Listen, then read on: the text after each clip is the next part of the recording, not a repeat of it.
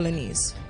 In 1947, the first computer bug was found in the Harvard Mark II, a relay-based computer. The term bug was already used in engineering to describe mechanical malfunctions, but this was the first time it was used to refer to a computer glitch. In 1969, a coup in Libya led to the rise of Muammar Gaddafi. The coup took place on September 1st, was completed by September 9th, when Gaddafi assumed power as the leader of arms smuggling. This event preceded his assassination in October 1986, which became one of the most infamous unsolved murders in Nigerian history. In 1999, Ibrahim Babangida was subpoenaed to testify at the Oputa panel, which was set up to investigate human rights abuses during military rule in Nigeria. The panel, officially known as the Human Rights Violation Investigation Commission, was chaired by Justice Chukwudifu Oputa. And in 2015, Queen Elizabeth II became the longest reigning monarch in British history, surpassing Queen Victoria. While this is a global event, it had significant implications for many African countries that were part of the British Empire or the Commonwealth. On this day in history. On this day in history. On this day in history. What do you love listening to? What's your style? What's your choice? What do you yearn for? Stations, entertainment, sports, and lifestyle. So tune in to Today95.1fm. We're talking because we are the voice of the people. The voice of the people. Talk radio. I listen to a lot of talk radio. 95.1 FM. Talk radio. I listen to a lot of talk radio. 95.1 FM. Every day, every hour, when the big stories break, depend on our 24-hour news team to bring you the latest. Today, 95.1 FM. 95.1 FM. Port Harcourt. News update. Good afternoon. Here is the business news on Today 95.1 FM. I am Queen Chima.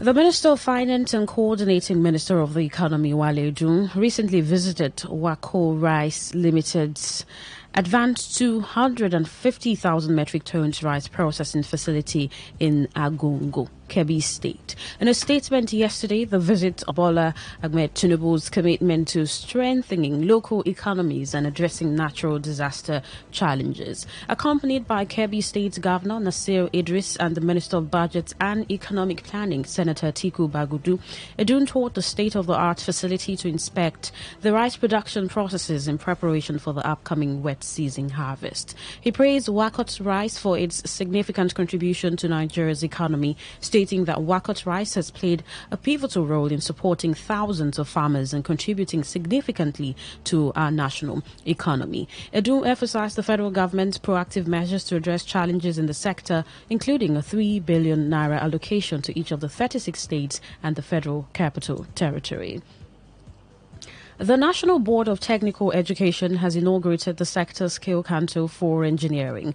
This announcement was made known by the Executive Secretary of MBTE, Idris Bugaje, during the 32nd Council for the Regulation of Engineering in Nigeria Assembly held in Abuja recently, where he described the inauguration as a historic moment for the engineering sector in Nigeria, highlighting that the SSC for engineering was joining 19 other sector skill councils already established in the country's skills ecosystem. According to Bugaje, the SSCs play a pivotal role within the Nigerian skills qualification framework, implying that they are industry-led and are satisfied the skill gaps in the industries and the country at large to develop occupational standards to ensure quality assurance and issue certification for those skills through the awarding body. Bugaje also pointed out the current workforce pyramid, which he described as upside down, deviating from the International Labour Organization standard of 1:5 for engineers to technicians and artisans, warning that if that imbalance was not addressed, Nigeria would continue to rely on imported skilled labor labor from countries like Benin, Togo, China, and India as seen negotiated, which will be put to vote on Thursday. And that was Business News Update on Today 95.1 FM. My name is Queen Chima. Good afternoon. Thank you so much for listening. Today's news, today's entertainment, today's sports, today's issues. Today on Today 95.1 FM, Port Harcourt. Don't get it mixed up. You 95.1 FM, your premium talk, news, and sports station in Port Harcourt. We are the voice of the people.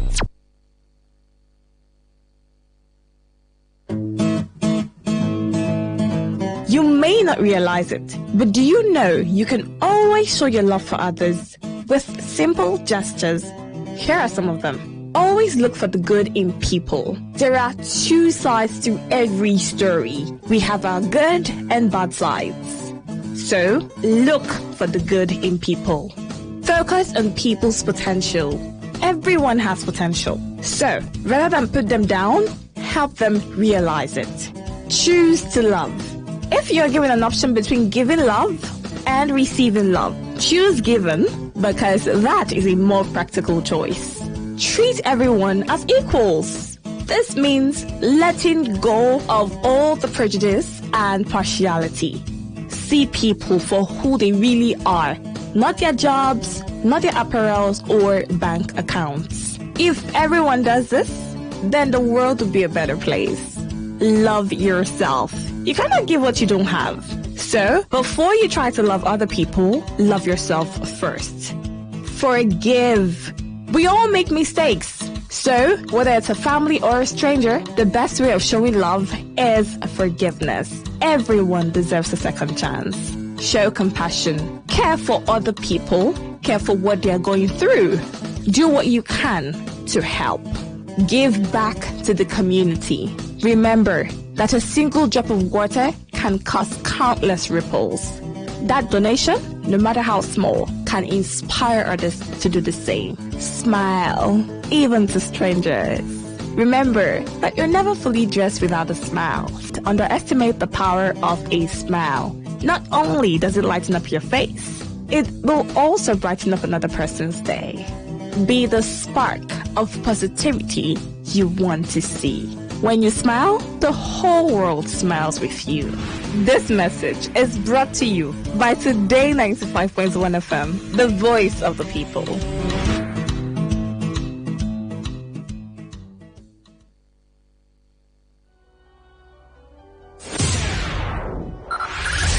Five, four, three, two, one. Let's take you into a realm, another dimension, a reality of higher intelligence, discovery, and quantum possibilities. Tune in every Monday, 1 p.m. to 2 p.m. on this You and Your Tech Live. It is today's Tech Show on your premium talk, news, and sports station. Today, 95.1 FM.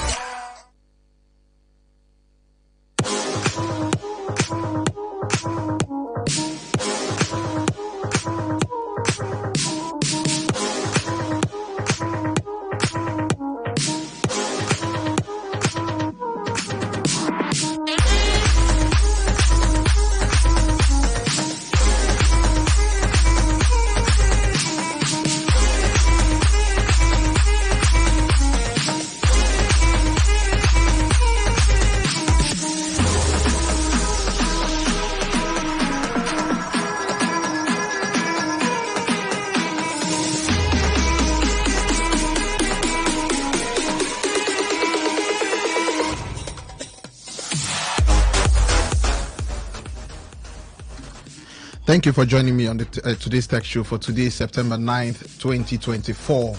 Well, on the show today, I'll be giving you the trivia question, and then on our Tech Trending segment, we'll be discussing reactions from the streets on the new stamp duty, 50 naira that has been added for every 10,000 naira that people get to withdraw from their banks. And then the deadline for the POS agents to register their businesses has expired. We want to see what the next action the CSC will be taking. And then on the Tech Talk segment today, we'll be discussing health in tech. What is it about? I have a guest that will be joining me on both segments. Just stay tuned. Don't go nowhere.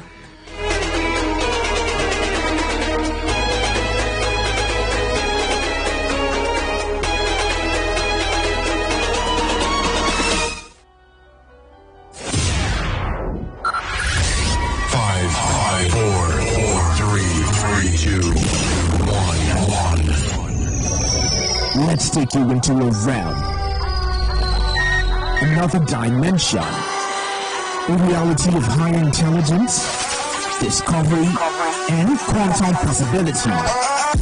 Tune in every Monday, 1 p.m. to 2 p.m. on this station and be part of this journey as we address issues that relate to you and your tech life. It is today's Tech Show on the Premium Talk News and Sports Station. Today, 95.1 FM.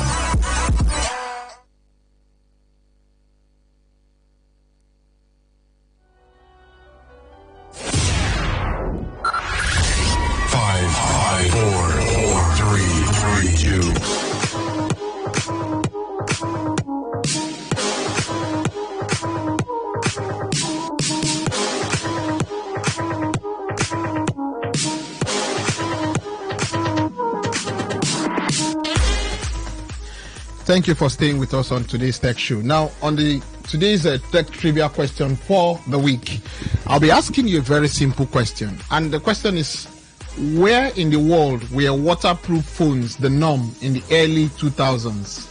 Where in the world were waterproof phones the norm in the early 2000s?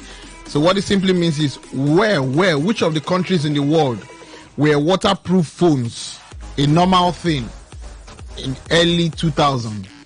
So send correct answers via WhatsApp only to 0701 9339 962 0701 9339 962. The question again is, where in the world were waterproof phones the norm in the early 2000s? You stand a chance of winning my recharge card for this week if you can give me the correct answer before the end of the show today. So I'll be moving to the tech trending segment, and I have a guest in the show a guest on the show today who I'll be introducing very, very soon. The first story I'll be dealing with today has to do with the reactions on the streets about the 50,000 naira levy.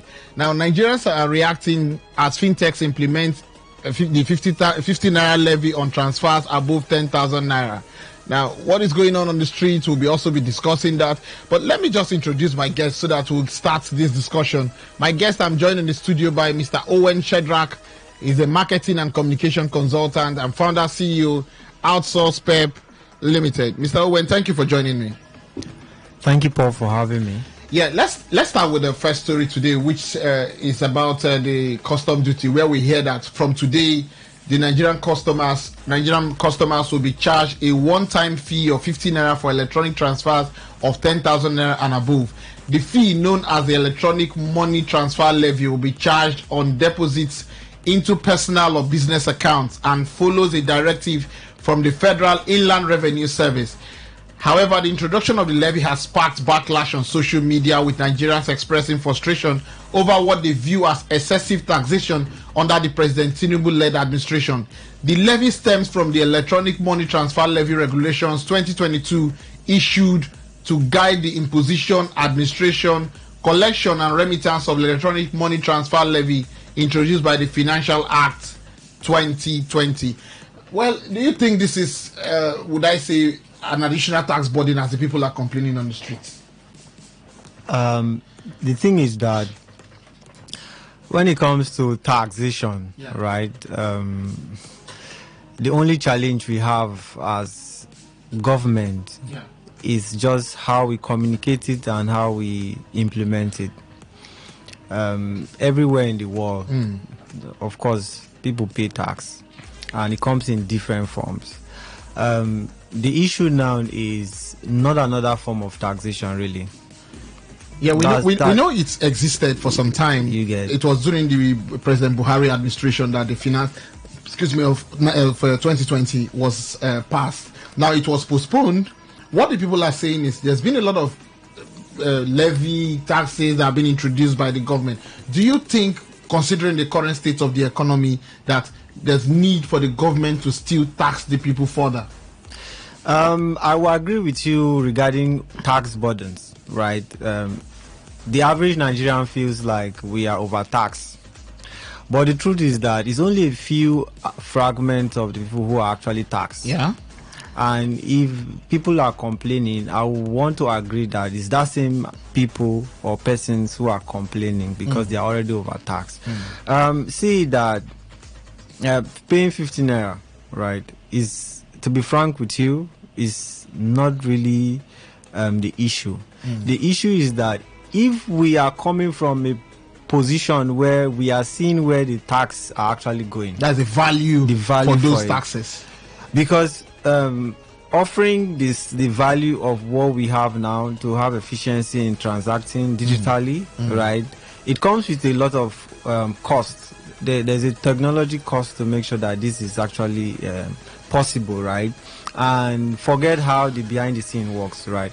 There needs to be some form of money that the people behind the scene benefit, different from the government. But this is like the government saying, for this thing to work, right, let us make sure that we monetize this sport. But again, I'm more interested in the part where, irrespective of how we want to coin the tax, people should begin to see value for it. For instance, the government is saying they are paying money to transfer money, but the truth is that in the financial sector, not everybody is included. We still have a strong concern and issue around inclusion, financial inclusion. So if we are, worrying the people who already have access to finance and all that, how about the people who are not even paying and they are carrying cash about? There's so many underserved group of persons who, transact with money, but they are not taxed. And I feel why these other persons are complaining is because they are oftentimes the only people who get to experience this, right? But I know we have a lot of unbanked people here in Nigeria who are not part of the, who are not in the who are not included financially. You understand? But another thing we need to look at is, for so many of them who are with some of these fintechs and some of the banks, they get to do one or two transactions financially. Some of them have shops, some of them have kiosks where they sell, and they get to pay taxes either to state or the federal government. So it may be wrong to say that a lot of people may not be paying tax. Some of them are paying. It may not end up in the hand of the government, because we know how our system here runs. There are taxes that the government cannot account for, but the people in the markets, on the streets, are paying for them. And they are the people who are really complaining right now. That case specific regarding the crux of the matter now.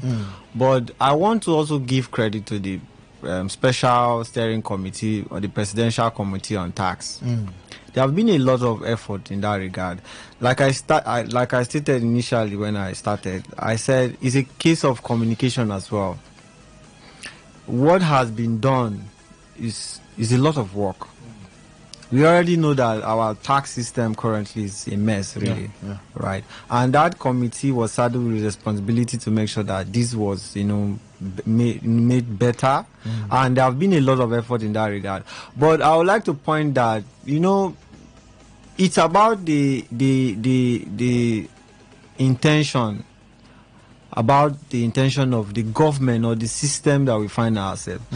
Because we will not say because the government is saying we should pay 15 naira for every 10,000. We want to count it to the different unstructured tax that we collect. That's not really the way to see it, because some of this mess we put ourselves in it. To be frank with you, how so? You go to the market. When you buy a basket of tomatoes and you share, I think there's one market where you go there and buy.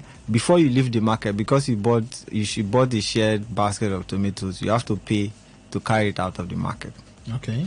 And they allow only people who are indigents not to pay that money.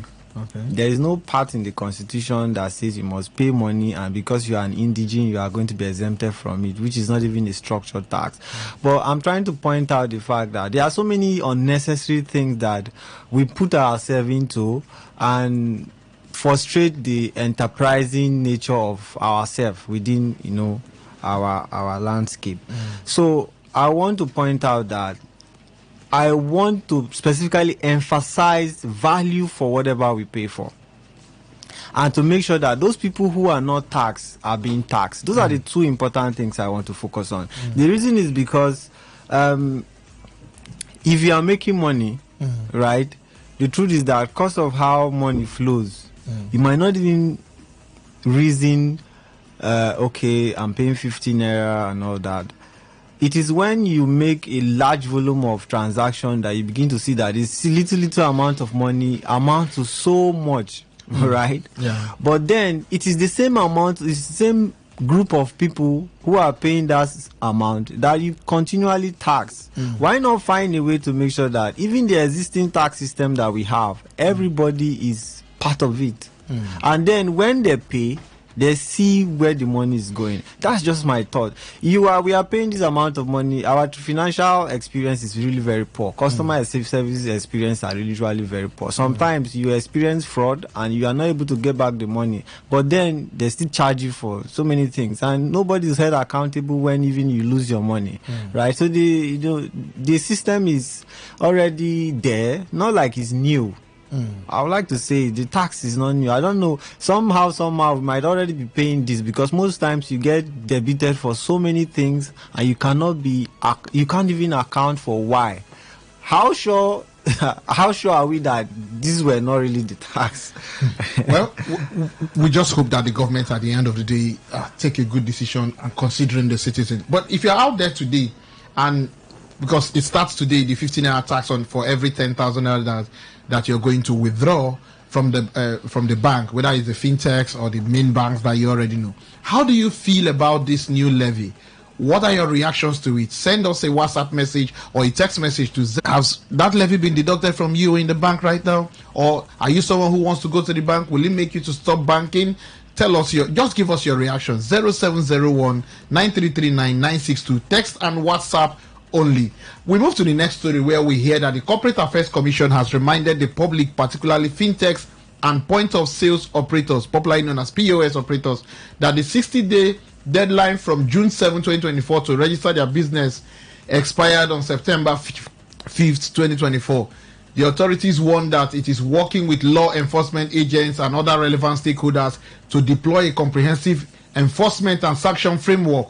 Those found at fault may face penalties, including possible shutdowns and other severe legal consequences. Let's just touch on this quickly, on this POS that we're asked to register. Some of them have still not registered. What do you think should happen to them? The truth is that we like to implement things like on a rush. The idea around the POS was to foster financial inclusion. What happened after this, right, was unforeseen, to be frank with you.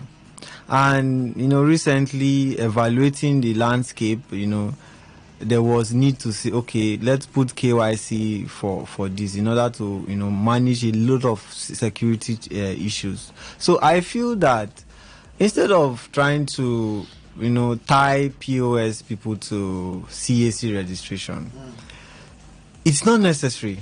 Okay. It's not necessarily that you have to get them to register CAC. Why so? What's the reason? The reason is because before they get their POS, right, they already have KYC. Yeah. You are tying somebody. The only difference now is that you are incorporating the business as a legal this thing. But it's just like you are a small size entrepreneur. When you said KYC, you mean know your customer. Yes. The information you fill in the form while applying to get the POS machines. Exactly. So, and it is the same purpose why they are requesting people to, register with CAC.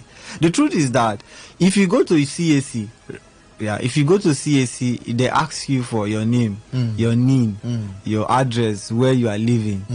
If you go to the bank to open an account and all that, almost the same information. Yeah. So I feel that they should revalidate information for most POS operators, especially those who own single line. And then if you need to have multiple line of business so that you can track, you can say, okay, these are different level of registrations and all that. Not necessarily close down everybody because you did not register for CAC. Let us go back to the main goal. The goal is to identify them and put some face behind their activities. And basic CAC, KYC re-evaluation can do that.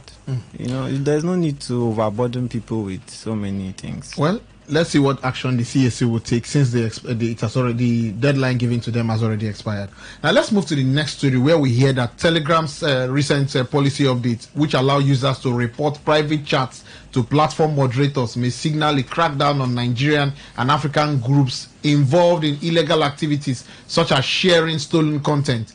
The update, quietly implemented following the arrest of Telegram's founder Pavel Durov, could lead to the shutdown of illicit Nigerian groups on the platform, including those notorious for sharing non-consensual explicit images and pirated materials. Reports from Nigeria has revealed a growing underground market on Telegram where several groups facilitate the trading of stolen nudes and other illegal content. Do you think Nigerians are using Telegram for what they are saying, illegal nudes and all that? The thing is that Telegram is really one of the social media platforms that, you know, people are really doing a lot with it.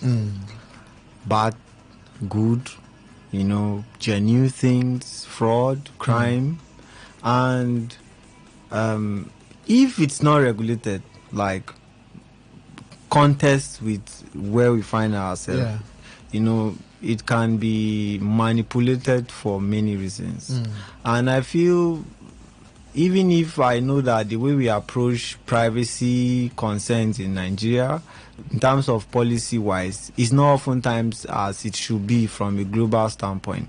But I feel it should be regulated. The reason is because the features of Telegram are so interesting that people are building so much around that platform. And people's privacy, you know, the platform promises that there's better privacy features compared to others, and people cannot access your privacy. But people are capitalizing on that feature to, you know, do so many ingenuine things. And I feel privacy as a concern should be looked into, not just allowing it to be, right? So, but it's the way we approach it that matters. Anyway, let's see how they go about it, because we are told now that they are moderators. They quietly implemented this update. I don't think they really want to publicize it that much. No, being quiet about the update does not mean it's not visible, right? It's just like saying it's not so much of a big update, but it's like in a better phase, in a better version to get maybe few user experience or feedback around how it is felt or how it's being utilized. Not necessarily that they won't want to share anything about it. All right, let's run faster now so that we can be able to cover our stories for this week. We heard that Google Chrome is said to be under attack via a 0-day exploit, and although the exact number of users affected has not been disclosed, those targeted and compromised have reportedly been notified.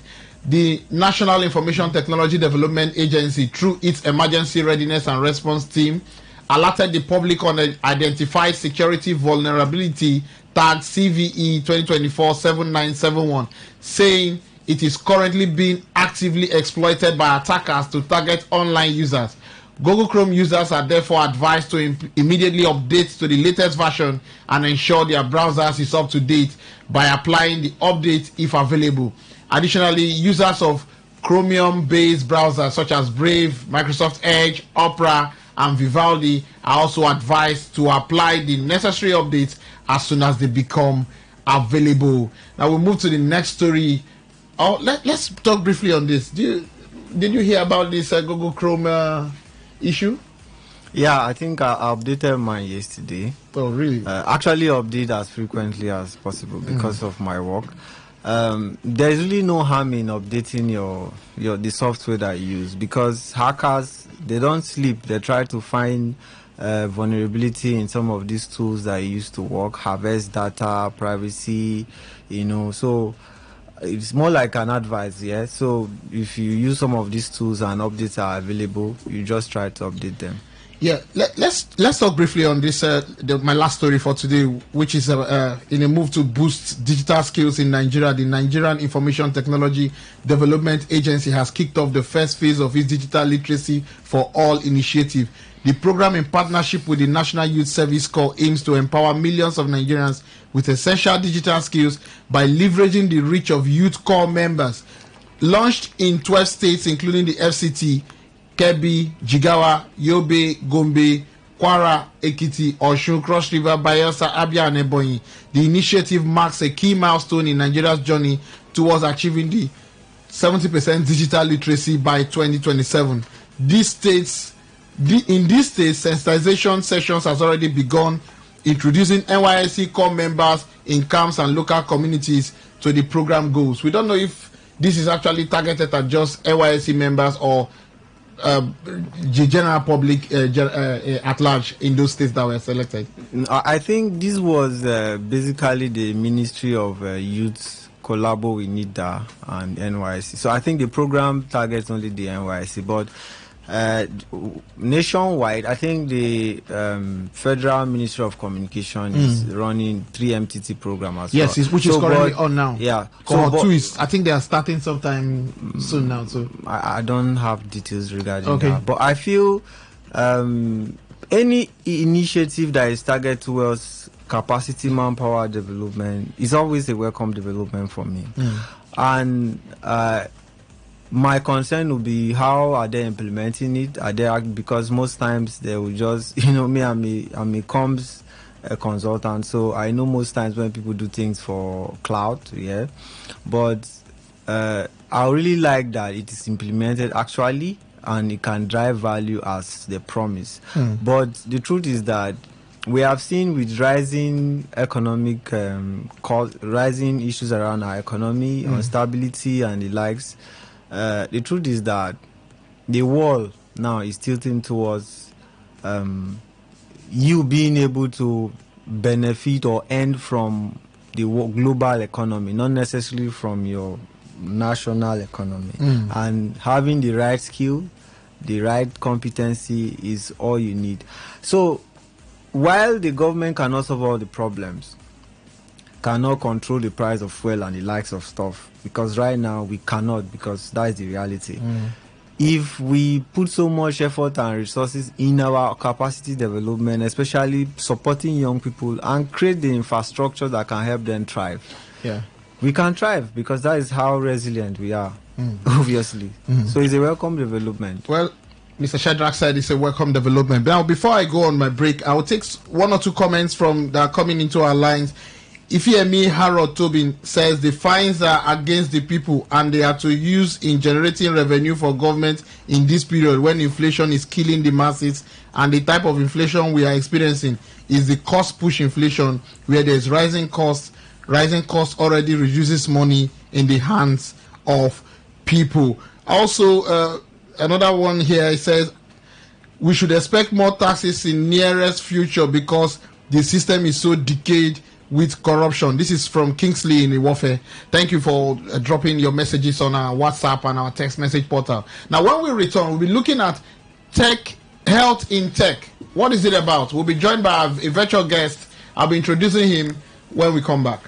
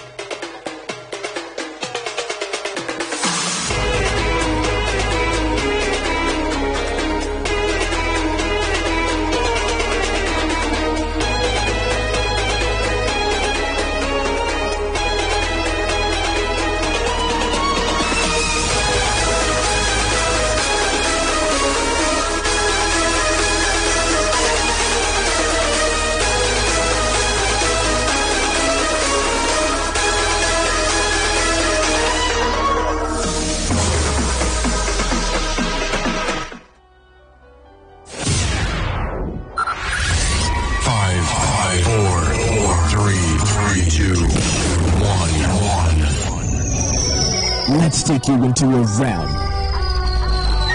another dimension, a reality of higher intelligence, discovery, and quantum possibility. Tune in every Monday, 1 p.m. to 2 p.m. on this station and be part of this journey as we address issues that relate to you and your tech life. It is Today's Tech Show on your premium talk, news and sports station. Today, 95.1 FM.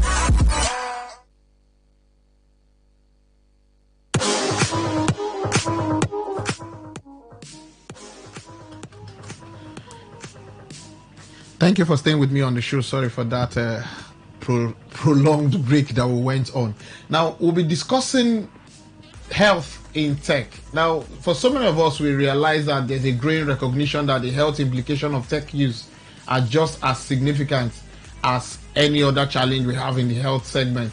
From the mental health impacts of social media and online addiction to the physical risk associated with prolonged screen time and sedentary lifestyle.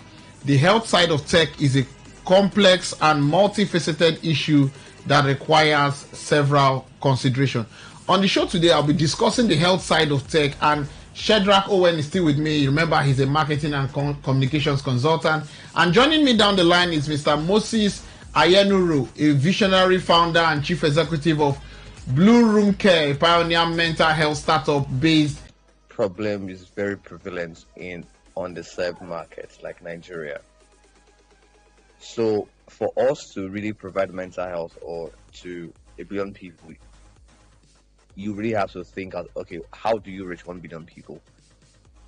You definitely cannot have 1 billion therapists. So we've seen that tech has always been that tool to reach more people, right? Create more impact. And that is really what we're all about, Blue Room Care. Making therapy accessible, but also timely, because we've seen that when mental health issues are unresolved, they lead to more complex and acute mental health disorders such as schizophrenia, bipolar, and you even end up spending more money, right? So you can literally be admitted to a psychiatric hospital.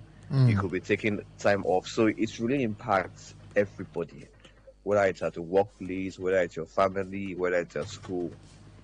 And I think I really appreciate platforms like this really trying to delve into the importance of prioritizing mental health. So I really hope that we can unpack what mental health is and how important it is for us to acknowledge that this, and because it's an invisible illness, we just don't take it seriously. When you get injured, you don't think twice, you go to the hospital or clinic. But when you have a mental health disorder, we often ignore it. We often use sleep and very unhealthy coping mechanisms. So that's really how we're using technology. We use tech. We currently have an application that serves over 2 members to really make mental health care more accessible to a lot of Africans. Okay. That helps. Okay. Yeah, it does. It greatly does. Now, what are some of the unique barriers to mental health access, particularly in emerging markets like Nigeria? Oh, there are three things. Number one, it's very expensive. Okay. It's very expensive. And that's one of the challenges a lot of people face. A very unique market like Nigeria, where there's inflation, our purchasing power is very low, and the therapy is expensive. Now, what makes therapy expensive is the supply side. Yeah. You don't have a lot of therapists. Now, if you have a lot of teachers, I'm assuming that teaching will not be expensive. But because there is already a low supply of mental health professionals, that creates a financial constraints in helping people access mental health. So the first thing is the cost. It's very expensive. Secondly, it's the stigma associated with mental health. So even when people recognize that, okay, there is mental health, but I cannot talk about it because it makes me feel somehow, or it makes me feel like I have a problem. So people often disregard the importance because they see that they usually associate mental health with mental illness. What did you say? No, go ahead. I'm listening. They usually associate mental health with mental illness, which are two different things. Thirdly is the accessibility. Okay, how do you even find the right therapist? How do you even access mental health professionals? Okay. And that's why Blue Care today uses this technology to break down these barriers by making it remote. So if it's remote, you're able to deal with the accessibility. And if it's also remote, we also use our insurance coverage to cover the financial constraints. So you don't have to pay for therapy on Blue Care. You can access therapy for free as long as you have an HMO. Thirdly, we have licensed therapists on our platform. So when you have that need to speak with a therapist, you don't have to be looking for, okay, how do I find a right therapist? It's all built in a single platform. Okay, now, yes, it does. Because of time, we'll get to make sure we'll run with our questions faster. Now, you're going to be part of the Startup South 9 festival coming up here in Port Harcourt. Yes. Now, what do we expect to be your key focus? Because a lot of people may not understand health in tech, and your organization is one of those organizations that are in that particular space. What should we be expecting from your session during Startup South 9? Well, I expect that I'm able to communicate the importance and how it affects everybody. So whether you work in finance, whether you work in tech, whether you work in media, I really hope we are able to communicate the importance of prioritizing mental health everywhere. Because the truth of the matter is that everybody, one way or the other, will all be affected by mental health. So that's really my hope. That's really my expectations at the Startup South Conference. Now, one area in the health tech space that is a major concern to people is data privacy. How does your organization ensure user confidentiality, and how do you think user confidentiality can be ensured while offering scalable mental health solutions across different parts of the country? Well, very good question. So we take data protection very, very seriously, and that's why we went through a very rigorous process of appointing a GDPR consultant to ensure that we are compliant with all regional data protection laws like the NDPR, like the GDPR, and also HIPAA. So, but more importantly, we also host our services in AWS, which offers advanced encryption as security measures. So by balancing confidentiality with scalability is very, very critical, especially as we expand to new regions. And don't forget, I said that one of the major barriers in mental health, in actual mental health, is usually stigma. So when people are at ease that, okay, my data is protected or I am safe, they are more than open to talking about their mental health. So we take data protection very seriously, and we've gone north, south, east, west to ensure that we balance this confidentiality and scalability in mind. Okay, before we go, let me ask you, there are two questions I will ask you, but let me ask you the first one. How can the tech community contribute to creating more inclusive mental health solutions? Great. So I believe that the tech community has a very huge role to play in ensuring that mental health solutions are accessible, but more importantly, also very inclusive. So this includes encouraging this conversation at the workplace. Now, I'm not sure if you recall when there was this bad bosses or bad bosses trend on social media.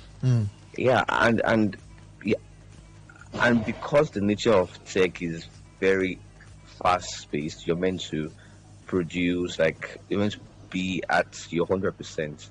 But forget that human beings are not machines that are always supposed to be 100%. Today, we can be at 0% or 5%, and tomorrow we can be 100%. So having this psychological safety, I call it psychological safety, in the community really can help create a more inclusive solution when it comes to mental health. Now, my final. This also includes. Yeah. I can hear you. Are you done? Yeah. Okay. Yeah. My final question to you, from a business perspective now, looking at the challenges that the mental health tech startup face currently, do you see a bright side in terms of in the future for them? I mean, the mental health tech startups. Do you see, despite whatever challenge they face now, from the business perspective, do you think that there's a growing opportunity in that market? Yeah. So one of the biggest challenges is awareness. Like people are suffering, but they don't know they are suffering. And even on the access side, like Blue Room Care, people don't even know that they have insurance that covers therapy services. So that is what we do every day at Blue Room Care, is to educate, inform, and also provide mental health services. And there's also the issue of funding, as mental health tech is still a very niche market. So a lot of people would rather go for the hot dogs like fintech, fintech, climate tech, logistics, right? So I'm very glad for platforms like Startup South to provide a very valuable network for companies like ours that connects us with potential investors, partners, and also collaborators. I believe that platforms like this would really help increase the visibility of mental health tech solutions, but also facilitate growth through partnerships and support from a broader startup ecosystem. Moses Ayenuru, visionary founder and chief executive of Blue Room Care, a pioneering mental health startup based in Lagos. Thank you for joining me on the show. I look forward to attending your session during the Startup South 9. I think that's in October. Yeah. Thank you so much. Yeah. Great to be here. Thanks so much. All right. Thank you. Thanks for having me. All right. Now, Shadrach, there are a lot of people who, we've talked about mental health today. Last week we talked about, 2 weeks ago we talked about blockchain. We briefly talked about blockchain, and then we talked about cybersecurity last week. And a lot of people, we are trying to see how we can sensitize people about some of the tech skills, knowledge, and opportunities they will learn. Because some people call into the show, some people come on our WhatsApp to ask questions. Where can we have some of this knowledge? It's not open to the public and all that. There are no tech events taking place and all that. So I've always told them, and I started telling them 3 weeks ago, that Startup South 9 is one opportunity for them to go and learn some of these things they have been asking me questions on the Today's Tech community about. Some of these things, how do you think is of importance to the public in terms of some of these skills I've mentioned? And do you think how would you want to encourage members of the public to benefit from some of these ideas or skills or knowledge we are sharing with them on the show? The thing is that when you are a professional, you place a premium on your career. And trying to do that, you pay attention to platforms that can help you accelerate your career. And when I mean career, it cuts across your work, your academics, or your business, whichever direction you want to see it. And if I give a case of platforms like Startup South is a lot of things. Startup South presents you a kind of creatives, founders, business people, entrepreneurs, investors, angels. Startup South also has the conference. So the conference here is more like a place where you come to network and learn. And that is where we are wanting the public to benefit from now. Yeah, you get. So, and one thing about career is not only building your skills. There are places where your skills will just take you to the door, right? But who you know, where you network, where your network has, the reach of your network can help you open the door where your skill can get you there. So networking is an important thing in career, right? And when I think of Startup South, I just see it as an opportunity to not only learn, because obviously we learn every day. It doesn't necessarily, where should I look at, if I want to talk about places that I can go that can benefit my career. Startup South, for one, is like a go-to place actually. Now, there are two questions I will ask. One of them will sound very funny. Now, the first one is, I presume that you have attended the event before. There are a lot of people who believe in giveaway before they attend, where they will learn from. So, as someone who has attended before, there are giveaways or opportunities for them to win something? The truth is that if you are looking to attend Startup South because of you expect a giveaway, I think you should stay at home. That means you don't want knowledge, you want giveaway. There are so many things you can get participating at Startup South. But if you want to get giveaway, and there could be different angles of how you can get the giveaway. If you are a founder, right? If you are a founder, you have the opportunity to meet potential investors. If you are looking to find collaboration, you can find it. That could be your giveaway. But, as an event, brand sponsor, we have partners. So there are many activities that may make you want to, get things that are exciting, because it's fun too, aside from that. So if you are looking to get to Startup South, just grab your ticket, obviously, and you can do that at 9.startupsouth.org. Oh, is that where they can go and get tickets for it? Yeah, sure. Just 9.startupsouth.org. Oh, okay. /tickets. For those of you who trouble me on WhatsApp every day, that is where you go and get it. They said if you're looking for giveaway, don't go there. You just go and grab knowledge and meet people so that you learn more in terms of tech skills. Shadrach, thank you for coming on the show this week. Yeah, thank you for having me. Yeah, so that's the show for this week. Talk That Talk will come up by 2. Till next week, Monday, we'll give you another dose of tech trending stories. Stay blessed.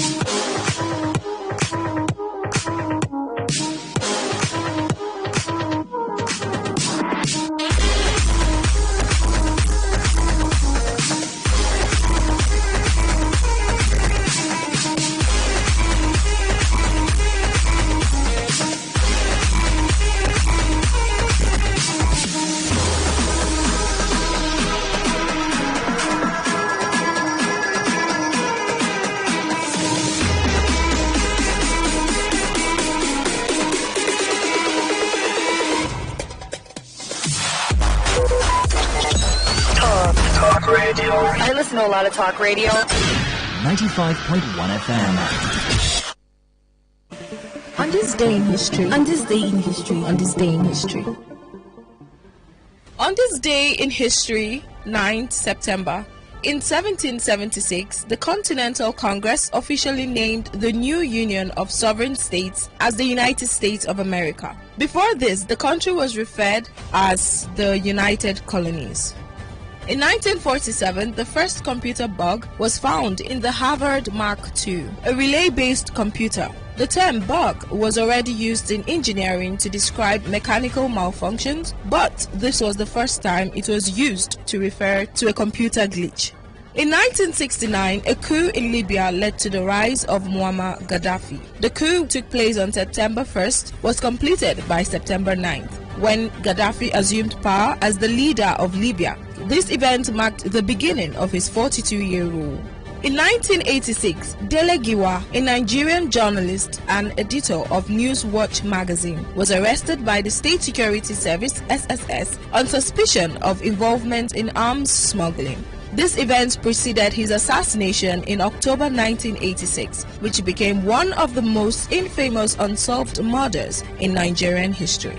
In 1999, Ibrahim Babangida was subpoenaed to testify at the Oputa panel, which was set up to investigate human rights abuses during military rule in Nigeria. The panel, officially known as the Human Rights Violation Investigation Commission, was chaired by Justice Chukwudifu Oputa. And in 2015, Queen Elizabeth II became the longest reigning monarch in British history, surpassing Queen Victoria. While this is a global event, it had significant implications for many African countries that were part of the British Empire or the Commonwealth. On this day in history. On this day in history. On this day in history.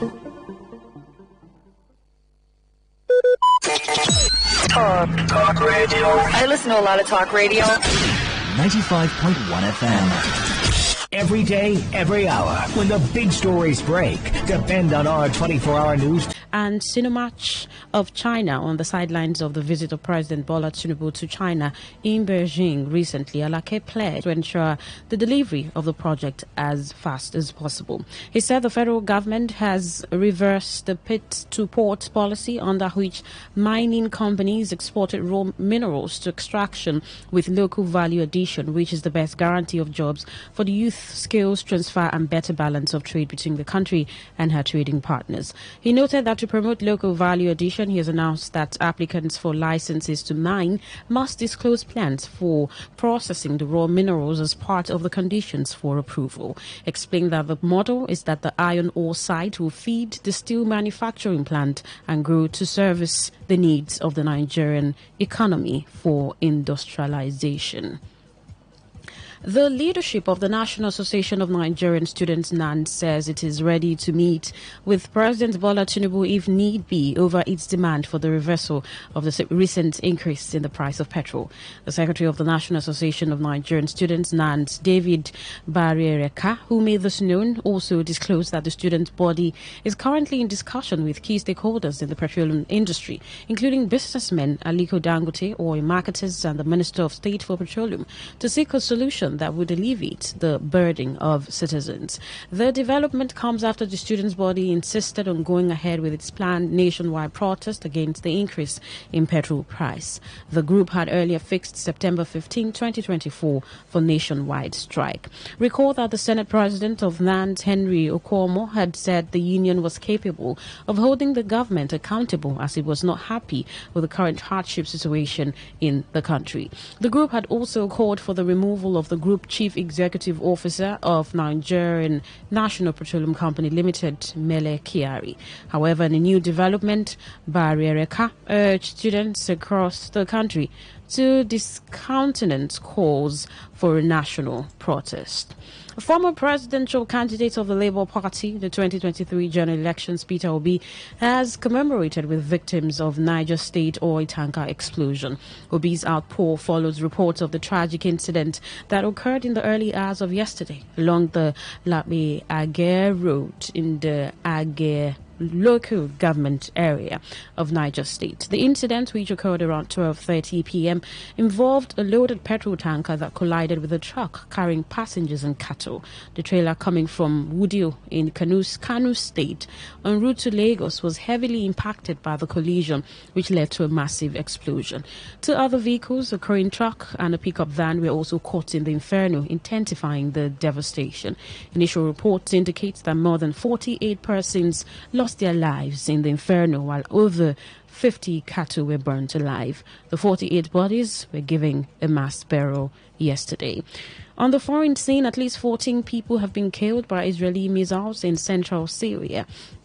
Report says the attack, which sparked a fire and caused material damage near the city of Masyaf in the Hama province, left 43 others injured.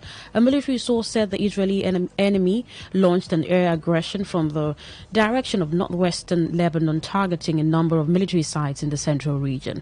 Two regional intelligence sources said a major military research center for chemical arms production located near Masyaf had been hit several times.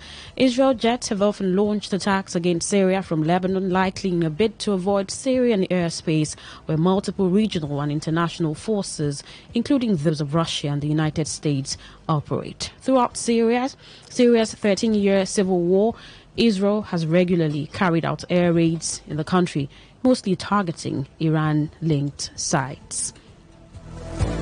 And that was the news update on Today 95.1 FM. Good afternoon. My name is Queen Chima. Thank you so much for listening. Today's news, today's entertainment, today's sports, today's issues. Today on Today 95.1 FM, Port Harcourt.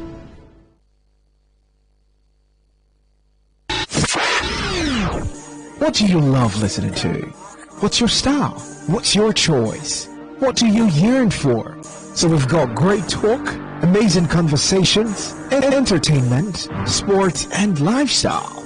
So tune in to Today 95.1 FM Port Harcourt, because we are the voice of the people. The voice of the people.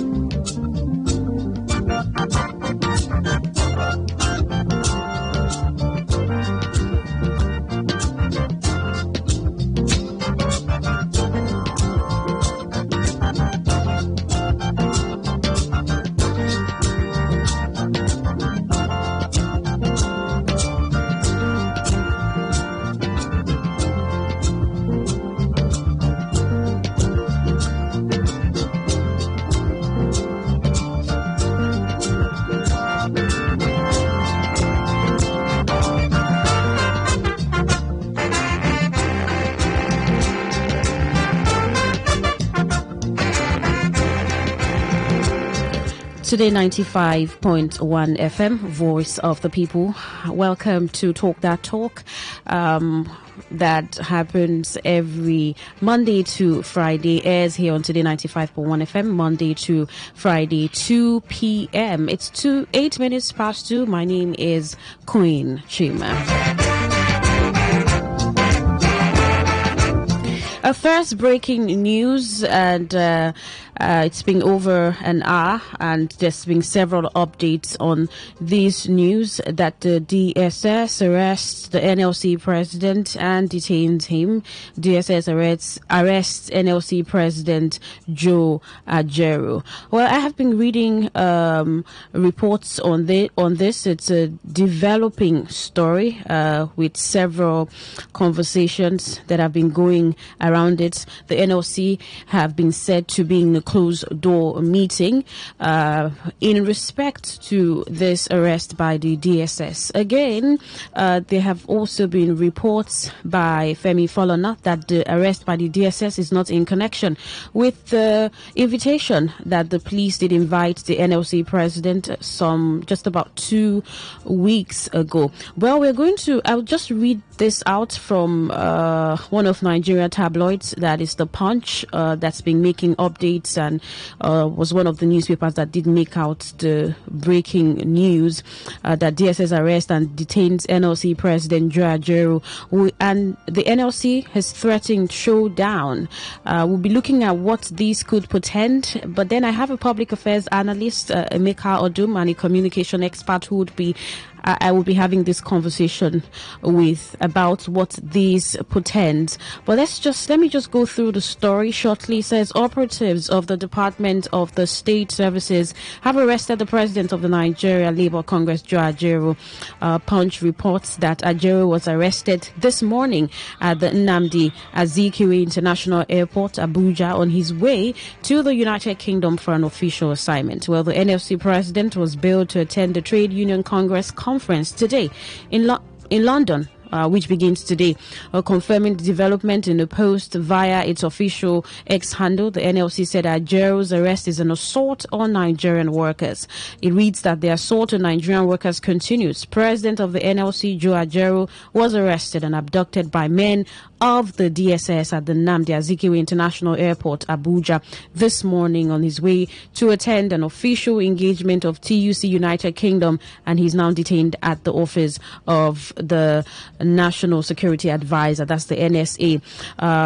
The NLC says this intimidation and assault must stop. Well, as we follow reports and how this story develops, the last time I checked, the NLC is still in a closed door meeting. Femi Falana, who's the counsel to the NLC president, has said that this arrest is not related to the invitation by the police, the invitation of the NLC president by the police, and several reactions. Some CSOs have also reacted to this arrest. But now the question is, what does this arrest mean?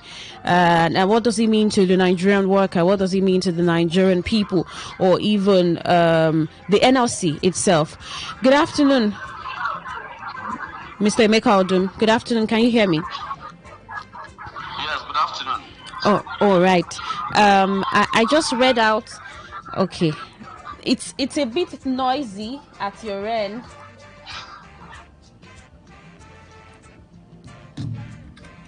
And believing that we'll have a better, reception. Yes. And that the noise will be less. I don't know if it is better now. Yes, I think it's better. It's better now. Okay. Good afternoon, Mr. Emeka Odum. Thank you for joining us on Talk That Talk. Good afternoon. Thank you for having me. All right. Yes, I had to reach out to you for an analysis of this, at least from a public perspective. The DSS arrest and detention of the NLC president, Joe Ajero. I'm sure you've seen the story. What do you make out of this exactly? Well, yes, I have seen the story. The story is a developing one, even though the entire details, I believe, is not yet out. But for now, the much you have already read out is what is in the public domain.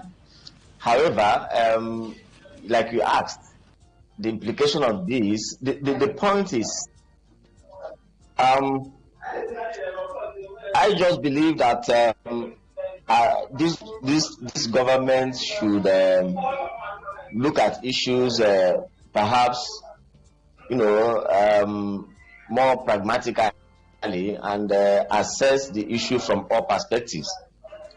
I do not know what is the information that the Department of State Services have on the man, but overall, the government should look at it from different perspectives. For me, this is not the best of times. The government is already battling with a lot of perception issues. There are a lot of economic challenges here and there. The people seem to be not to. I mean, if you talk to 3 people on the street, if not the entire 3, 2 will probably express some kind of dissatisfaction with the performance of the government. So this is not the best of times in terms of approval ratings and perception of the overall image of the government. Coupled with the fact that not long ago we heard that those who participated in the drug protests, the end bad governance or the hunger protests, some of them were charged for treason. So all of these things, they don't seem to put the government in the someone who Nigerians believe was himself a champion of people's rights and freedom of expression. A man who stayed in opposition for several years, who himself not just a military government, but also a position to another democratic government, which is the right thing, because if you have a democratic government in place, there has to be opposition, especially in a country that runs a multi-party system. That is what the system allows. Yes. house. Yes. So it appears that there is a case of you climb the ladder. See, I don't think from different perspectives. Yes, Mr. Emeka Odum, there's a little bit of break, but I think I could hear your last thoughts. The concern for some Nigerians, even one of the CSOs that have put out a reaction to this arrest is the timing of when this is also happening, considering how heated up the economy is and even Nigerians. And considering that Joe Ajero was on his way for an international representation for the TUC when this arrest was made. Well, the NLC has asked for the immediate release of their president, of Joe Ajero, and put out that other end band governance protesters that were arrested should be released too. Do you think that the federal government would give heed to this? And could there have been a relationship between the concerns of the people now to this arrest? Does it matter whatever is happening in the polity or in the economy? If the DSS should have picked the NLC presidents, could they not have done their job? No, you see, the point is that the DSS is an agent, is an arm of the government, is a agents, and their job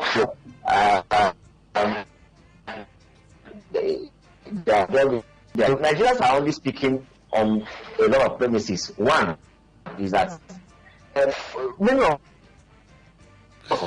all right, I think we'd try redialing to the public affairs analyst, Emeka Odum. The network is a bit challenging. The DSS, as an agency of government that is saddled with the responsibility of protecting internal protection, peace of the nation, has picked up the NLC president, Joe Ajero, and he's being detained. We're following developments of that story and also what happens with it. Well, the NLC has or are in a meeting, a currently closed door meeting, and we're looking forward to reports from that meeting. Hello, can you hear me, sir? Okay. Can you hear me? Can you hear me? Yes, I can hear you. Yes, I can hear you. All right. Yes, you were making a point about the duty of the DSS.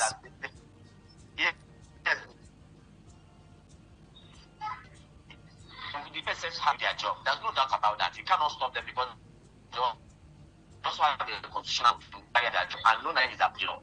Quite clear. Times when things like this happen when we see Nigerians cry out, it's based on a lot of premises. One is that Nigerians we have seen governments in this country can go, and we know how government does its things. That is number one. We've also seen some of the security agencies how a lot of times, they seem to play more to satisfy government's place other than being apolitical. Then number three is that when things like this happen, it behoves on the security agency to come from the point of I understand that this man was arrested. From the reports we are hearing, he was arrested much earlier in the day. What is wrong that by now a statement ought to have come out from the DSS to say yes, this man was arrested by so place, and this is the reason why we are holding him and reach out. So if you say the reason, it is something that the ultimate objective is to stop him from embarking on that trip. You know that is already achieved. So these are the things. But when you keep everybody in Mikado, you're not talking. You allow the rumor mill to not begin to expand. And most times, at the end of the day, you find out that the man will when they have achieved them, they open their doors and say go. So you begin to ask, what was the reason? So all of the accusations and everything, where are they? So that's it. The reason why Nigerians.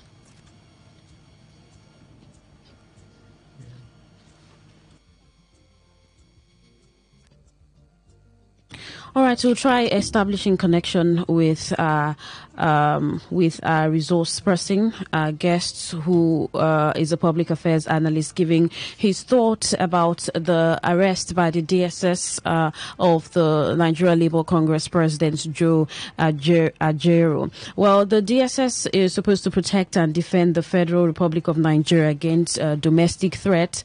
The last time we checked, reports from the NLC says that there have been no reactions by the DSS or reports to what and why that arrest was made. The question is, what does this portend?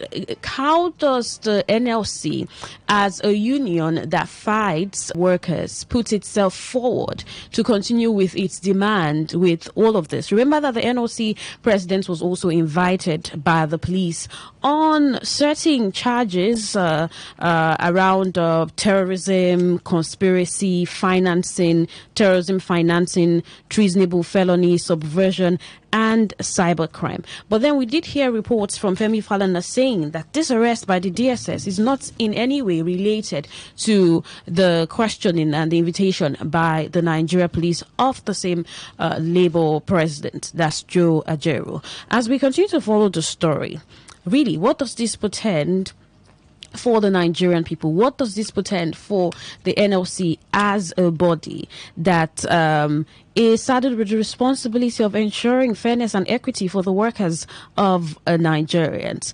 I'm checking if there's been any reports about the closed door meeting from the NLC, or the NLC still having the closed door meeting. About 51 minutes ago was still recorded that the NLC is having a closed door meeting as regards this arrest and detention. And they had said that they are not aware of where Ajaero has been taken to, his whereabouts, or his health. The head of public relations, NLC, Benton Opa, made this known in an interview. He said that agents of the Nigeria state seized Ajaero without a legal warrant or formal instrument, and his whereabouts and health status are currently unknown.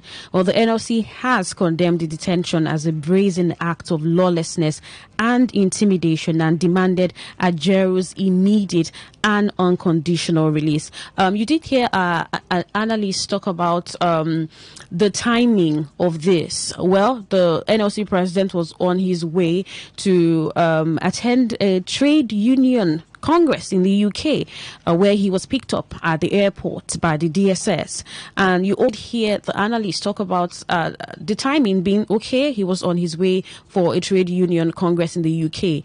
And amidst reactions from Nigerians about the economic situation in the country, it's been the rise and the cost of goods and services, inflation. NLC last week did ask the federal government and the NNPCL to revert the price of petrol.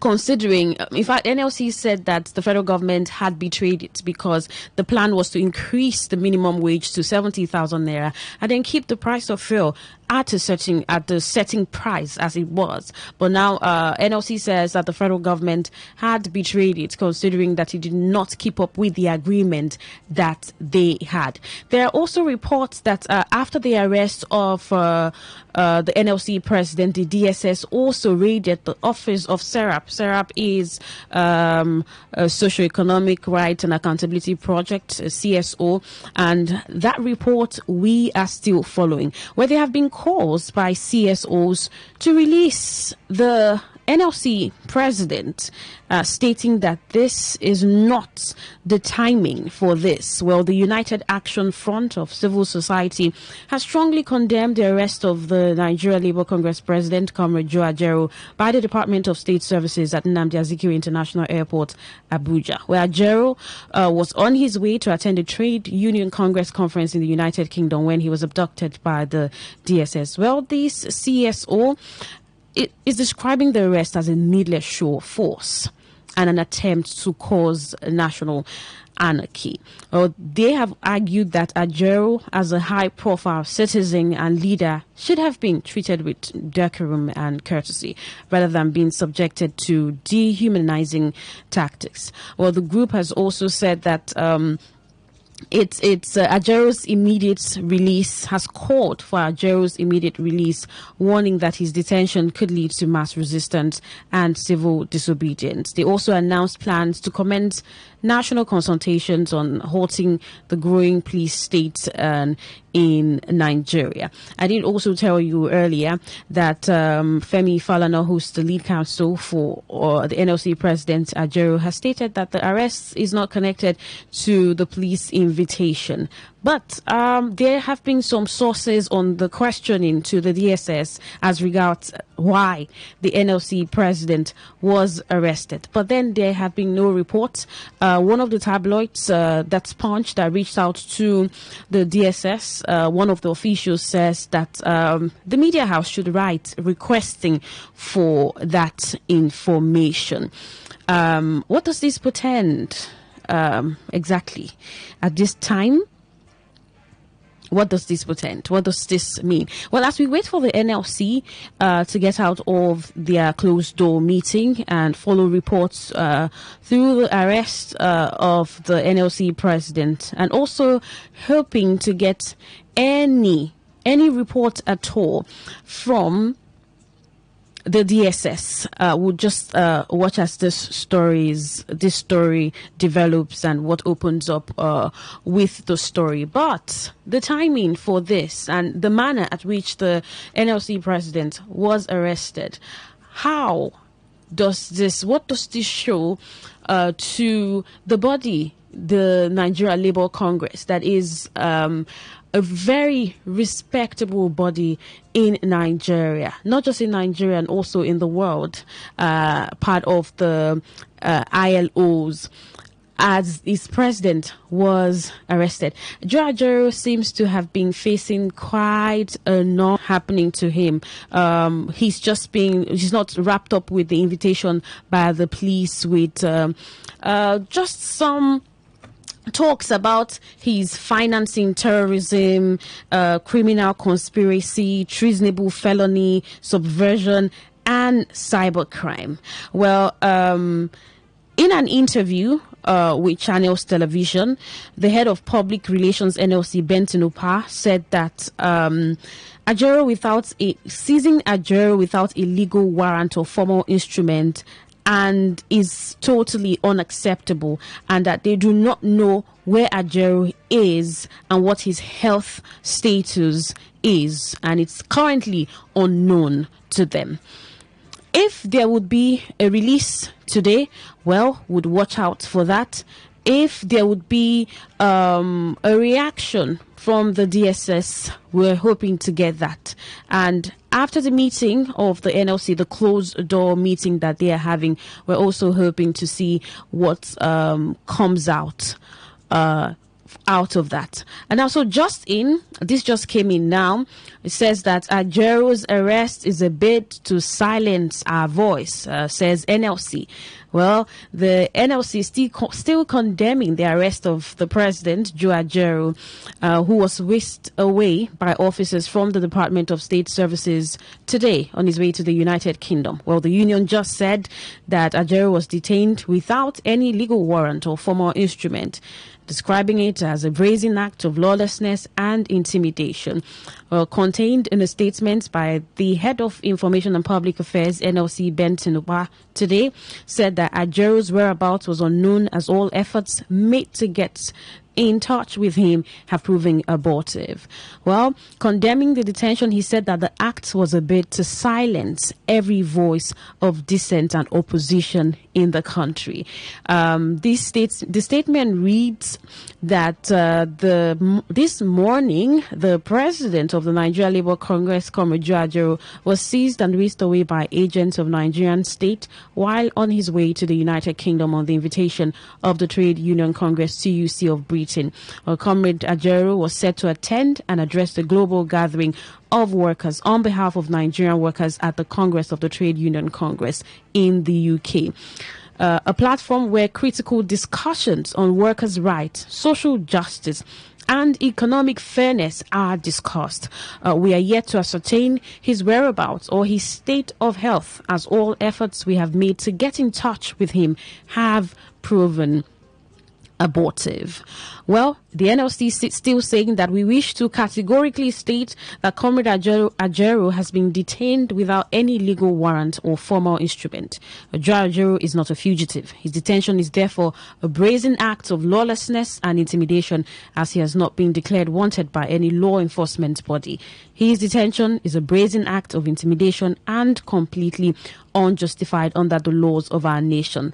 The mere contemplation of not just stopping a lawful citizen from traveling, but also sequestering his freedom is an affront to our democratic and natural rights as a people and as workers. Well, this is an unmistakable demonstration of the height of lawlessness being perpetrated by the Nigerian government and its agencies in their bid to silence every voice of dissent and opposition in the country, as the economic policies of the government continue to afflict the people with monumental suffering and hardship. Such actions are not only undemocratic but immoral, as well as a direct affront to the fundamental rights of citizens and organizations to lawfully express their views and carry out their activities. I'm assuming that these releases are coming from the meeting that the NLC is still having.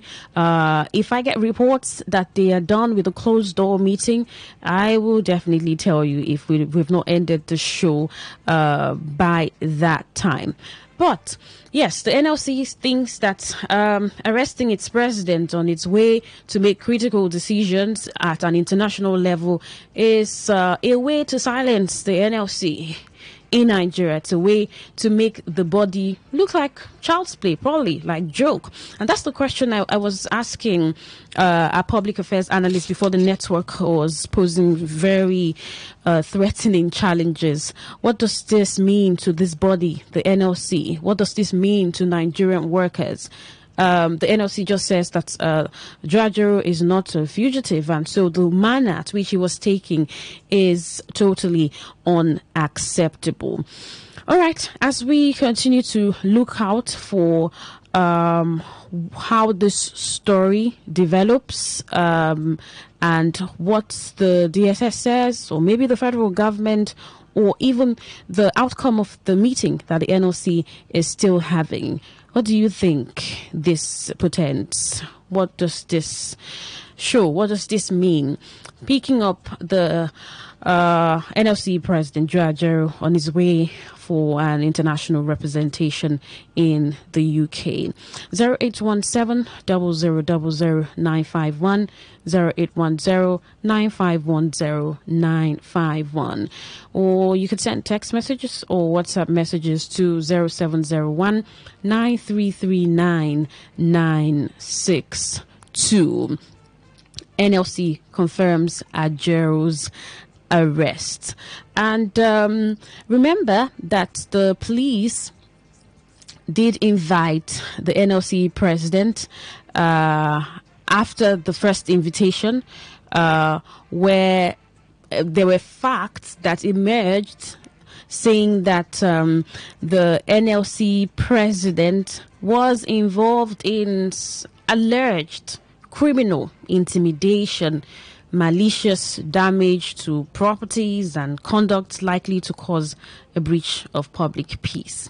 And after honoring the initial invitation at the force headquarters in Abuja, Ajero was accompanied by the NLC counsel Femi Falana and others, and they stated that the union would not compromise its patriotism despite the challenge. Well, there was also the development that the NLC council said that it was related to when a few months ago a private company lodged a complaint against the leadership of the NLC in respect of the picketing of its premises by workers. The complaints against Comrade Ajero were limited to criminal intimidation, conduct likely to cause a breach of peace, and malicious damage to properties. What does this arrest now by the DSS portend? Well, it would seem that reports should be made Why has he been taken away and his whereabouts unknown? The NLC is threatening showdown and asking for his immediate release. But they have said that they don't even know where he is or where he's been taken to. Or the DSS has taken him, and where is he? What's his health? What's the situation of the NLC president at the moment? Does this portend so much, considering the battles in the Nigerian system? What's going on in terms of, especially the much talked about reduction of the pump price of petrol?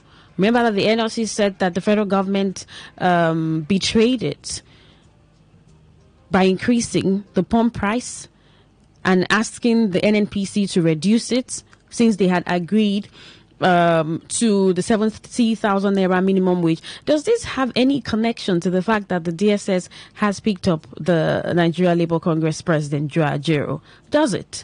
The DSS is supposed to protect the internal peace of the nation. Falana says he has no relationship with the invitation of the police. The DSS hasn't said anything. The NLC president was on his way to a TUC meeting in London when he was picked up at the airport. All right.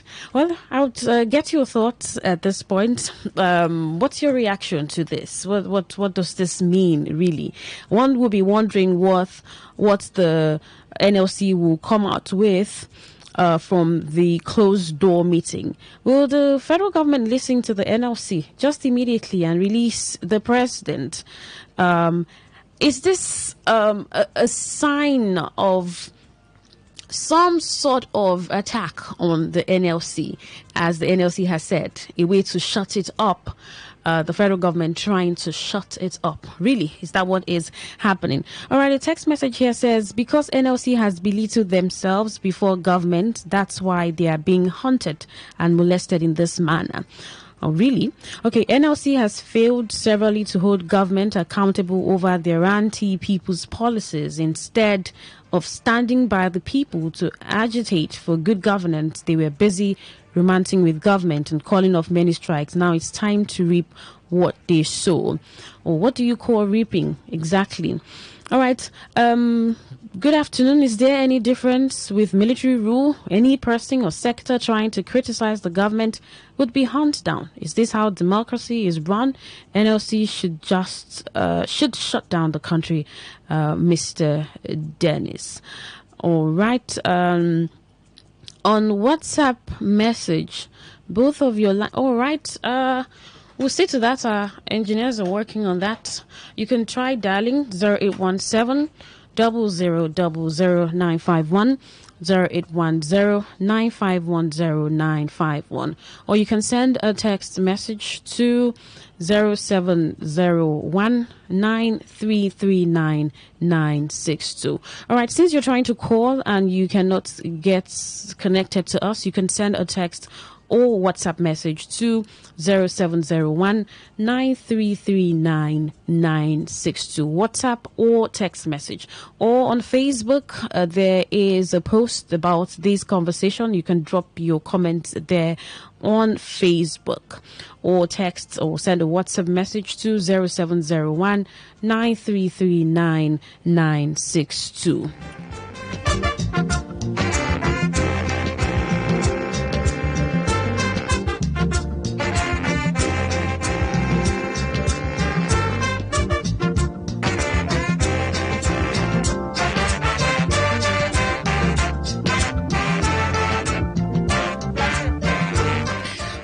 While I wait for your calls, I'm hoping that the calls are working now, the phone lines.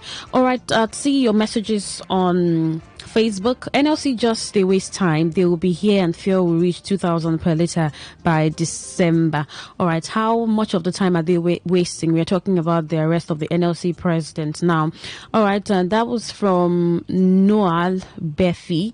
Chile Edwin says it's expected that the security agencies must be encouraged to do their jobs, no matter how highly placed the people involved, as it happens in Sena Climbs with Donald Trump as a case study, and Joe Ajaero cannot hide under labor unions to incite Nigerians against themselves just because they lost elections, and he should be thoroughly investigated going by what he did in Imo State.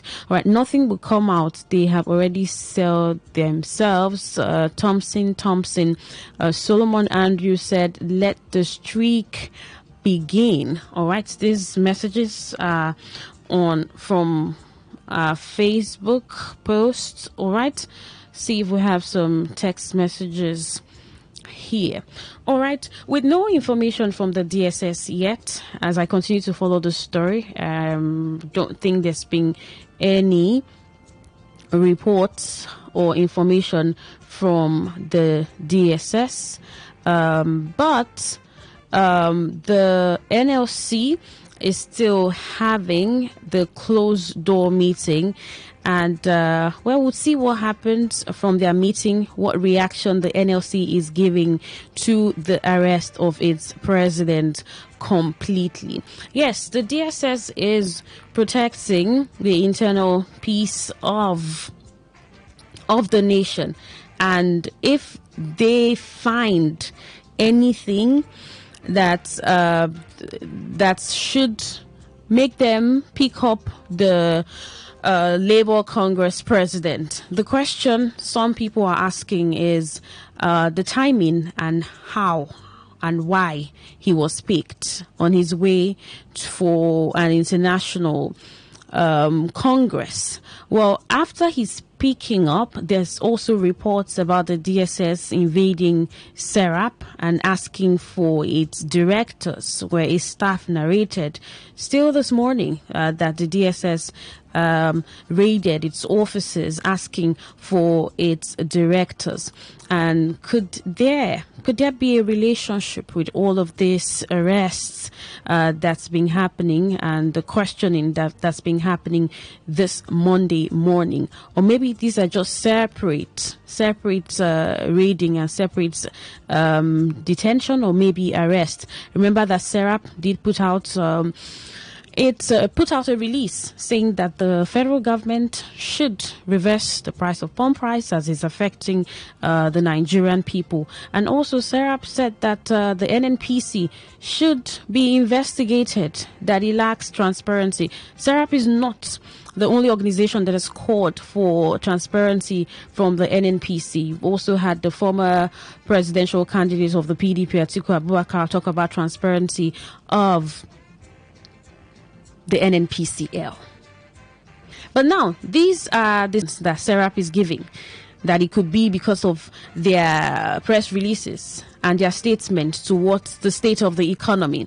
And NLC now says, well, the arrest of Joe Ajaero might not be far from trying to shut down the NLC, shut it up from doing its work, doing its duty of being a Labour Congress in Nigeria.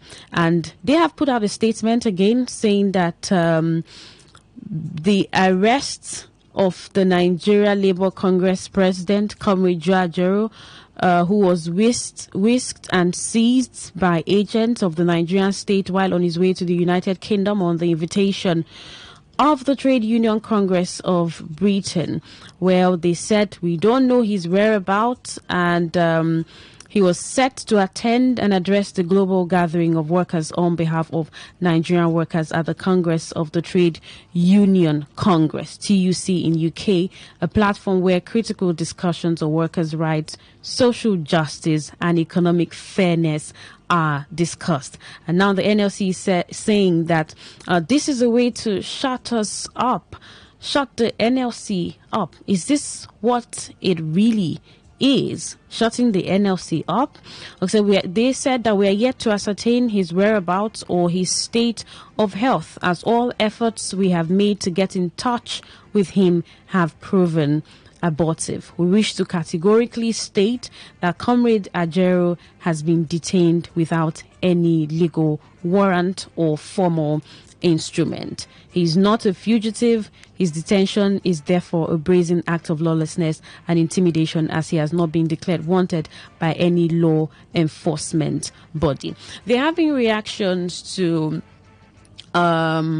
the connection of Joe Ajero to playing politics as regards the NLC. Remember what happened in Imo State where he was attacked, and some people did say that he was well deserving of the NLC president, as he was not supposed to meddle into the affairs of politics, but rather fight for the good of the Nigerian workers.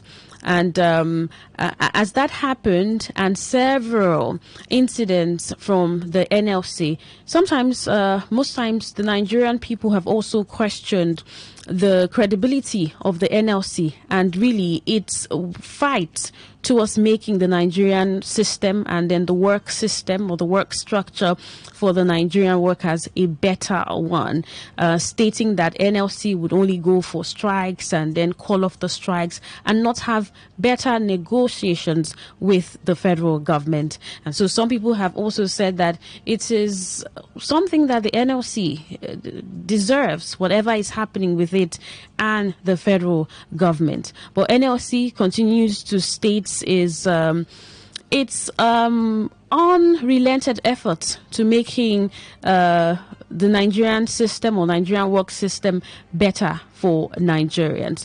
We'll definitely keep getting updates. I've just been looking out for updates from this because it's been one update after the other about the NLC's president's arrest.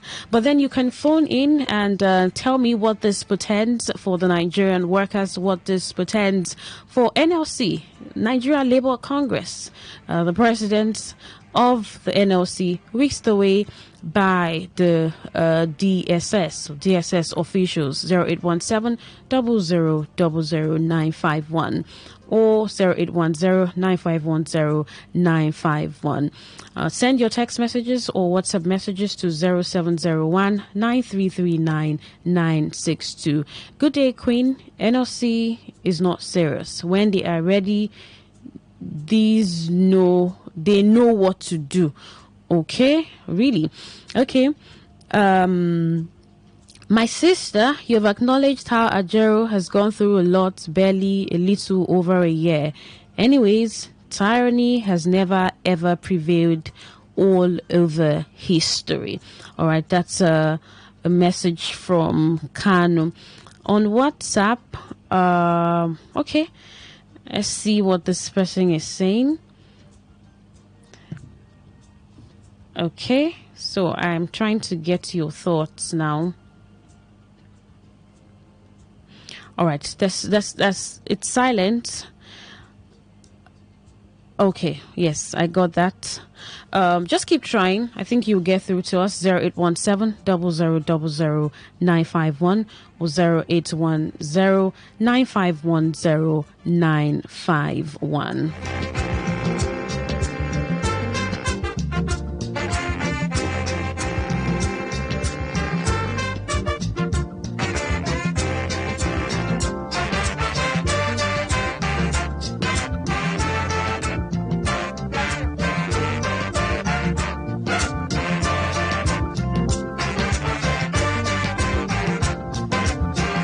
I see your messages. I apologize that the phone lines are not responding. And just keep trying or send a WhatsApp or text message instead. If you send a WhatsApp or text message, I would read that. Or even a WhatsApp audio message, I will play that. You can give your reactions clearly on that. 0701 9339 962. That's the number to send the text or WhatsApp message to. 0701 9339 96. Meanwhile, let's see Facebook. if there are some reactions there. If I can take some of your reactions on Facebook. You can also drop a message, a comment on Facebook, Today95.1 FM. Okay, I see some reactions here. Danny Akubo says, Shebi, when we come protest, they come out body, make them face their warrant. All right. And Solomon Andrew says, let the streak begin. All right, let's see. What's a message? Okay. Hi, Coin. The arrest of Joe Ajero is to silence every opposing voice to their anti-people policy. A clueless, visionless, and directionless government. Okay, no, I will not take this part. Nigerians are in one chance government. Tinubu wants to privatize Nigeria as he did with Lagos. I told people that this alleged has nothing to offer Nigerians. They said he built Lagos. Now, where is the cement he used in building Lagos?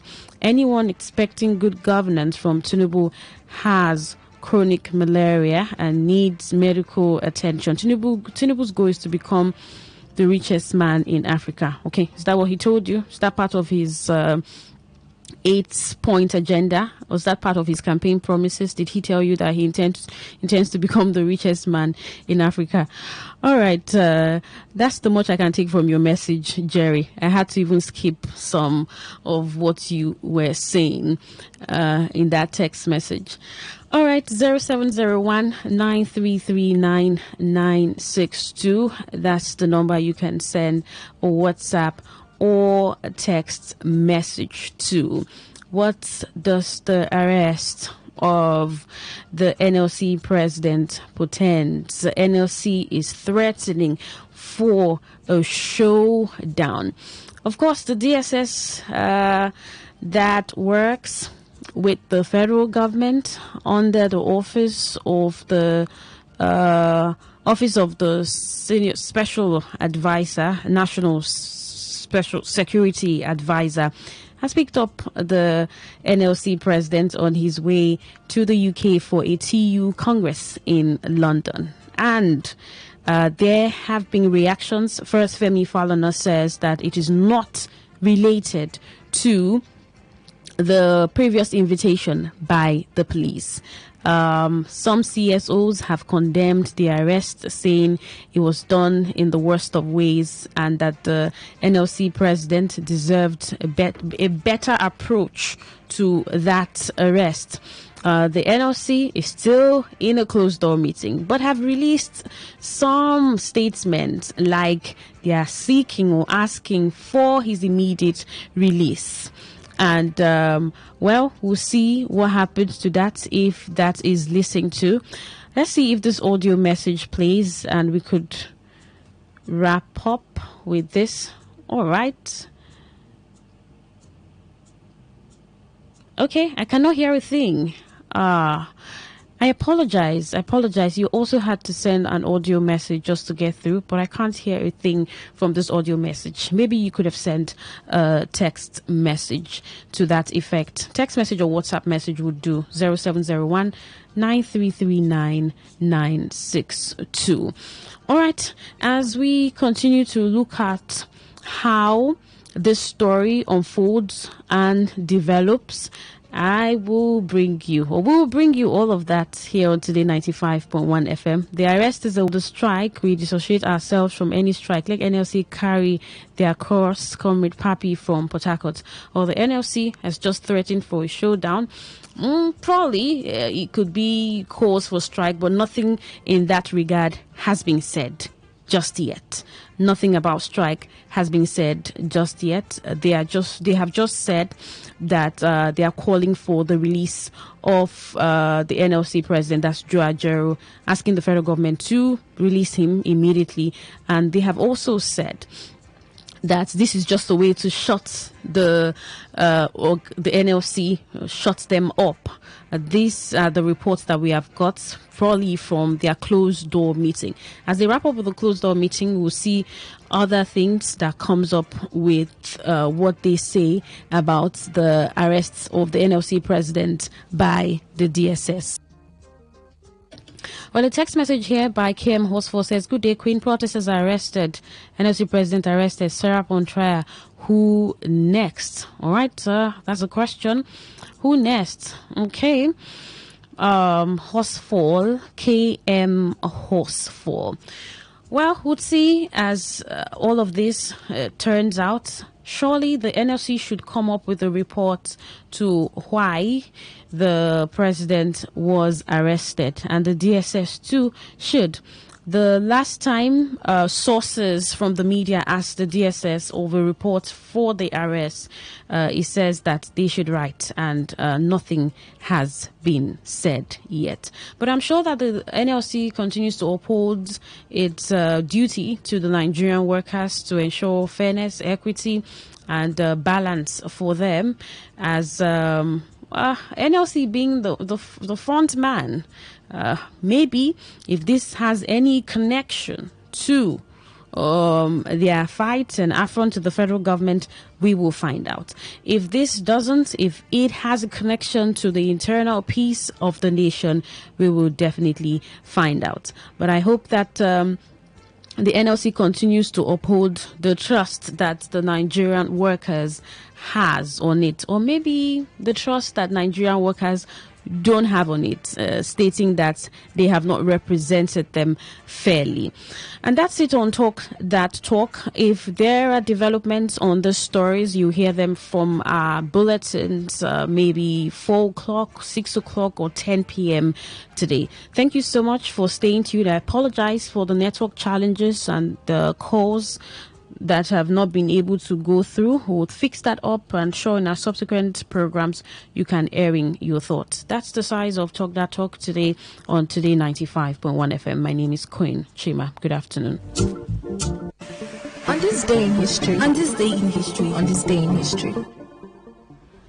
On this day in history, 1976, the Continental Congress officially named the new Union of Sovereign States as the United States of America. Before this, the country was referred as the United Colonies.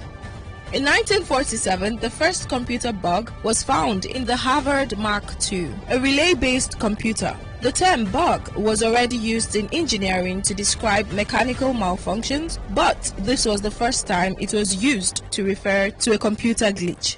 In 1969, a coup in Libya led to the rise of Muammar Gaddafi. The coup took place on September 1st, was completed by September 9th, when Gaddafi assumed power as the leader of Libya.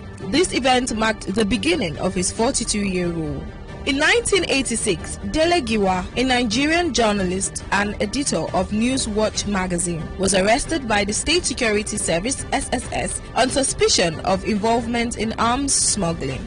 This event preceded his assassination in October 1986, which became one of the most infamous unsolved murders in Nigerian history.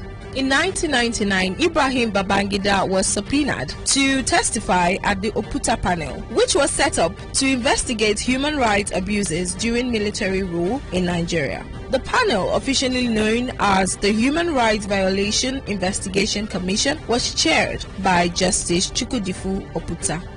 And in 2015, Queen Elizabeth II became the longest reigning monarch in British history, surpassing Queen Victoria. While this is a global event, it had significant implications for many African countries that were part of the British Empire or the Commonwealth. On this day in history, on this day in history, on this day in history. Alright, all you need to know about this one is that 95.1 FM, such a unique style. Today's news in 60. The federal government has signed a $1 billion iron ore steel deal project with China. The National Bureau of Statistics report on VAT revenue collection says the federal government's revenue from value-added tax shot up to a total of 1.56 trillion naira in the second quarter of 2024. Nigerians have lamented their inability to locate any visible point of sale of the 40,000 naira per kilogram bag of rice launched by the federal government. The U.S. Agency for International Development has announced a $6.5 million grant to the International Organization for Migration to address the humanitarian needs caused by recent flooding across Nigeria. On the foreign scene, Boeing stock surged 3% in U.S. trading today as the company announced a cautious agreement with a union in the Pacific Northwest. Today's news in 60.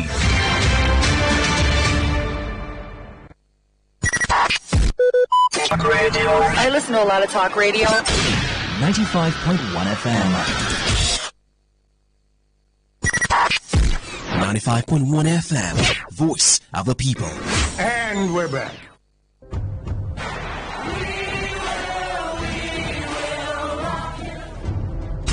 This is what we've waited for. The showdown. The fastest men in the world. Hearts racing.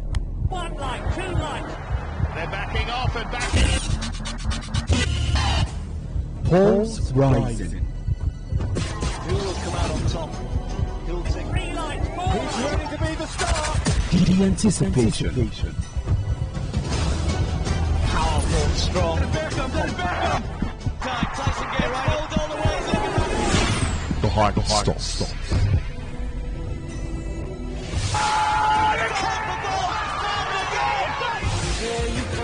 Catch the sports game on Sports Attack Mondays through Fridays 6:30 a.m. and Today's Sport Live 3 to 4 p.m. and also on the weekends 1 to 6 p.m. Only on your premium sports radio. Today 95.1 FM.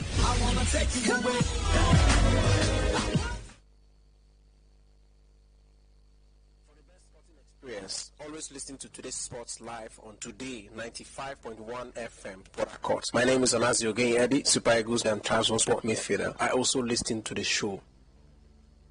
Hello, my name is Kanu Wanko, aka Papilo. For the latest and trending sports stories, always listen to Today Sports Live on Today 95.1 FM Port Harcourt.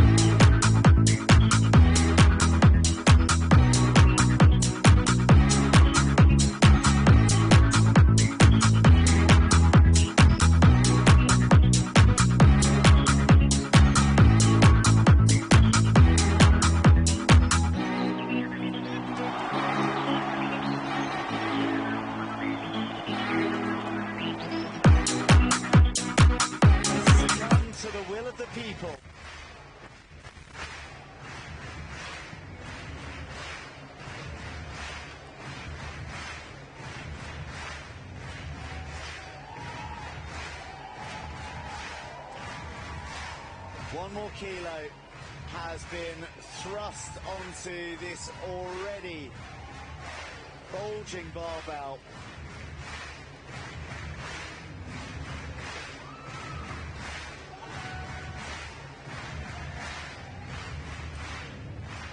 As the gold medalist confirmed, Folashade Oluwafemi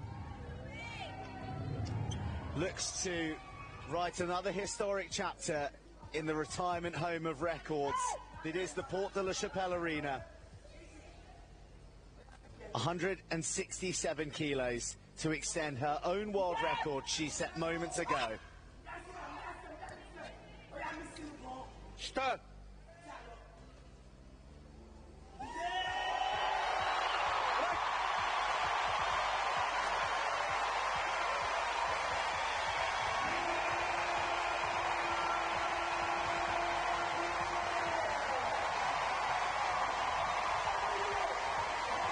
Folashade Oluwafemi delights the Porte de la Chapelle Arena once more with another world record.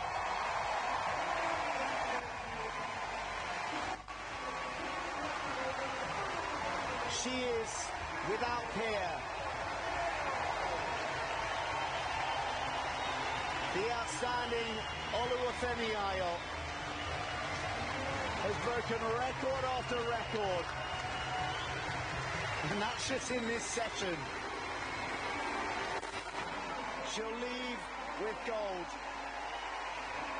But she will also leave with a whole page in the history books dedicated. It was record after record for Folashade Oluwafemi Ayo in powerlifting at the just concluded Paralympics over there in France. You could hear the cheer at the background, the clap, the applause as she was getting to the point for her to make her own lift. And eventually after the lift, you could equally hear the celebration at the background as she lifted to a world record, breaking the one she did set a couple of minutes, make that hours before the particular one to ensure she retains her world record. Folashade Oluwafemi Ayo is the name. Gold medal for Nigeria, making it gold medal number 2. And the Paralympics that was concluded for Nigeria, maybe in totality, it wasn't the kind of Paralympics that Nigeria expected, as the country could only finish with 7 medals in total, 2 gold, 3 silver, and 2 bronze medals to cap it up. And that will be a decline compared to the last time that Nigeria participated at the Paralympics, and that will be some years back in Tokyo. Great to have you join us, and a very good afternoon to you. This is Today's Sports Live, reaching you from the studios of your premium news talk and sports radio station, Today 95.1 FM, right in the Garden City of Port Harcourt. My name is Reliance Odunyin. I am your reliable radio spokesman, the classical gentleman. These days I'm being called the man I've been one in the world of sports, and I do have the company of the guys here in the studio with me to do justice to the topical matters to be discussed this afternoon, ranging from Paralympics to tennis, basketball, a little bit of it. Of course, you know, the Tigers back to winning ways, updates on that one as well. And then we saw many matches played over the weekend in the Nations League, the Commonwealth qualifiers to the World Cup, the African, make that the CAF qualifiers to the World Cup as well, where Nigeria triumphed over Benin Republic. Cameroon equally recorded a win 1-0 over Namibia. All of that to come on the show this afternoon, and we do appreciate you for tuning in. Osas Ehewi, the demigod of sport, is in the studio. Great to have you here, Osas. Good afternoon to you. Good afternoon to you, Reliance, and a beautiful afternoon to my colleagues in the studio. Good afternoon to you all out there in Port Harcourt. Welcome to the show. Let's get things on rolling. All right, do have young Chooks as well seated just beside him. Great to have you, Chukwuzite. Hi, good afternoon. All right, and then there's also Benjamin Mina in the studio as well. Benjamin, good afternoon to you. Good afternoon to you. It's a way of, ending the U.S. Open at this point in time. One inspiration I draw from there is the fact that from both the WTA and the men's side of things, the winners, no matter what happens, no matter what you're going through, it is not an excuse not to win. Okay, motivation on a motivational Monday, coming in from Benjamin Mina. By the way, the Games Village opens today at the 8th edition of the National Youth Games, going down in Delta State. All right, so the Games Village officially opens today ahead of the games slated to start at that should be the Stephen Keshi Stadium in Asaba. Yeah, Stephen Keshi Stadium. That one is slated to go down. So the SMS on WhatsApp portal is there for your reaction. 0701 933 9962. That is 0701 933 9962. As for the phone lines, and praise it, you do know the passcodes.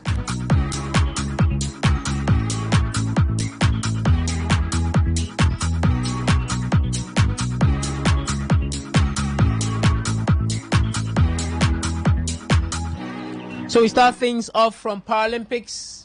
Yesterday marked the end of the games over there in France for the special athletes team. Nigeria made away with a total of 7 medals, 2 gold, 2 silver, 3 silver, and 2 bronze medals. And that would take Nigeria to finishing 40th overall on the medals table, 4th in Africa behind Algeria, Tunisia, and Morocco. And if you want to look at it, since 1992, this is Nigeria's worst outing since Barcelona.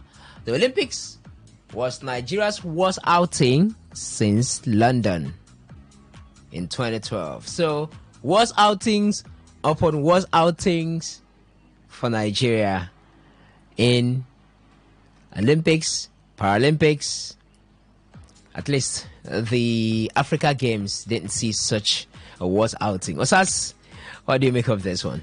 If you want to call it worst outing in Paralympics since 1992, it depends. If you want to look at the bag where the medals are in, I would say 1992 was the worst. It was only 3 gold medals. We have 7 medals. Let's not look at the color this particular time. In 1992, it was just 3 medals, 3 coins. That was what we had. But this time we came in with 7. But in terms of quality, 1994 did beat what we did this year, since that was 3 gold medals and no bronze or silver to go with it. But I think it goes a long way to tell us. If you look at the decline in the 2000s, it did start from 2000 to 2004, 2008, 2012. There has been that steady decline as regards the number of medals that Nigeria turns out from the Paralympic events, and owing to the fact that I don't know if that would be, I could make a case for them that it's getting tougher as the day continues to go by, but that doesn't mean as a nation we're supposed to rise with the tide. As the tide continues to rise, you rise just with it, above it, you stay above it, you don't submerge, you don't we are not doing what we are supposed to do in terms of producing or would I say nurturing talents, because we have the talents, we have it raw but not nurtured. So we're not doing what we are supposed to do, and it is the duty of the administrators to shoulder the responsibility of making sure that everything that needs to be done in terms of nurturing these talents, polishing these talents is done. And that is exactly where we are getting it wrong. It has to come from the top, and the top has to dictate what we are supposed to do. We have seen other African countries like Botswana, South Africa, we've seen Kenya. These are all countries that we started together. We decided to share various areas or various events. Nigeria was so good in boxing. When it has to do with Africa, we were so good in what's it called, weightlifting or powerlifting, if that's the case. We're so good with wrestling also. We're so good in the short dash races. Kenya knew where their strength lied. Ethiopia knew where their strength lied in the long distance races, and they decided to prepare for it, prioritize it and prepare for it. South Africa knew that the swimming had to be their thing, and they also held on to it. They prepared every time for it. Now we are seeing the North Africans coming to the big stage to do the needful. All these countries are preparing. Nigeria is sitting back and watching. That's the reason why we are seeing this decline. We have ceased being the powerhouse in athletics in Africa, because even in the Olympics, look at it clearly. It wasn't Nigeria in Africa that had on the tracks. It wasn't Nigeria that had the best performance on the tracks. We had other African countries giving. Ivory Coast was also part of that. Botswana part of that. South Africa even part of that. And Nigeria is nowhere to be found. Very soon we are going to eclipse. We are going to disappear from the face of athletics. It's a pity, but that's exactly what's going to happen. Maybe Nigeria will start competing with the likes of Fiji when it has to do with athletics. Some countries like what's the other one that produced the 100 meters gold medalist in for the women, one of those, is it St. Louis, the country that produced what's her name, is it Andren, the lady that beat St. Louis? Yeah, so you can see it's names like that. Nigeria will start competing with them, Fiji, okay, St. Louis and all of that. If we don't decide to be very direct and objective with what we are supposed to do at this point, it's clear right now that things are not right. We are going down every day. So what happens in 2028? Okay, not 7, 5, then 3, then 2, then at the end it disappears. Honorable, should I off your mic or are you going to off yourself? I will put it off myself. Okay. Okay, because Nigerians don't want to hear that. Anyways, that's the situation of things. Team Nigeria came back with 7 medals, and that reminds me. So, in all, 12 billion naira came back home with 7 medals. It's like the case of the 3 servants that were given talents. Oh boy, take 5. The other one take 2. Abi take 3. Now they gave Nigeria. We buried it. Shot fired. Well, 12 billion there returned just 7 medals. That's the situation. In totality, over 12 billion naira in the words of the sport minister. 9 was slated for the Olympians, and then the remainder for the para athletes. At least the para athlete had something to show for. Maybe not as expected as some had the belief and the hopes of getting more medals from here, but it's what it is. But I see, Reliance, that is what pains me the most at this point in time, because we all feel that the para athletes are the ones that will always come to the rescue, and that is going to be blinding us from seeing or getting to understand that very soon they will no longer be coming to the rescue. Now all attentions have been moved to the para athletes. Whenever the Olympians don't perform, they say, don't worry, the para athletes are coming. They are coming. They will bring medals and we'll celebrate. Okay. All right, quite unfortunate, but what do you make of it? It's 7 medals in total for Nigeria, a decline compared to the past 2 editions of the Paralympics for Team Nigeria, and the worst outing since 1992 in Barcelona. What do you make of it, and what's the way forward for the country Nigeria in terms of development in athletics, and maybe in sports in totality? Let's move away from there. Let's get to the court of tennis. We are in New York, and Jessica Pegula was being held off Saturday night. Arina Sabalenka to win her second major of the year in a 7-5, 7-5 straight win. Her thoughts after getting a 3rd career Grand Slam. As you said so many times, like I thought I was so close to get US Open title, all the dream of mine, and finally I got this beautiful trophy. It means a lot. It was very, very difficult couple of weeks. And talking about Jessica, I know how tough it looks in the finals, but you're showing some amazing tennis, and I'm more than sure that one day you're gonna get. All right, so elsewhere, it wasn't just victory for Sabalenka alone. Italy's Yannick Sinner said he was proud to come through the difficulties of his anti-doping controversy to claim his second Grand Slam title. Sinner came into the season's final slam under the cloud of a case which saw him allowed to carry on competing despite 2 positive tests in March. Of course, that raised so many controversies and so many thought around tennis players who called out the integrity unit of the ATP, saying, how can he test positive twice and still be allowed to compete? But that didn't stop Sinner from beating home favorite Taylor Fritz in the final to win the US Open.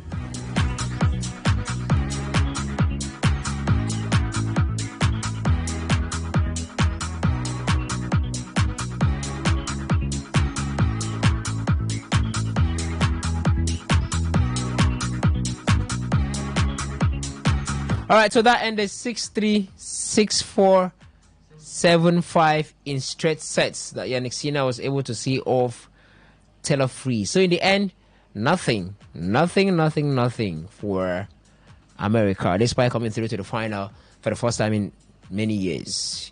You saw this coming?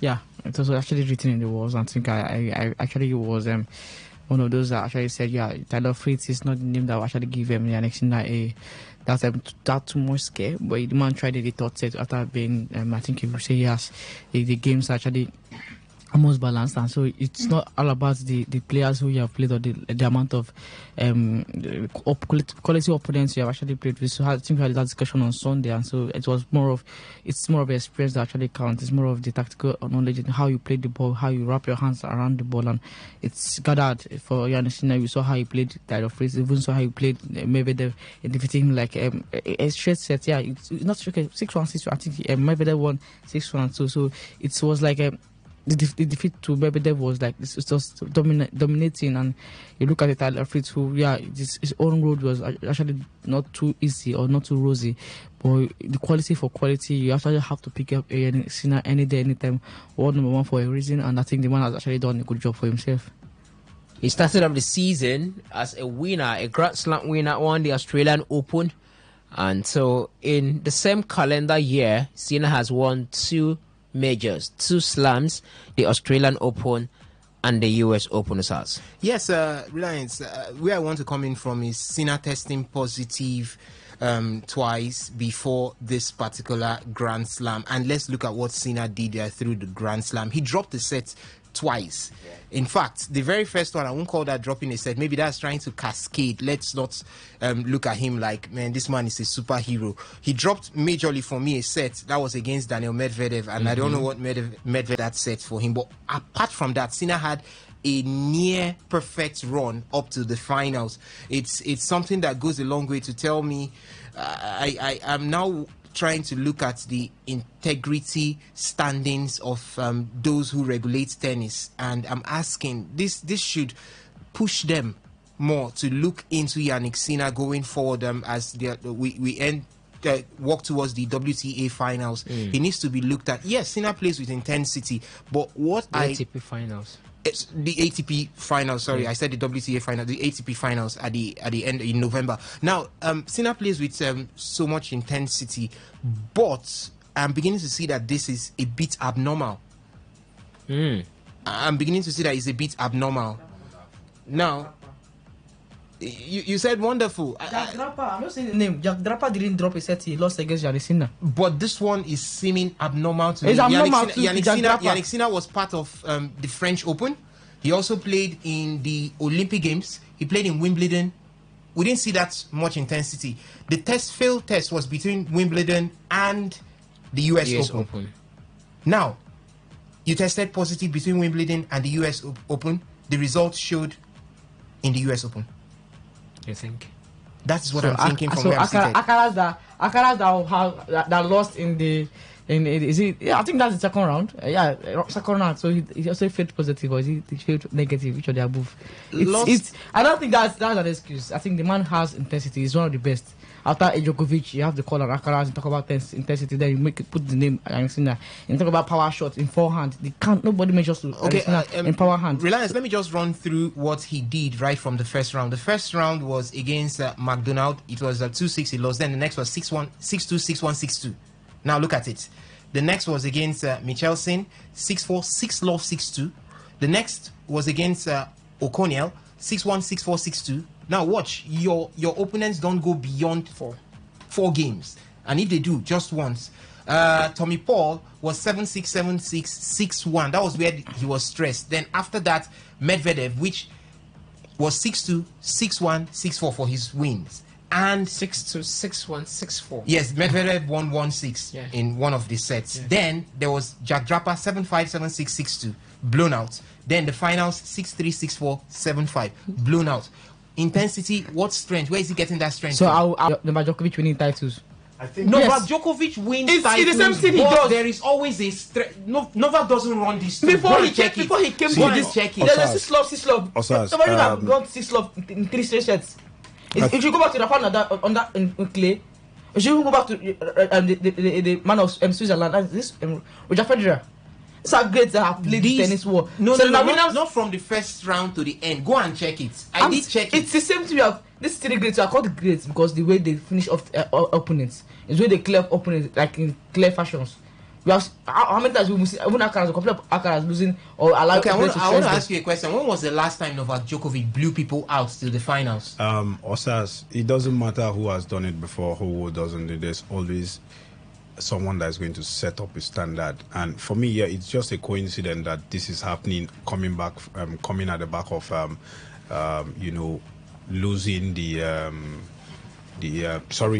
testing positive, but for me, I think it's just something that has happened, and it's about training hard and building more. That's how it is. It's about building from your momentum. Possibly you have coaches where they analyze, or let's say analysts, they get to analyze the way you play the other game, and then you pick your strength up and they see how they can actually scrutinize you and make you play better. That's the essence of having a coach, making you play better. That's the truth. We've seen sportsmen fire their coaches and getting new ones, not because they want to, but they feel they want better. They feel they can do better.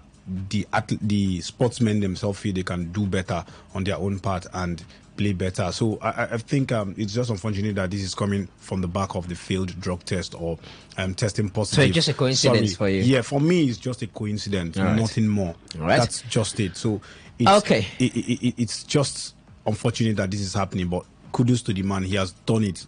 he has now written his name in the history book that he has blown out his opponent. So let someone else take that challenge and do it. Okay, so what do you think about this matter race here in the studio?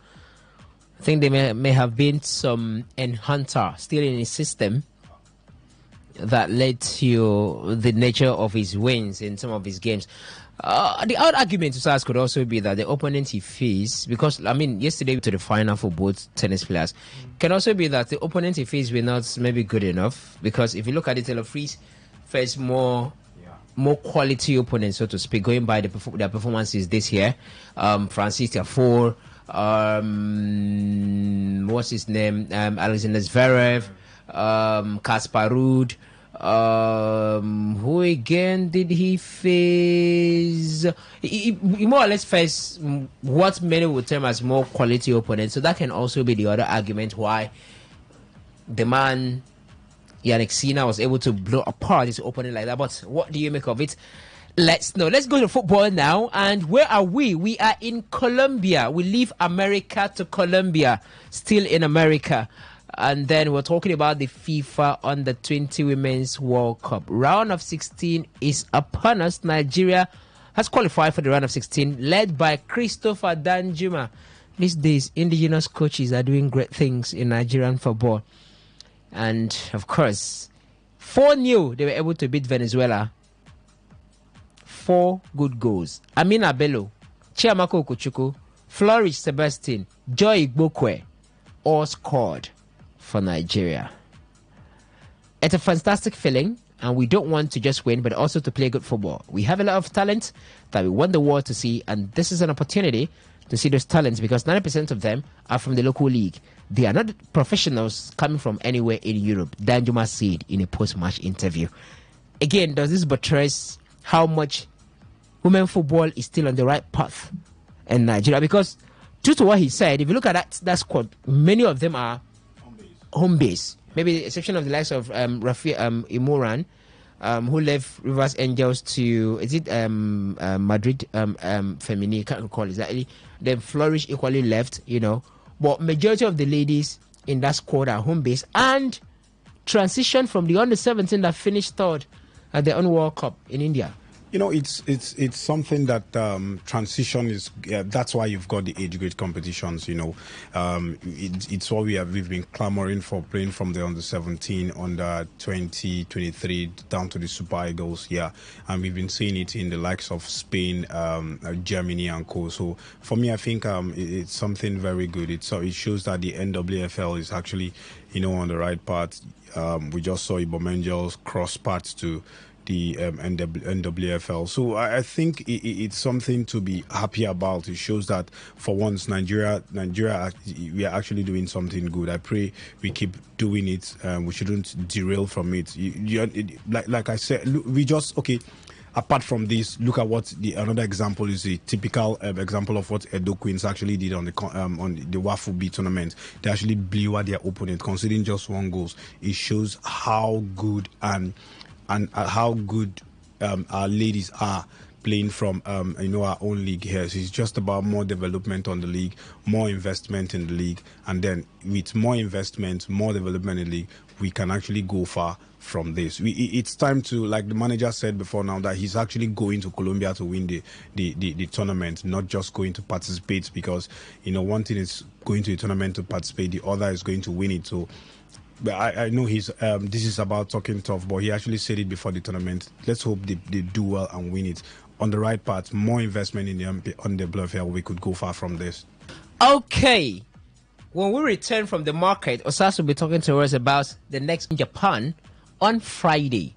Spain, Canada, Brazil, Cameroon, Colombia, South Korea, Mexico, USA, North Korea, Austria, Germany, Argentina, Netherlands, France, Japan, Nigeria. Round of 16 fixtures in full, slated for Wednesday, tomorrow, Thursday, and Friday. For Nigeria, it's on Friday. Osas will talk to us about the next opponents and the possibility of Nigeria getting to the final when we return from the market. Bentoni Bags Limited. We produce polypropylene branded moving socks for companies and market use. Oh yes, are you into rice production and packaging of all kinds? Our PP polypropylene bags is specially made for you. Bentoni Bags Limited. We produce top-notch branded bags. Nylon for companies use. Whatever business you are doing, you need our bags for packaging and easy movement. Our products are woven sacks available in different sizes. Woven sacks available in all colors. And we also print on woven sacks, agro sacks, shopping sacks, twine, nail sacks, and general PP woven sacks. Locate us at plot in 23 Harbour Industrial Layout, Atani Road, behind the former Paul Mike Sports Stadium, Onisha. Our contact phone numbers are 0913-966-3639 or 0813-928-4850. We produce polypropylene branded moving sacks for companies and market use. Bentoni Bags Limited. We are known for uniqueness. 95.1 FM, voice of the people. And we're back. Hello, my name is Kanwanko aka Papilo. For the latest and trending sports stories, always listen to Today Sports Live on Today 95.1 FM Port Harcourt.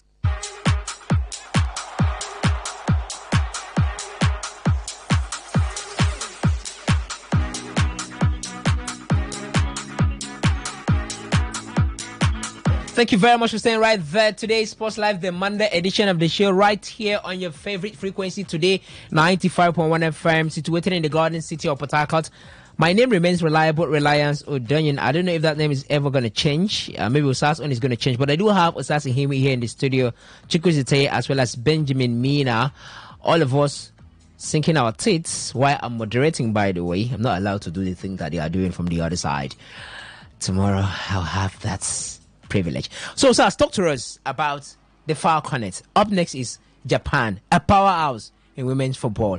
What are the chances of making it through to the quarters? Number one, I'm not going to change my name anytime soon. So let me That's just very let important. you know that. Yes, very Very important. important. Then for the Falconets, it might be a pity for me to say this might be the end of the road, but in football, nothing is impossible. Squaring up against Japan, as you did say, a powerhouse in football, not just football, in female football. We've seen what Japan has done on the various cadre. They are also a powerhouse, a faded powerhouse in the senior women's side. We know them, especially during the late 90s. They were the World Cup winners, yes. So, but when it comes to the under 20, they also know their onions. They know what to do against African sides. Also, Japan has been in prolific form in the group stages. They were the ones that beat Ghana 4-1 in this same competition. They also beat Morocco sometime in June. 4-2. So when it comes to African sides, they know what to do. They know how to thrash African sides. I'm telling you, they know how to do that. They are on a 9-match unbeaten run coming into this particular one. Does the Falconers have what it takes to do the business? The answer is yes. If you can believe in yourself, definitely you'll be able to do the business. Christabel Sabastin, Joy Ibukwe, and Bello, these are all good. Not forgetting the 19-year-old, what's her name? The girl who is the heir to the throne of Asisat Oshoala. Yes, he was. She says she wants to surpass Oshoala's record. Yes, so she never even starts. You can see that, yes, they have the arsenal to do it, but are they a finished product? My answer is no, because if you look at their game, especially the one against Venezuela, yes, there was improvements. The one against Germany, we did see those flaws. Individuality sets in at times. They find it difficult keeping a cool head when it has to do with transiting from the defense to the forward line. It's something that is not good enough to come up against champions, and Japan in that League of Champions. So it's going to be difficult for them, but I'm not writing the Falconers off. Anything could still happen. It's the game of football. It's only if they are able to keep a level head, if they are able to play according to instructions, if they are able to take their chances when they come through, because that is also one demerit they have. They find it difficult converting chances when they find themselves in front of goal. So it's going to be a Herculean task for the Falconets. But if they are able to play according to instructions. Take your chances when they come. Live the life as it is once that you're living it. Make sure that you look at the Japanese not like Goliath. You look at them like how did the Bible say it then? That was Joseph and Joshua and Caleb seeing the Amalekites or the Palestine or whatever as giants. The Palestine. Yes, as giants. Okay. So you know go churches today. Don't tell us. You don't text tell us you know go churches. You know go. No, you know go. I go forget Palestine. I don't understand. For him, remembering the passage of Inchai. Are you serious right now? He mentioned because you don't know. See, once you mention Goliath, the next easiest name to remember is David. The next easiest name to remember is the Palestine. Palestine. But he forgot. That means he did not go church. Amalekites, Palestine, they are all. What does the Bible call them? Enemies of Israel. No, there's a name the Bible used to use, uncircumcised. Anyway, I don't want to use it. But anyways, get frightened by their pedigree. They can do it. The name you've been looking for is Janet Akekoromowe. Okay. Akekoromo. Let me stop at Akekoro. The rest is left for her and her family people. The Bayelsa people.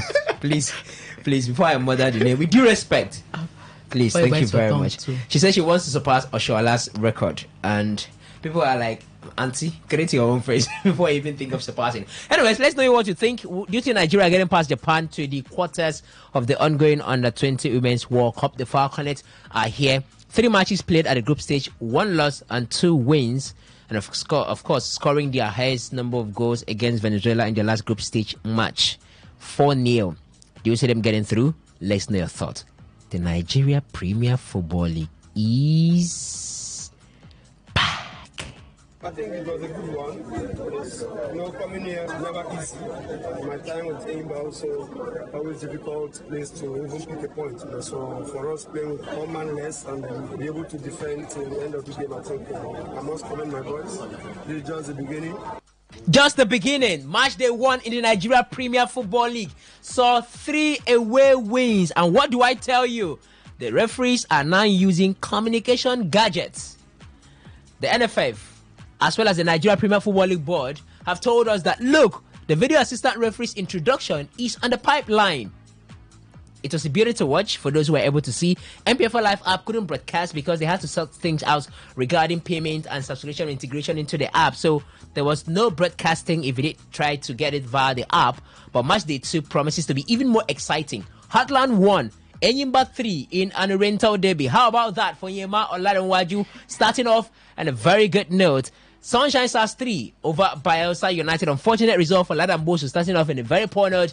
Quara United 1, Niger Tornadoes 2. And a away win right there for the Tornadoes guys. Bendel Insurance goalless against Rivers United. And the voice you heard just a couple of minutes ago is that of the technical manager of Rivers United, Finidi George, who said, a good way to start.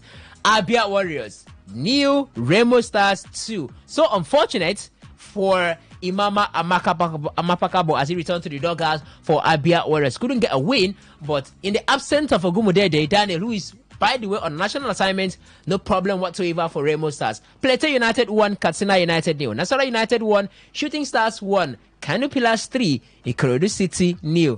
Oh my. Quite unfortunate for the new boys, but I mean, if you are just newly promoted, this is how it should be happening, Benjamin. You should collect first to welcome you to the league. You have to be baptized, and they go back. Like before you start pampering with the big boys. Yeah, so 3-0, 3-0. That was a good one. And again, I had to look at the starting 11 for Kano Pillars to see if I could see Rabi Ali. Longevity is one good thing.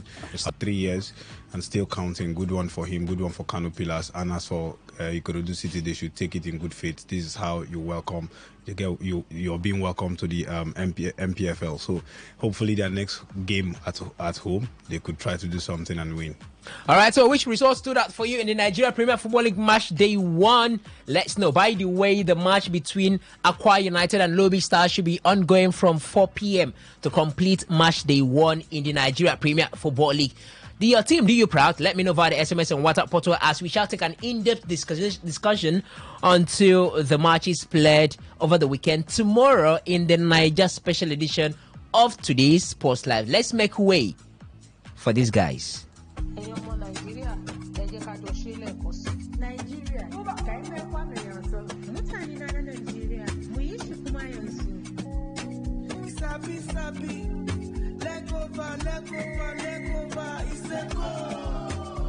do one for 2030, do one for 1980, and we need to let them know say Nigeria be Africa giant. Leg over, leg over, leg over, leg over, leg over. It's a go, go, go. Leg over, leg over, leg over, leg over, leg over. It's a go, go, go. Nigeria, make we unite, make we unite, Nigeria, let's do it again. Nigeria, make we unite. Nigeria, let's do it again. Surely they want to do it again. That is what Captain William Trisekong said before the Nigeria match against Benin Republic. They want to repeat the feat they achieved just some months ago in Ivory Coast, where they got to the final and make Nigeria proud in the Africa Cup of Nations. So Ekong is already looking at AFCON 2025 in Morocco. They will qualify, he said, he assured, and they will make through the group stage, the knockout phase, and they will get to the final and do it again. But one thing stands out in his post-match reaction. He said the technical manager, the interim coach, let me put it like that, is like a family member who left and returned to the team. That's talking about Austin Eguavoin. We respect Benin. Last time we played against them, they won the game. Well, yeah, like I said, maybe only yesterday, we have great belief in our team. We have great belief in our coach. He's like a family member who's come back to us now, and we knew we had to take the responsibility today. I think with the attacking talent that we have, we don't have to name them, but I think everybody knows how dangerous we are. That if we play well, we try our best to keep the door shut at the back. We're going to create chances and we'll score. So I have a great belief that if we give the boys enough balls up front, that they'll put them away. And I think today was a good indication of the direction that we want to head in. First step. Turn to the AFCON. Ekong said Austin Eguavoin is like a family member who left and just returned. What is the implication of this statement to players' commitment under the previous coach? Any implication or none? I think it shows that when you lead crop of players like this, experienced crop of players like this, you just need to give them that freedom to do their thing. And what you need to do is just give them your little guidance and let them. They are professionals. Let them enjoy themselves, do their thing, and they're going to give you.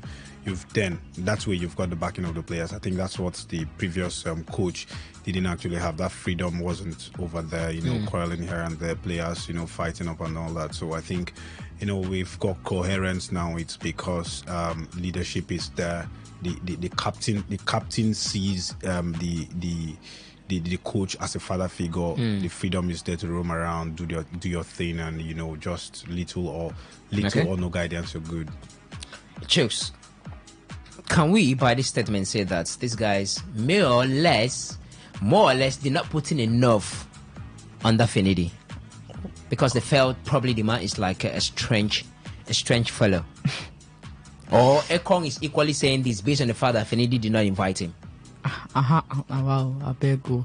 See, I don't know where it's coming from, but it should be that maybe they enjoy playing under Eguavoin, and they actually said it themselves, and said it's something that when you have a coach that understands the players, and I don't blame the players that actually Ekong for what he said. Yeah, Finidi George might not be a integral part of the team. Maybe this was the assistant from Pesero, so he should have known some loopholes or some weaknesses of these players and actually try to use them. But the incident that happened, we don't know. It can't actually just tell me that just due to the fact that he didn't invite him for the qualifiers, and it now turns to be a failure for us on his own part. But if you're looking at how the commitment has been, I think the game yesterday we see a different whole level of commitment. We didn't see this under Finidi George in the game against South Africa. Even the game against Benin Republic, I think when they equalized, Benin Republic equalized, they were just relaxed, but you saw the energy that they were. Immediately Osimhen came into the fold. I think everywhere changed. You look at players decided to start playing their hearts out, and you understand that sometimes you play for the manager and sometimes the players decide not to play for the manager. I think what they actually decided to do is key, and you can take it down to Finidi George was actually the problem of the players not playing their hearts out.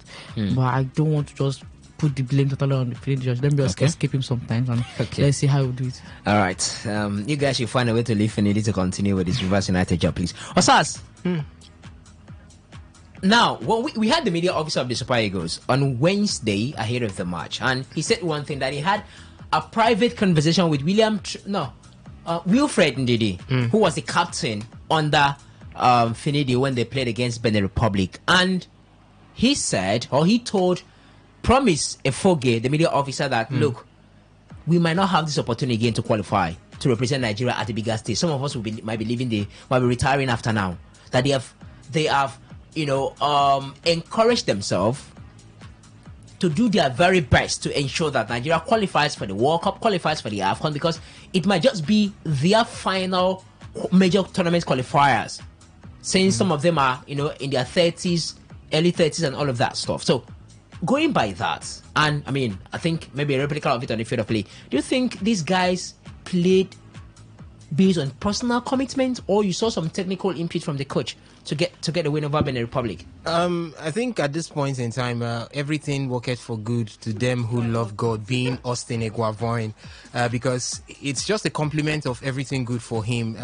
Looking at the Finidi era, yes, there are issues between Finidi, George, and some of the players, and that transcended into their performance on the pitch of play. But mind you, also Finidi's team, he did file out against South Africa and Benin Republic was a depleted team.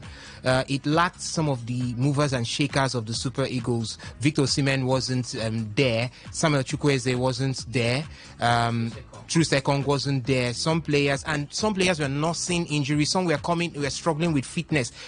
Wilfred Ndidi wasn't fit at that period because he just returned from injuries, had some games for Leicester City, and then came in. He was still yet to find his feet. So you could see that Finidi George wasn't having the complement of all at that moment in time. It was also a time that the team was plagued with so much going forward. So I think, yes, there was that tactical input from Coach Austin Eguavoin. Look at the changes he made. His changes affected, the effect of his changes came through. Look at Olisanda coming in.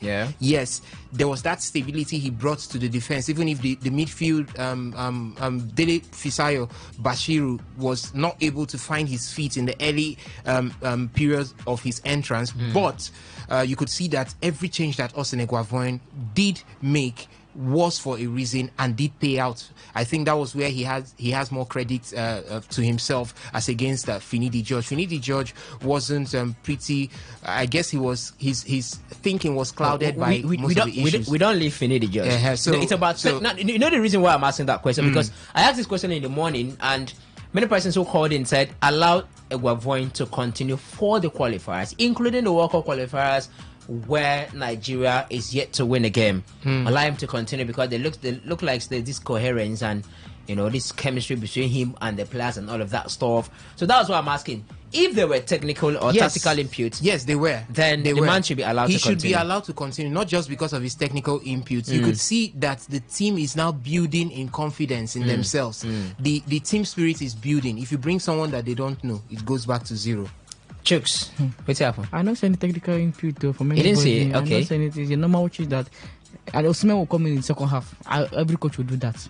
Every coach will do that. If you were on the touchline, you would take out Victor Boniface for Osimhen. Yes, what he did yesterday. There was excuse me. There was a certain coach that we said knows it all in the AFCON that decided to play an injured player, and it cost us that AFCON final. Nobody says it just that's because you're talking about Jose Pesquero. See, the truth is, Ola Aina was playing with injuries. He came out to say it. Okay. The truth is, who was the right back to deputize? There was Bruno Onyemechi who stood out against Benin Republic. Bruno Onyemechi was a left back. He can also debutize as a right back. In a final, he could. Osas, in a final, look at the changes that Eguavoin made when he brought Olisanda. It took some minutes before Olisanda picked. Okay. In football, in the tactical aspect of football, you don't change defenders anyhow. Okay. And going by the fact that this is your first choice right back. All right.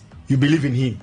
The other one is just a debutant. You don't really You've not had the luxury of time to try him. So you shouldn't have used him in the final. It's That better to is use. a final. But it's better you use an injured player. I'm coming. Who Simon Adingra turned inside out. It's like Liverpool playing the finals of the Champions League. Guys, we have to go to the phone They would lines. have to play Arnold. So is that what's the word? Is that a deficiency on the part of Iguavoin bringing in Alexander because he actually took time to settle in? No, it's not. Yeah, it's part of it. Yeah, you at some point everybody will have to play. Calvin Bassey is on a tightrope yellow card, but those changes, anybody can make those changes. So there was no impressive tactical input. It was more or less about the commitment of the players. It was a brilliant commitment of the players for me.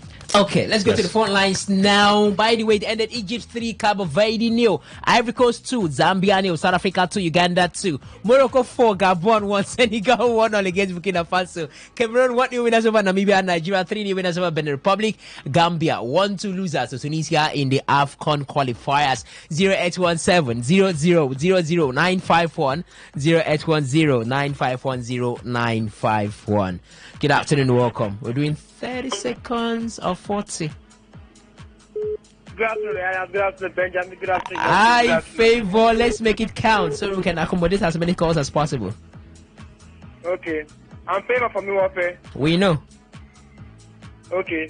We are talking about the government. Just I was saying in the morning that for me, I don't think that Iguavoin had this good record of winning his first 3 games always when he's taking charge. True or false?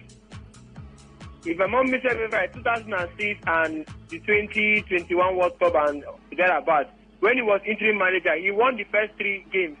But when we enter the competition proper, he will flutter. So I don't think that maybe I want to see an Iguavoin play this kind of play now when they come up with the likes of Morocco or with the likes of the Ivory Coast. I don't think that they'll be able to play like this. For me, I think I still need a foreign technical advisor. All right. Thank you very much. Appreciate you for being considerate. Keep the reactions coming through. The argument is not ending here in the studio.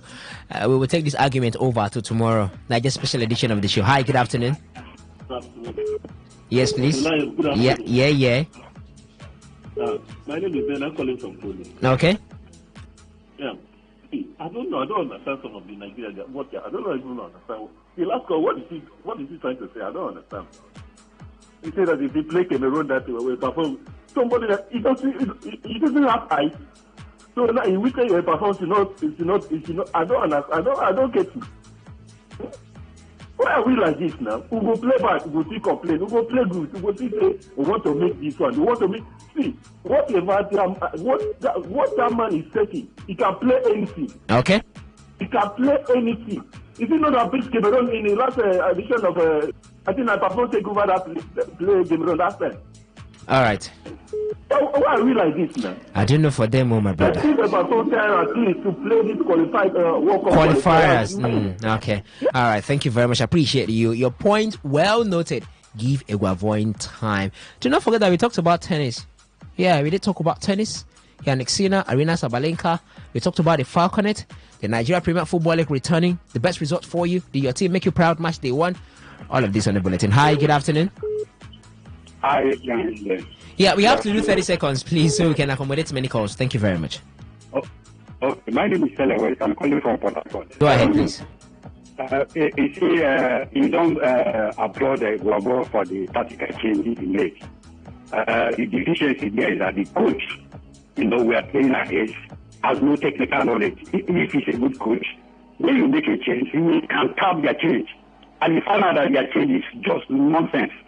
So the people should not praise him because we scored 3 goals. No, he has not arrived at all. I watched that game very well. Then the problem hold us down until that first goal came in. Okay. So when you look at the match, you analyze the match critically. I found out that the Super Eagles just play out of individual brilliancy. Okay. That's why we got those 3 goals. All right. There's no pattern that pressures the goal. It's just individual brilliance. So nobody should say Iguavoin should be a permanent coach. No, he has not arrived at all. Thank you very much. By the way, we are not talking about permanency just yet. It's about the qualifiers. Nigeria has a World Cup qualifier that they must win all the matches left. You have to win all of them. So at least for the qualifiers, that's where we are keeping our stop for now. Good afternoon. Good afternoon. Yes, please, welcome. That is my own. Asna Babatwin. Okay, all right. Thank you very much. I didn't actually get you very well, Asna Babatwin, so you might want to call back and re-echo your thoughts so I can get you very well. Lost that call. Hi, good afternoon. Good afternoon, guys. Simon, we're doing 30 seconds. Thank you very much. Appreciate you. No time, no much time. Yes, just brother. As my chairman said, I said even before the match that we will trash the Republic, not because of coach, but I see the players want to play this time, and I saw the team spirit. And over how many years? Over 5, or let's say 4 years now. This is the first time all the players were complete. There is no how all our players that will complete, even the bench, the rich bench, that we are not going to win. Unless now the boys didn't want to play. So that Saturday they want to play. And even the one that is still going to play tomorrow, they will still win. Not because of the coach. Eguavo is one when it matters most. Eguavo will fail. So it's not by this thing. So the players really want to play. Okay. And the players we are complete. There is no how then the Republic will contain that kind the of firepower. that paraded on. Okay, thank you. All right, thank you very much, Simon. Appreciate you. So it wasn't about Eguavoin, but I tell them now. He said, formation is information, and he gave them the formation, the formation in the mode of information for them to go and prosecute on the pitch of play, and they did. What are we saying? Good afternoon. I cover, sorry. Okay. My name is Ben. I cover. It's true that a player wants to play. It's not the same that the Republic beat us 2-1. Mm-hmm. Okay, that's a player will not want to play. That's what they are saying. So what are we talking about? It's all about the performance. Whether we want to play or not. Okay. It's all about the performance. All right. Thank you very much. Let's leave it there since you had contributed earlier on. Good day, guys. I was at the stadium for Heartland game yesterday. I must say Heartland has a long way to go if they want to avoid a drop again this season. Okechukwu from Owerri. All right. Thank you very much, Okechukwu. Maybe I'm going to have to add Heartland to it because I've said Everton, if they escape relegation this season, and Erik ten Hag, if he survives Manchester United this season, maybe I'm going to have to add Heartland. If they survive relegation this season, they will carry me go there, Baba. What's that? Yeah, who is the coach of Heartland? Monike. Emmanuel Monike. Okay, did he apply for? Okay, I just wanted to find out something. Good afternoon, welcome. I say both permanent give make see. Okay, give him permanent. All right, Asna Babatwin, thank you very much. Your point's well documented right now. Give him permanent. Let's see. Good afternoon, guys. I really enjoyed myself last weekend. Super Eagles, Falconet, and my darling Yamba all put smile on my face. But Simmons should be nominated again as Africa Best Player. The guy too good. My name is Achima Ogbonna, texting from Elikubodu, Rukbako, Potako. Thank you very much. Yeah, next I didn't play at the Olympics. Yeah, I didn't. Thank you very much, friend, for noting that. Thank you very much. Yannick I didn't play at the Olympics. Hi, good afternoon. Yeah, good afternoon, my brother. Welcome. My name is Colin. I'm calling from Potako. Go ahead. You know what my dog say? If you go for market, they go buy goods. Say sometimes how you take buy the goods, now say they take sell them. Now what do they happen for Heartland now? See that money where they spend, where they no go delegation, Believe me, they don't take. This time around, they will pay 500 million, and they will still go back to relegation. Okay, but you're not a prophet of doom, are you? Oops. I wanted to find out if you're a prophet of doom. Guys, please. Thank you very much. We'll continue the arguments tomorrow, or maybe outside the studio, outside the live studio. We'll take it to the department and continue. The under-20 is on the right path, but their match loss to Germany girls was from carelessness from the defense and lack of sharpness of our attackers from the clips. I can count 2 occasions our strikers came one-on-one with their goalkeeper. The psychologist has to psych up the girls and let them know that Africa and not only Nigeria look up to them. They should not let the jaga situation in Nigeria affect them in any way. Comrade Ngogu. All right, thank you for contributing. Okay, let me go to the SMS portal and see what we have before we say our goodbyes. Reliance, you talked about consistent decline on our national sporting outings. Why not? When merits have been thrown away as our key institutions are manned by very incompetent persons via connections and man no man. Until these imposters give way, the retrogression would go on unabated. From Kano. All right, thank you very much. Greetings, guys. Please give a Wavoin high 5, high 7 flower. If any coach good had then That why I didn't finish the okay. I didn't quite get it. But let's leave it there, okay? Germany 5, Hungary 0, Netherlands 5, Bosnia 2, Ireland 0, England 2, Ukraine 1, Albania 2, Denmark 2, Serbia 0, Croatia 1, Poland 0, Portugal 2, Scotland 1, Switzerland 4, Spain 4, Switzerland 1, I beg your pardon, Spain 4, Sweden 3, Estonia 0. Selected result from the Nations League. I promised in the morning and I had to deliver. Queen Chima is here for the news update at 4 p.m. Let's talk again tomorrow at 6:30 a.m. and then later, the Niger special edition of the show by 3 p.m. Good evening.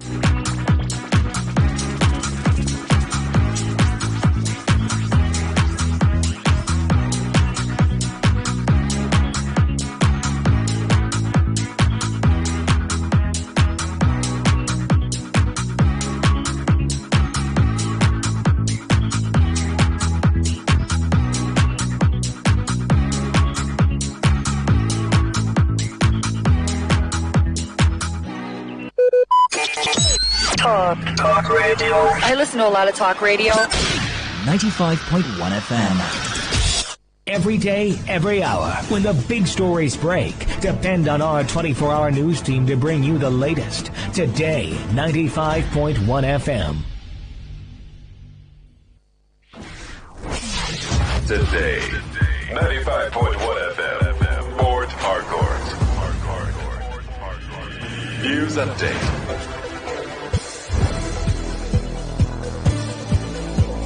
Good afternoon. Here is the news update on Today 95.1 FM. My name is Queen Chima.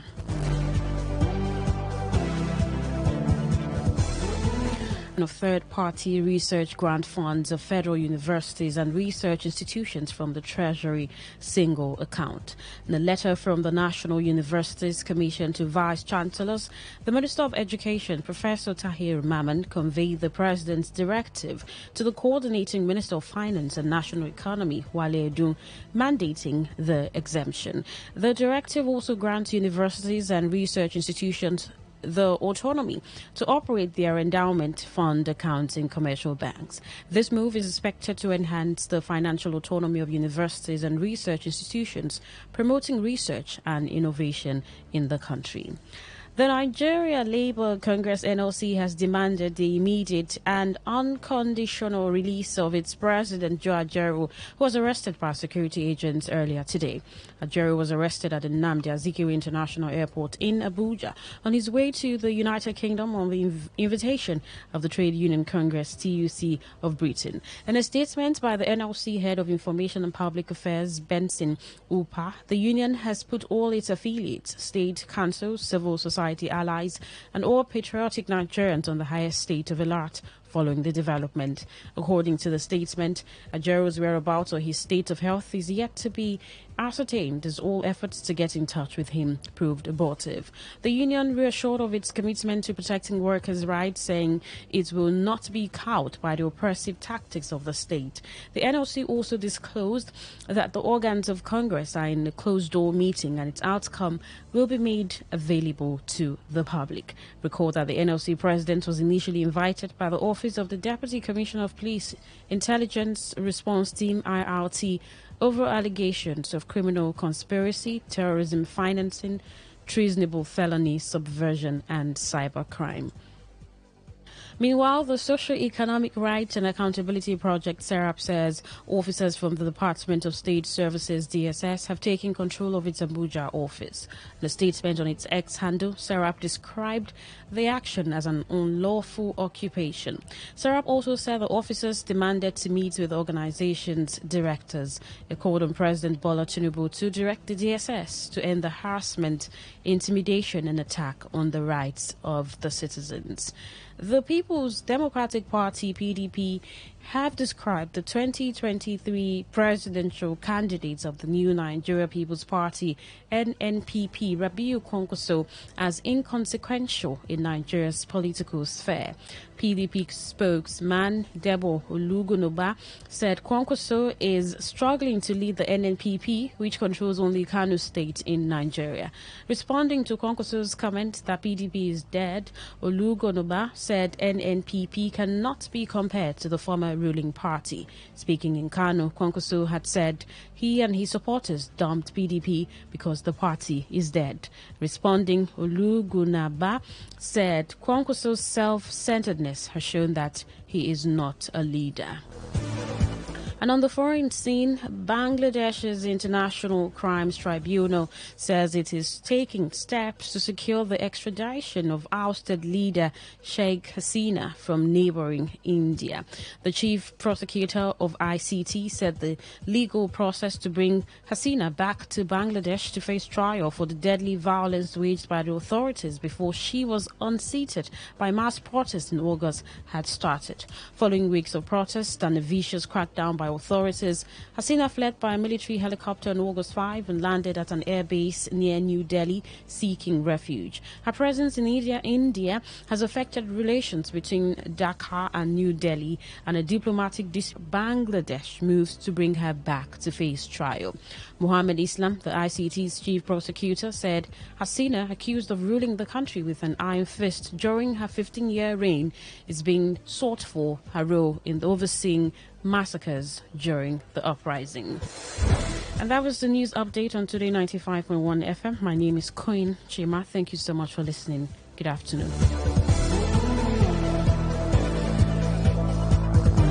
Today's news, today's entertainment, today's sports, today's issues. Today on Today 95.1 FM, Port Harcourt.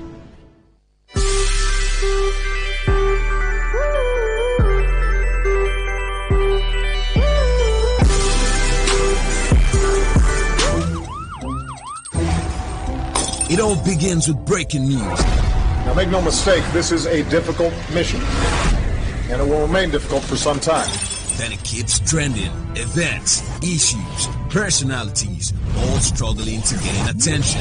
But in the race with deadlines, the intrigues, power play, undercurrents are often missed or underreported. Insecurity here is basically a product of poverty. But not anymore. As the platform on radio steps in to fill the missing links on events, issues, and personalities in the news. I'm not afraid of anybody. Yeah! The platform on radio serves only the hottest topics and trending issues. Only on Today 95.1 FM. 95.1 FM. Port Harcourt. Weekdays, 4 p.m. Get on the platform on radio and be served.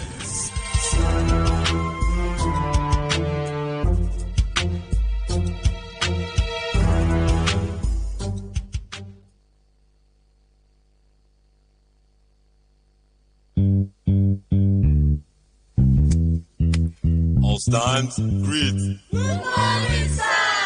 Good morning. You're welcome to Jagbajantis High School. My name is Sound Sultan, your new mathematics teacher. By the way, do you understand Pidgin English? Yes, sir. Okay, now what we go use henceforth? Okay, carry your paper. Carry your paper. Them for my class. People of this world, them plenty. Sins of this people, many. So many. Many times plenty, multiplier. Many times plenty, multiplier. Thank you for joining us. Welcome to the platform on radio. As usual, we'll have breakfast, lunch, and dinner. We're going to rush everything because by 4:45 we have a commercial coming up. So we just rush it one after the other. On the menu, we have parents raise concerns over cost of living, transportation amid school resumption. For lunch, farmers in River State raise alarm over increased theft of crops. And for dinner, Mieti Ala Cattle Breeders Association of Nigeria places ban on use of underage herders. Let's kickstart with breakfast. My name is Lucky Maxwell. As schools across the nation resumes today, parents have raised concerns over the rising cost of living and transportation, stating that they are under immense pressure and struggling to manage daily expenses, including putting food on the table. Speaking to Today FM, the parents, in light of the recent petrol price hike, noted that the government promised minimum wage for civil servants has yet to be implemented. They also mentioned that some states have postponed school resumption dates due to the high cost of transportation and living expenses. The parents urged the government to subsidize the petrol price increase to ease the burden of struggling families. Parents cannot even afford 3 square meals in a day, not to talk of getting prepared for school resumption. All about that means you need to change your children school uniforms, footwear, even with the increase in school fees. What about the transportation of the children from the house to this? It's a different ballgame. Children resuming school with this cost of living and hiking price of fuel is really not funny, knowing fully that our income will not foot the bill of transportation and feeding. So as a parent, children may attend school some days of the week so it can meet with what we have. It is a difficult task for parents. The government should come into this situation and get a lasting solution to it. We are thinking of how to eat 3 square meal, not to talk of going back to school runs, if there is anything to do in order to aid the parent. Meanwhile, the Edo State government has postponed school resumption following the increase in the price of petrol and challenges faced by parents and guardians. Schools in most parts of Nigeria are set to resume today. In a statement by the Secretary to the Minister of Education, Ojo Akin Longe, the postponement of resumption of all public and private schools in the state will be until further notice. The government urged parents, guardians, and caregivers to monitor the activities of their children and wards closely, given the current situation and the rising tension caused by the current economic situation. This is our talking point. Do you think the implementation of the new minimum wage will make a difference in the current situation of the economy? And by the way, even if they implement it, is everybody that will be earning 70,000 naira as minimum wage? Because not everybody are civil servants. That's one. Two, what is the fate of parents, pupils, students, and schools at this time? Should parents now devise a means of doing homeschooling? Yes. Good evening. Yeah, go ahead. Maxwell, for me, this is what the state government has done. It's a way of protesting against this hike in fuel price. Now, I expected, even if it is not the best measure, I also expected other states, you understand, especially opposition states, in order to register their over what the federal government, over what the Minister of Petroleum is doing, because there is no way fingers will pointed of petroleum. Please, President Tinubu, whatever that in terms of whatever. You have a lot of questions to answer there. Thank you very much for your time. I appreciate it. Thank you, my brother. Keep the calls coming in. 0810-9510951. Good evening. Hello. Hello. All right. You can send in your messages also to 0701-9339-962.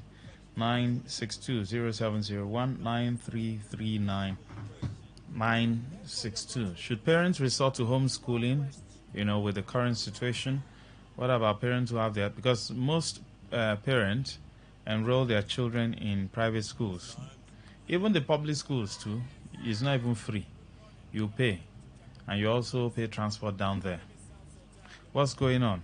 Should parents resort to homeschooling? What is the fate of the students, the children who are going to school, the fate of the parents who are already struggling? Even before the increase in fuel price, they were already struggling to feed their children and to even send them to school. 0810-9510951.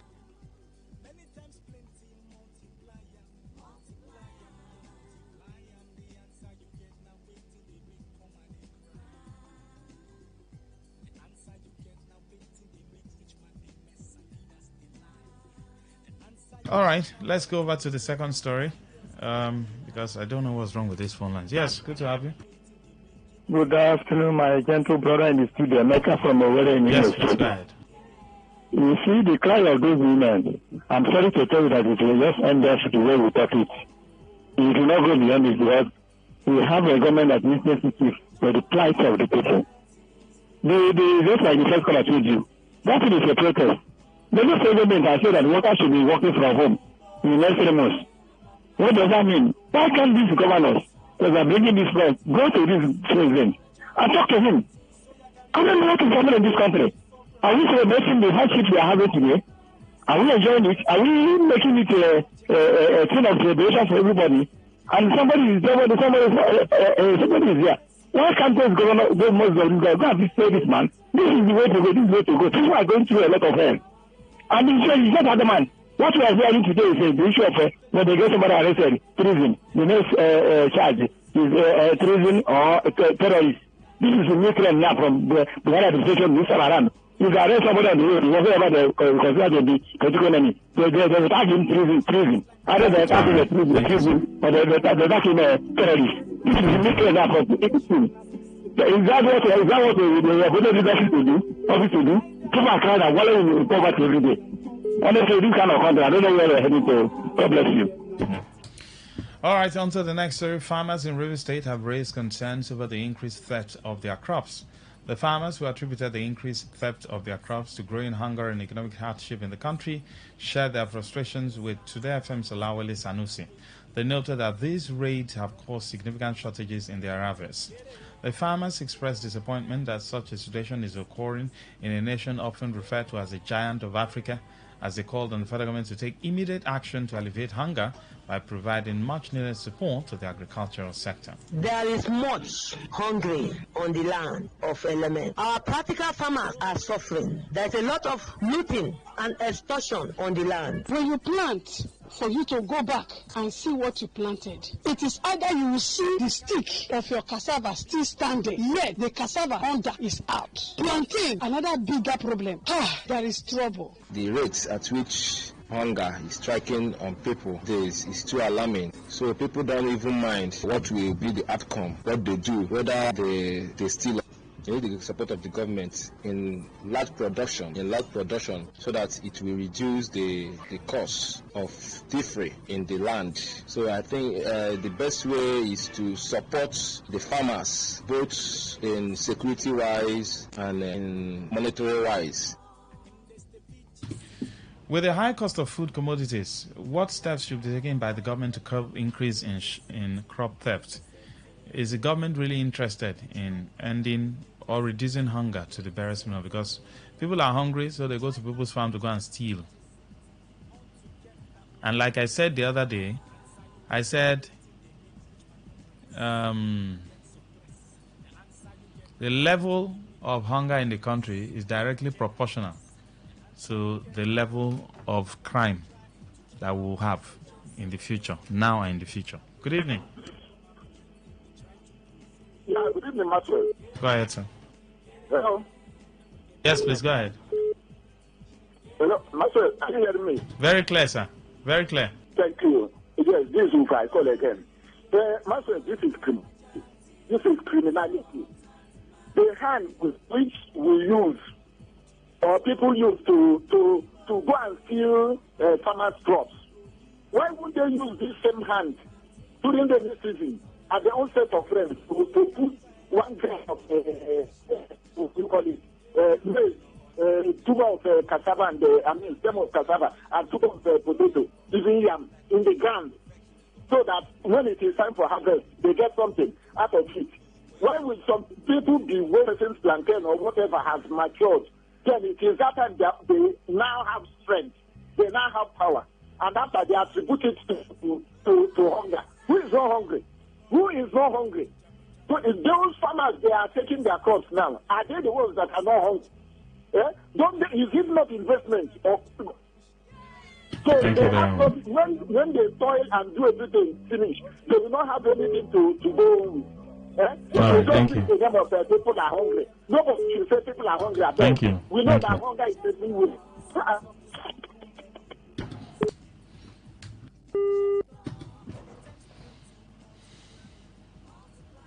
08170. Okay, make do with 0810. Yes, good evening.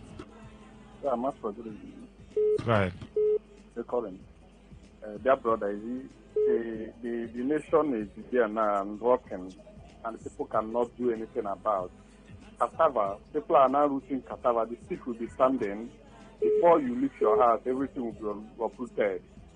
See, what is going on in Nigeria, whenever we say that what is going on in Nigeria is issue, people will thought that is a lie.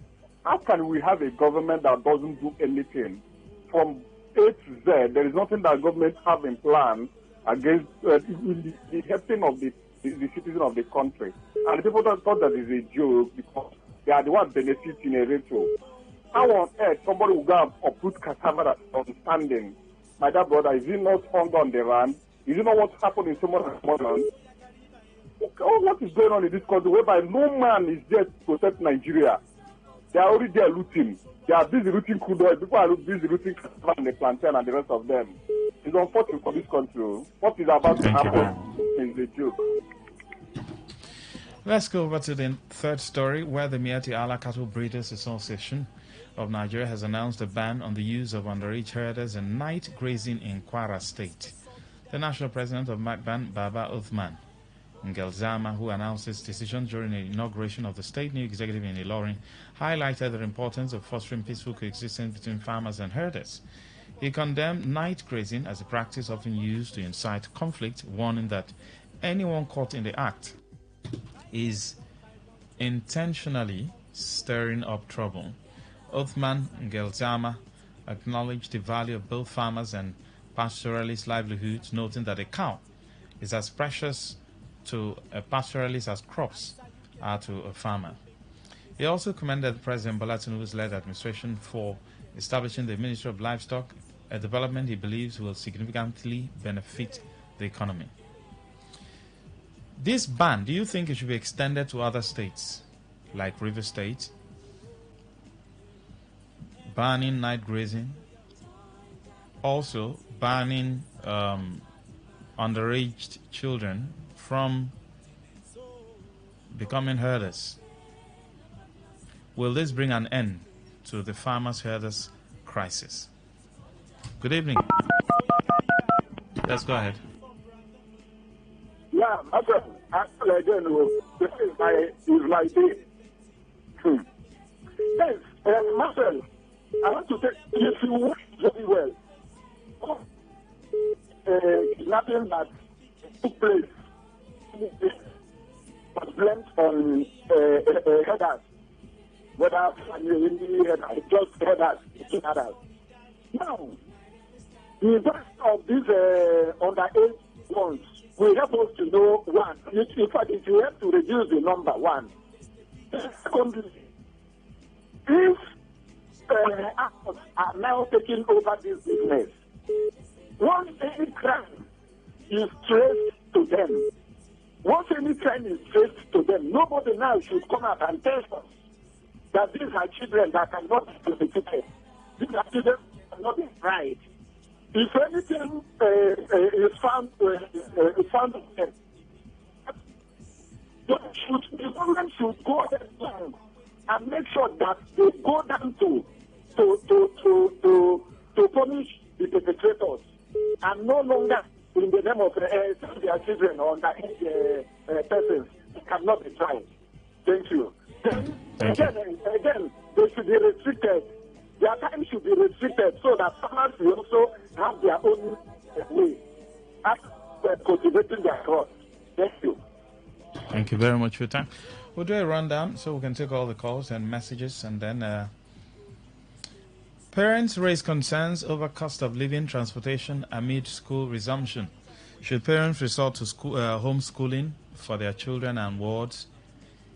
How do you think parents who are already struggling to feed themselves and their children, you talk about medicals, house rent, and every other basic thing, they are struggling? People have lost their jobs, the economy is not doing very well, and yet fuel price have been increased. For lunch, farmers in River State raised alarm over increased theft of crops.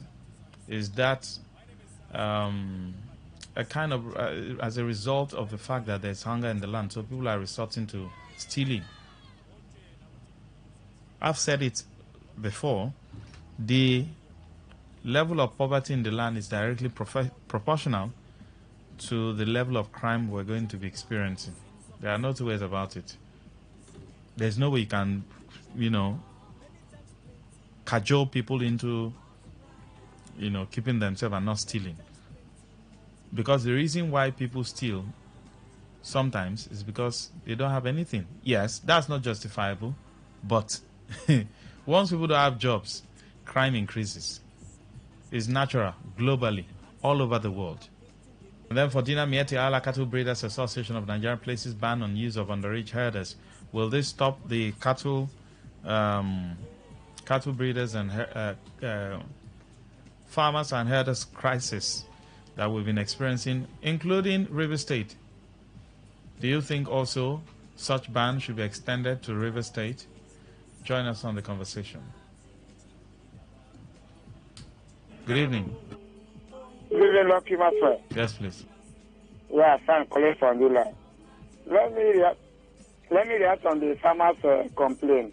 Maxwell, what we are passing through today, I don't even blame those who go and oppose the cassava. Because what they are passing through, people subjected into.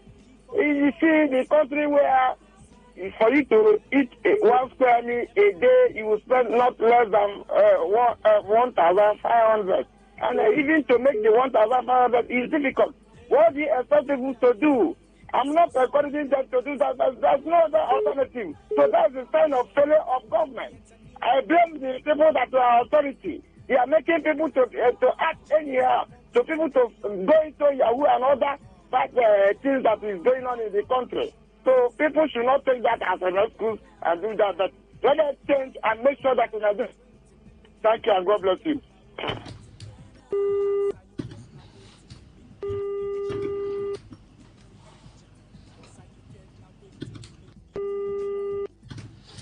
All right. Keep the calls coming in while we take some messages. Max, I hail you. You see, the implementation of the new minimum wage will not solve anything. Nigerians are now in one chance under Tinubu, Comrade Buma. Thank you. Good evening. Master, good evening. Yes, please.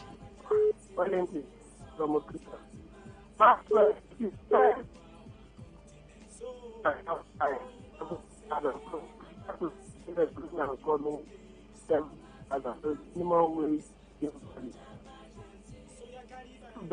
Let's not talk about the native abandoning on the 8 children and baby. Master, what is difficult for them to go into ranking?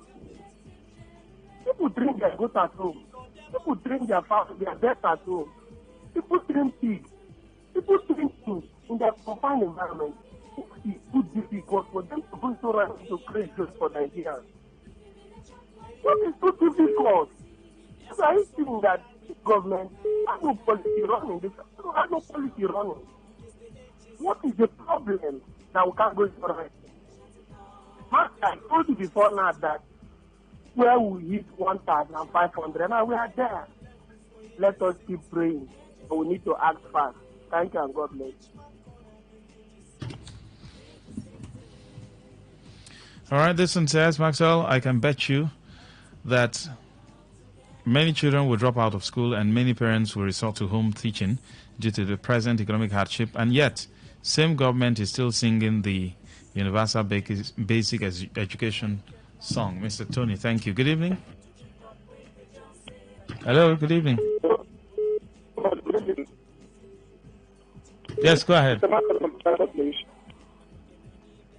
Go ahead, good evening. I want to talk about the cassava killing. I can never justify evil, for evil will remain evil forever. But I want to talk at the same time.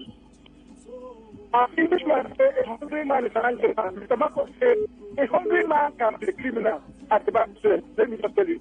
It happens all the time. Can people who cook their children and eat out of hunger? Tinubu has pushed people down to that level now.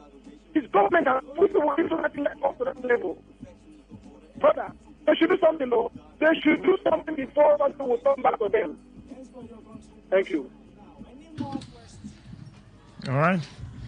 Hello, Max. Honestly, speaking about the current situation of the country, homeschooling is an option to consider.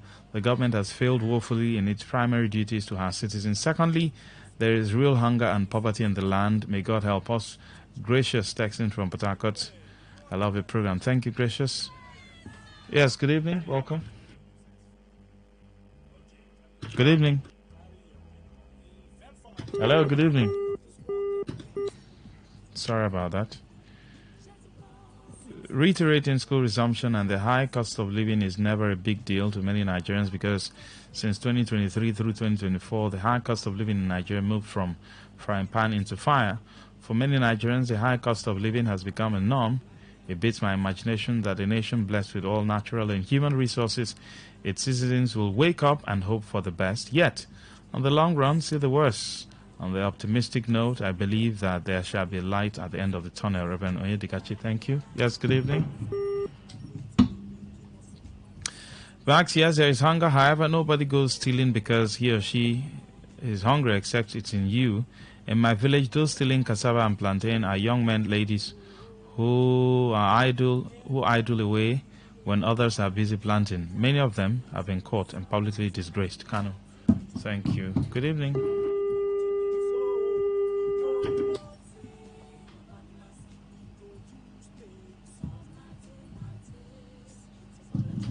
Good evening. Good evening once again, Maxwell. Go ahead, sir. You see, on the issue of stealing cassava, that one, you never hear they carry people pot of food these days. No, you never hear them. One of my neighbors here, they went and broke into her shop, carry all the noodles, indomie, carry all the small food. This I'm telling you, happened very close to my neighbor here in the weather. So that one, I say they carry cassava. That one, I know the new thing, you. If you listen around, you see when they come on now. On the issue of potato leaders or whatever they call it, whether they move in that through, government may fix this is proposing to do ranks. I'm not in the weather, I'm not from the weather. But I have my business here. I rented my business apartment. I pay for it. Why should these people be more than government? Why can't they rank whatever business they are doing? And even if they look for life, it's dangerous. They look for day, it's dangerous. Anytime you meet these people, they are dangerous. So when I say that, I agree on both sides. Let them rank whatever their business they are doing. And something like that. I don't know what the government is teaching you to keep going. If you don't know that there's this kind of business now, before now I tell you they must target terrorists. They must target treason. It's very simple this time around. Just for the time of Buhari, every case you have been target treason, terrorists. They want to overthrow the government. They want to kill the government. This man moving with arms for the AK-47 all over the nation, scattering and killing the people, many people. Nothing happens to today. No terrorists, no anything. But the nation is a terrorist. It's treason. What this is? How long are we going to remain on this kind of Nigeria will go get better? Honestly, they don't push Nigeria to war, I'm telling you, they don't push us to war. I don't know how the end will be. Thank you and God bless you. Thank you very much. OJ from Port Harcourt says, good afternoon, Mr. Maxwell. We keep saying that Nigerians are hungry, and that is completely true. But what have the governors and the commissioners of agriculture in all the South states done with the abundant rainfall that we see every day here in River State? What is the River State government policy on agriculture and food production? All the lands belong to the state, yet no single farm settlement in River State. Abua is very fertile for rice cultivation, yet the River State government hasn't done anything about it. Well, DJ from Port Harcourt, you will know that, of course, you are aware that there's distraction in River State. That's why they have not planted rice. Distraction. Simply Goodness says, Max, no parents should kill themselves. Homeschooling is a good option for the little ones, while vocational or technical skills should be best option for the advanced children. All of them na education. All right. Good evening. Welcome. Hello. Good evening. Yes, please go ahead. This is Chris calling from Romako. Yes, please. Yes, the present economic situation is very, very appalling, as it affects parents sponsoring their children through primary, secondary, and into university. We can advise they can cut down the expenses, like one whose children are going to attend school very fast. Like in secondary school, you can look for another school that is closer. You can walk where we can walk back to school because of the transport cost of transportation. And those who are in university, they can take continue with that, can manage, take loan, see if they can get the government loan, the education loan to complete it. Which loan? Where is the loan? The loan. Where is the loan now? Which Tinubu? That's what I'm saying. Where is the loan now? Where is it? I think they say they are giving it now. For where now? Thank you. Which loan? Even if they give you, how would you pay the loan? The ban on underage herdsmen by their leaders is a perception and a deliberate stratagem to soften opposing minds against their grand plan and gain public acceptance, whether old or young. Ban open grazing now. Mr. Tony, thank you. Again, as for minimum wage of 70,000 naira, it would do little or nothing to alleviate the excruciating situation. Kanu, thank you. Max, the government of Edo State has come to terms with me. The best protest against the government is stay at home. The police will not see any person to arrest or kill. Let the world see that Nigerians can no longer move out of their homes because fuel hike. But the problem we have is that even though fuel is sold for 5,000 naira per litre, some Nigerians will still buy and feel as if nothing is wrong. Nduka, thank you. Maxwell, the Bible says faith without works is dead. Until Nigerians have decided either to live or die by taking actions, they do not care about us. Let all the schools close down. Elder Alex, thank you. Good evening.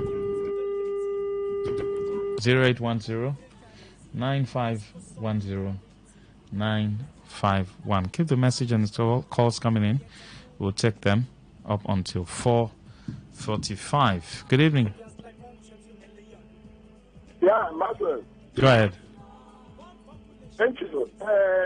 Did you mention anything about incarceration? No, not at all. Okay, I shouldn't go there. Yes. But it's in the news now. It's in the news. Okay, if you say I shouldn't go there, no problem. Thank you. Thank you. All right.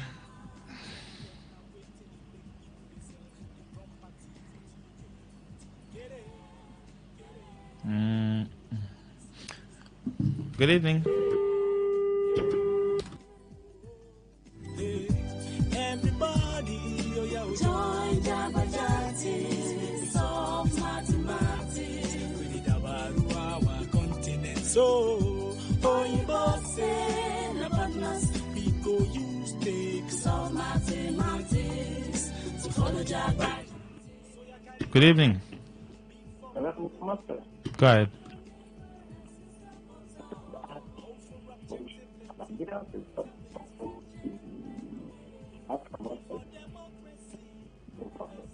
Can you speak up?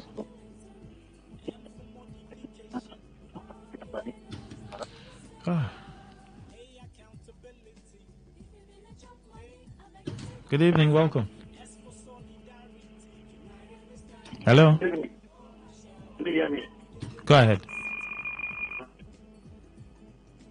Yes, please, go ahead.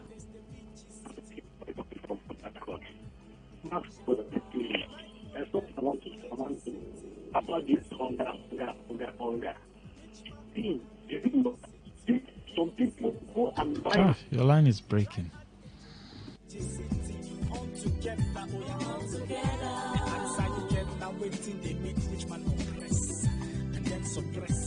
answer you get now waiting, they make come and depress.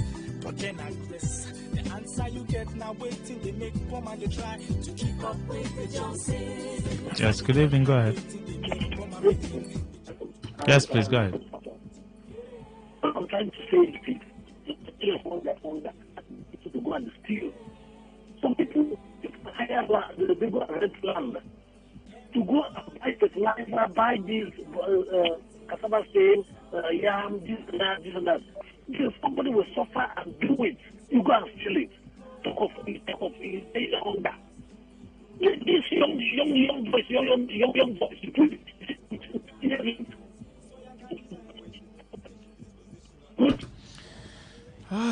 man. Hi, Maxwell. I really sympathize with the farmers. It's regrettable that government at all levels deliberately abandon agriculture, which is the base and foundation of every government. The breaking news is that Nigerians should tighten up their belt because real hunger has not come yet. Every LGA in River State has the financial capacity to invest heavily on agriculture.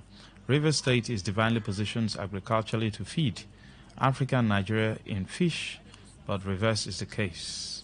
CDC are busy giving people biscuits, sugar, granite, headpan and wheelbarrow as empowerment. It's regrettable, running from pillar to post, chasing shadow. A hungry man is an angry man. Thank you, Jerry. Yeah, I think they are buying vehicles. But I wonder, the people that they are even giving those vehicles, do they have money to buy fuel?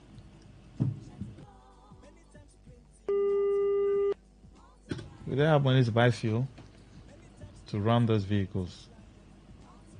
That's another issue.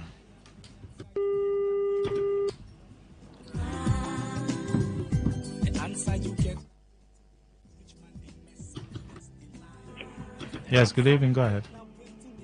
Yeah, good evening. Go ahead. Based on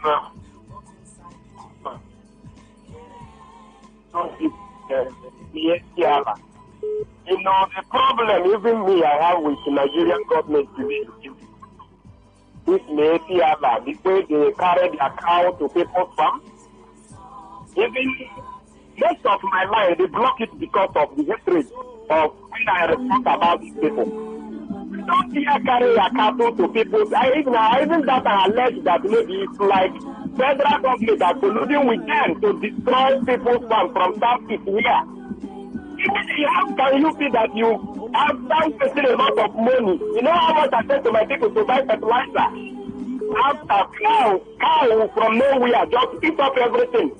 The same time the cow that have been in the SS custody, that's the thing that I keep him to today. Because the young man says, don't come here and destroy our land. That's the problem. The young man, when this man started thinking on this thing, these people, the way these people are going about it, nobody knows their plan. They say it's preaching hate. Now, Metiala are still saying the same thing. Why are they complaining? No, it's okay.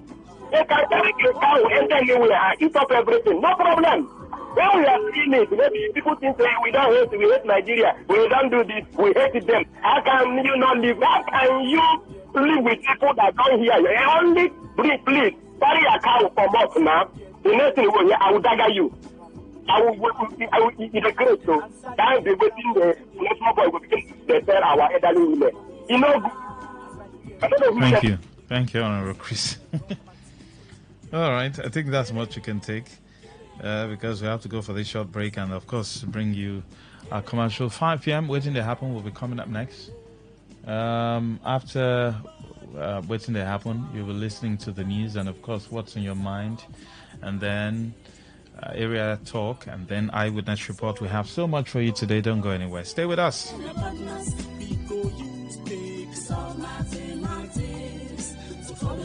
Don't get it mixed up.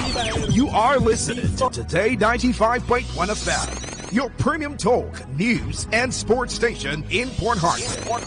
We are the voice of the people. Say no to the ordinary. Embrace the extraordinary, because we are the voice of the people. Voice of the people. Today, 95.1 FM. Today, 95.1 FM.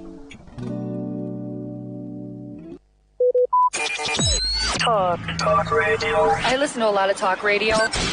95.1 FM. Please listen to this paid infomercial. All right, if you're in Nigeria and you're bothered about the value of the naira and the value of your spending power, then this is an opportunity for you to learn something and how to empower yourself. Welcome to Raleigh Academy. This is a live transforming online business education program on radio where we have the latest information on the benefits of e-business and e-investment. The goal is to equip everyone in search of a genuine opportunity to create a new stream of income or add to their current stream or streams of income from the online business world. We're talking about the internet. So it's not a matter of I have so much money already, I have so many streams. You can actually add more streams, and this is the platform where you can learn that. In this episode, we'll be looking at simple businesses that guarantee success in high inflation. And guess what? In the studio with me today is an e-trader and an online entrepreneur with Raleigh Academy. He was trained at the London Business School, the London School of Business and Finance, and also the London Academy of Trading. Powerful. He has certification in technical analysis from Cyprus. He has gathered over 12 years of experience in financial trading and technical analysis. He has consistently organized several hours of webinars, seminars, workshops, and coachings on trading and financial market analysis. This man is the force to be reckoned with when it comes to making money online.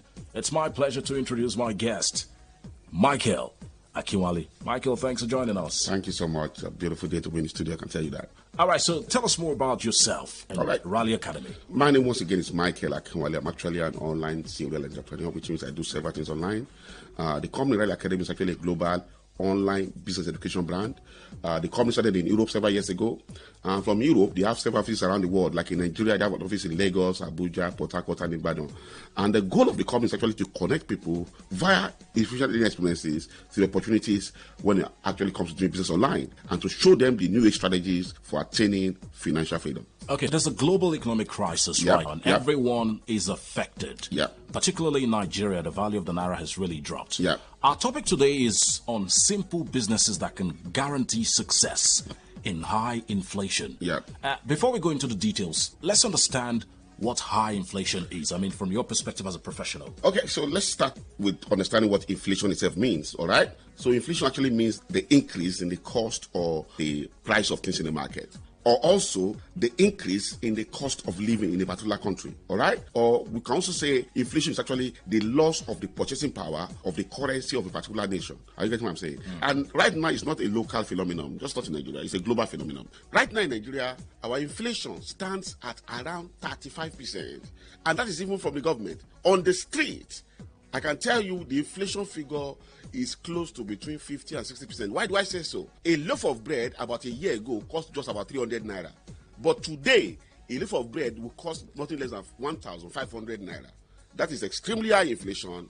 So I think everybody should take their finances very seriously right now. All right, let's talk a little bit more about inflation. What happens to the cash in the time of high inflation? Okay, due to the fact that your purchasing power is less, it means that cash also loses value. For instance, taking our current 35% inflation as a case study, if you had 100 naira a year ago, that money is worth around 50 naira now. That means that money is losing value. So this is not the time to keep cash sitting down, because that cash is losing value. Interesting. So we've seen the problem now. Let's look at the solution. What are these recommended businesses or investments that can guarantee success in a period of high inflation, since we can't keep cash? Absolutely. From extensive research and from listening to and studying people like Warren Buffett, who are great investment gurus, there are several sectors now that people can actually do business or invest in, that to a great extent you can guarantee success in this period. For instance, one of the top level that we have is real estate, or you can also invest, and when I say real estate, we're talking of land, property, and all of that. And then we have energies, things like crude oil, like you get to me, and then we have commodities like gold, corn, coffee. All these things are areas that people can actually go into now and guarantee that they go above inflation. But Michael, all these look like they are very high capital intensive businesses. Yes. Can low income or salary earners who are most impacted by the inflation, can they be able to get into businesses like this? Actually, you're right. Especially real estate can be quite expensive, to get into, so you can't be a low income and be talking real estate. But you see, when it comes to things like energies and commodities, you can actually trade them easily and cheaply electronically online. And because you don't need a lot of capital to start, you can buy energies online, buy commodities online, and you can make a profit with them online. Seriously, so you can buy gold, you can buy oil, yes, copper, wheat online. Yes. How does that work? Okay, so let me break it down very simply. You are buying them electronically online, and you don't need much capital to start. Even with 20,000 naira, you can start buying and selling all these things online. So, for instance, now you have a phone, you have a tablet, or you have a laptop, you can actually start buying online. So, for instance, let me take gold as a case study. A commodity like gold actually moves about 100 points every day. Okay. That means by beginning of the day to end of the day, gold will have gained at least 100 points. So let's assume you're a gold trader. So you take your phone, you buy gold this morning, and by end of the day, gold has moved 100 points. And if you are trading at $1 per minute in the price of that gold, you are looking at $100 daily profit from gold. Wow. You get what I'm saying? Now, if you make $100 a day and you do that in a whole month, let's say 22 trading days, you're looking at about $2,000+. I think with that little extra income, one should be able to do better with the current inflation. And remember, as you are trading gold, you are trading oil, you are trading corn, you are trading wheat. So it gives you an idea how much income one can actually add to one's current income buying and selling energies and commodities online right now. Now, I must say this is sounding too good to be true. Yeah. How can one start the business of trading energies, commodities online? Is it simple to start? Well, it's very, very simple to start. And but you see, no matter how simple a business is, one of my mentors always say he never does any business on common sense. That before he goes into any business, what he does first is to get training or get educated or read about that particular business before he goes in. Because most of the time, common sense might not do it. Which is why I'm recommending that before you start any business, you start by going for a training. And that's why Radio Academy is here. We have a training which we call the Executive E-Business Foundation Training. An executive e-business foundation training, and at this training we're going to be showing you how to buy and to sell all this is online. Apart from that, we're also going to be educating you about basic finance and understanding how money works. We are living in a day and age where your money is actually losing value. You need to know how to get your money to work faster. So we're also going to be educating you at this training, and then we're going to be helping you to open your trading account. We're looking at how to trade commodities, how to trade energies, even how to trade currencies. How do you buy? How do you sell? What is the best time to buy and to sell? I'm also going to be looking at softwares. For instance, when I went to London Academy of Trading, I saw that one of the greatest secrets to be a successful trader is actually to have some softwares that helps you in your decision making. So we're going to be looking at these softwares at this training. And guess what? You won't believe in this day and age also, softwares can even do the buying and selling for you. So if you have a job or you have a business you are running and you are very busy, now softwares can even do the buying and selling of these commodities, energies and all that for you while you are still focused on your other business that you are doing. All right? Okay. So we're going to be looking at all these things at this training, and I can tell you it's a training you cannot afford to miss. Well, this sounds like a power-packed training for Nigerians. Yeah. How much does it cost to attend this e-business foundation training, and who is eligible to attend? Well, for me that I've traveled to several countries for trainings can be expensive. But thank God for Radio Academy, we are subsidizing this training to make it 100% free of charge for Nigerians. So Nigerians pay nothing to attend this training, so that in this period of where things are looking very funny, you can begin to take control of your finance. All right? And you can be anybody. You can be a businessman, employer, an investor, a retiree. You can be a job seeker, a housewife. You can be a student. As long as right now you are being impacted by the current economic situation, you should be at this training. Understand how your money works. It's free of charge, and I can tell you, you can begin to turn things in your favor. Okay, so this is an opportunity. You might need to take this seriously. Can you tell us the dates, the venue of the training, and how participants can register to attend?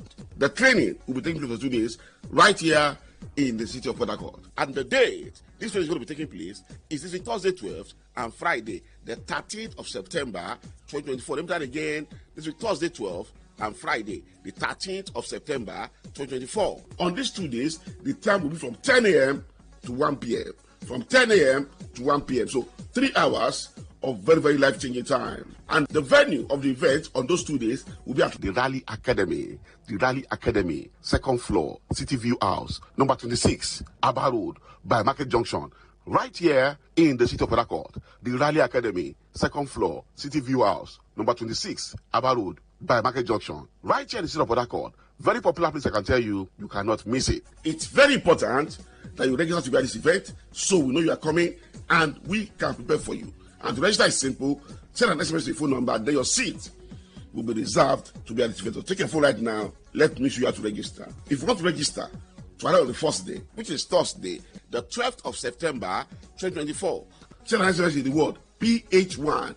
PH is short for Port Harcourt, and the number to this phone number 091 6466 0000. Let me take that phone number again 091 6466 0000.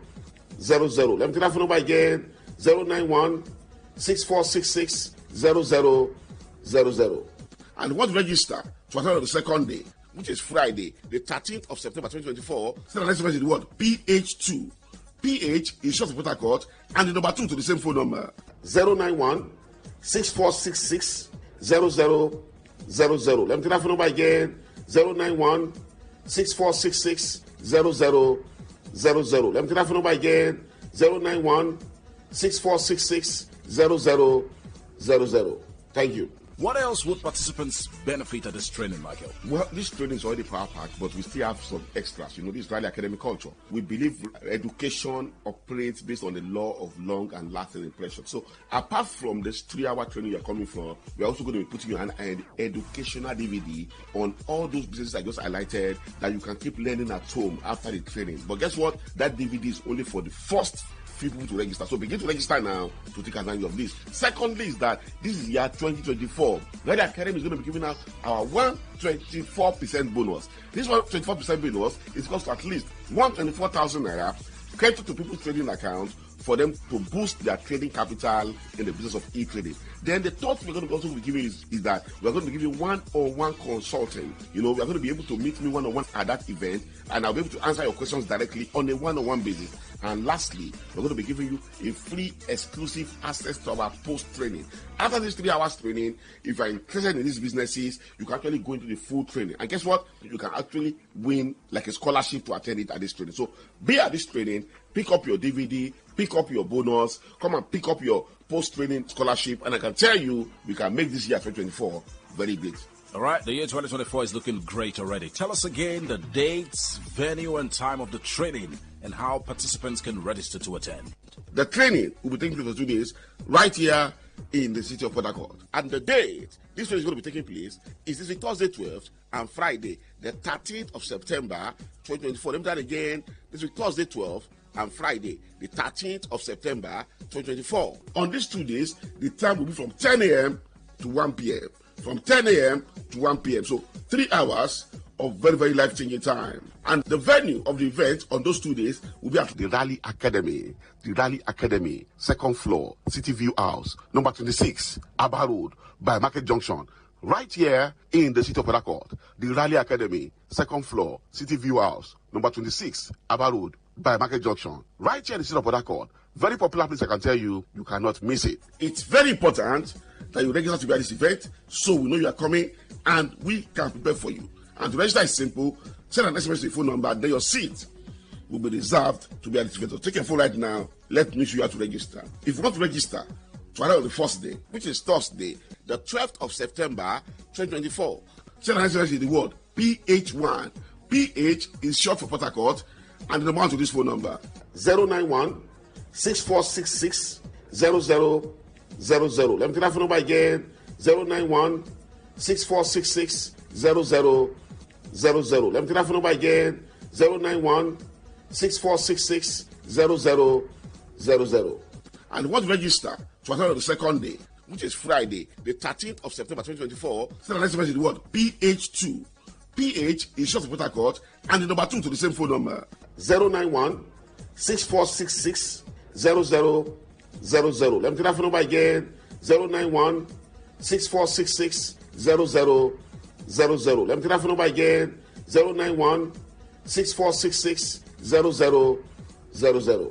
Thank you. All right, the E-Business Foundation training brought to you by Rally Academy. The goal is to empower Nigerians and teach you how you can make money. All right, in every situation, particularly in crisis situation, there are people who sit back to complain, and there are people who take actions to turn things around. This might be your opportunity to turn things around. Take it. Thanks once again, Michael, for coming. Thank you so much, Lego. Beautiful time to be in the studio. And that was a paid infomercial. Tune in for a journey beyond the ordinary. Fasten your seatbelts. We're not just a station. We are the station. Today, 95.1 FM, the voice of the people.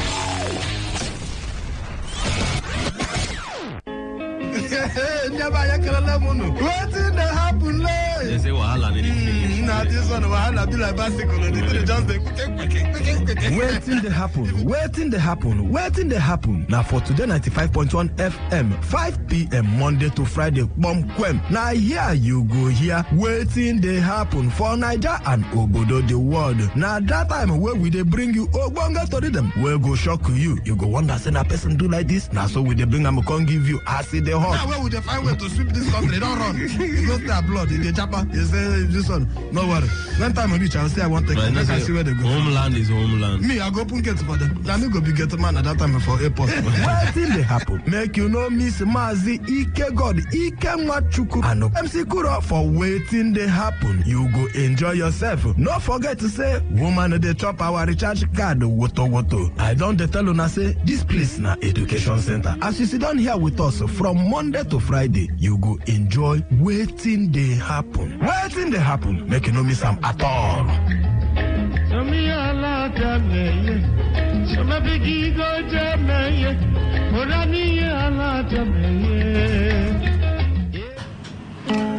I'm all right, and dear Nigerians, country people, how una day? Happy New Week. Okay, before we go to Wetin dey happen, make we first hear from our guest where they here with us. Aroma Real Estate today here with us. Aroma Real Estate, welcome and thank country people who to the break up for the listeners. Thank you, Mazi. I greet you specially. I greet you, MC Kuro. I greet country people anywhere you did listen to us. We are here at Today 95.1 FM. Aroma Real Estate Day here now, one of those ogbonge real estate companies where we say we don't make plenty people landlord and landladies. Then pass 1,000. So we they encourage you, say if you never become landlord, come become landlord with us. Okay, Aroma Real Estate, that one on a good information. Be that tell country people where your estate today and how much be price. We follow them. Our estate day for fast developing areas, so you put the column. You know, say one of the good things about buying land from a real estate company, we say they always check the area where they acquire land, so that the place, they make sure say the place they fast develop. Now we get our Montana estate that one day behind the River State University. They go for 650,000 naira, and we get our Fine City estate that one day for Port Harcourt International Airport. Yes, that one they go for 750,000 naira. Okay. And we get our Groove City day for Rukboku behind the Redeem Campground. That one they go for 3 million. And we get our Prosperity Layout. Yes, that one day within Eleuzu and Eka Link Road, the Queen's Park Estate area. That one they go for 12.5 million naira. That one on a good information be that 12.5 million. You say where that one is there? That one day for Eleuzu and Eka Link Road. Eleuzu. That one on the side Port Harcourt. Queen's Park Estate, some land there na 40 million. I'm telling you. True. So anybody will grab this one and we grab this one. Opportunity. Now better opportunity because, be that. Na inside city be that. Na inside city, yes. Na inside city. Where big boys them like you they stay. Make it be like that. One day we just pray. And they said the other one again now. Yes, that one. The other one, a Groove City. That one day for Rukboku. That one like you call it 3 million. 3 million, yes. Okay, for Groove City. Yes.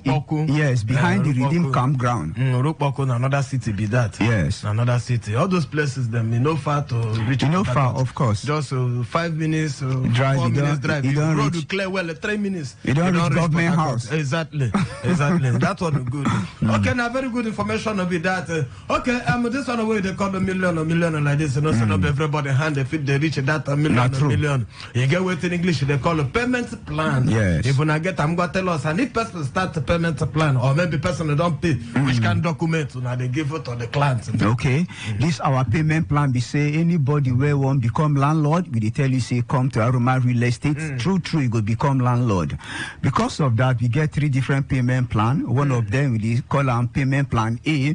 That one be say if you deposit 50,000 naira, and when you deposit, we go give you our receipt.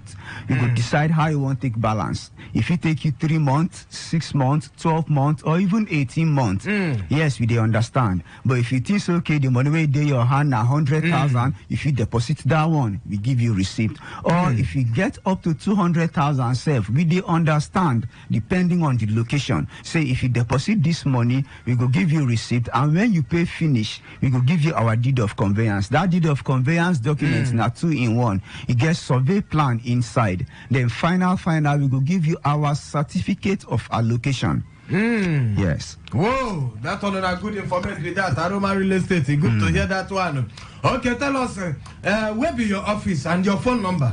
You know, say not everybody go like to just stand up, just they come like some people like to call you. Say this one and that one, how far not true like this. Inquiry. Of course. Before they come move. Tell us your phone number and your office. Because even this morning, some people called before coming to the office. Our office day for number 10, NTA Choba Road, Rumukuta Junction. And our phone numbers now 0806 4919 962. That number again 0806 4919 962. And the second phone number 0703 1109 663. Now number again 0703 1109 663. And the third phone number 0803 9373 969. That number again 0803 9373 969. Thank you very much, Aroma Real Estate.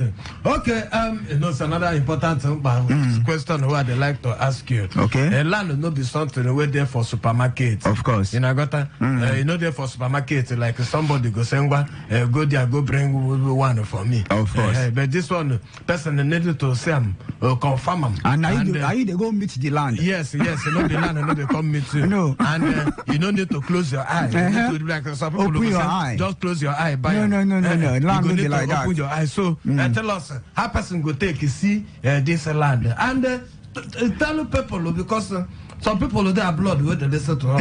How them go take because that one they need to see them. Yes. Okay, now as we call them inspection, as Mazi don't explain, because land no be car where go say okay, I dey for Zoba drive from Obibo come meet me. Now you they go meet the land there. So because of that, we always tell people when you call us, you go come to our office. Now we go drive, you go show you the land. Now if you there abroad, you want to know where the land is, we get videos already where we send to people for you to see the location as it be. Then you go come. Then another thing, if you get anybody for Port Harcourt, if you send and make it come after we don't send you the video and you say okay, my person they come see them, they accept like that. So that's how they work. Okay. Aroma Real Estate, that one on a good information with that. Okay. You get the side that goes with me here about Aroma Real Estate. Yeah. They call them the investment side of Aroma Real Estate. Not true. Tell us something about that one. What your listeners you need to learn about real estate investment. Okay, before I go continue that one, I want to call our phone numbers again. You where you hear us, our phone numbers now 0806 4919 962. Yes. That number again 0806 4919 962. Okay. And the second phone number 0703 1109 663. That number again 0703 1109 663. And the third phone number 0803 9373 969. That number again 0803 9373 969. You know, say land as it be, land where people buy 500,000 some years ago, no be the same price now. Okay. So land now one of the surest investment where we say, you know, they volatile, as so they call them. You know, say if you buy genuine land from a real estate company or from an individual, now better investment be that way to say, yes, the document if you hand over to your generation or to your people. Imagine people buy land from places like Pitodili. area 20 years ago. Now that area, some land are 70 million, some now 80 million. I'm telling you, 150 million. 150 million. Maybe say now close to the road. Meanwhile, like 20 years ago, people go say, who go buy land for this kind of area? I'm telling you. 20 years, 10 years ago, even for Stadium Road, you know.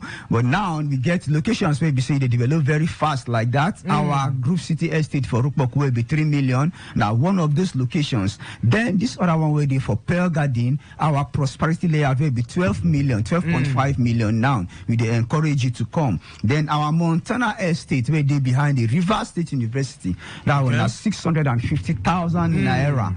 Now, if you look for how to make money through land, come become a partner, come our office, register, we go train you.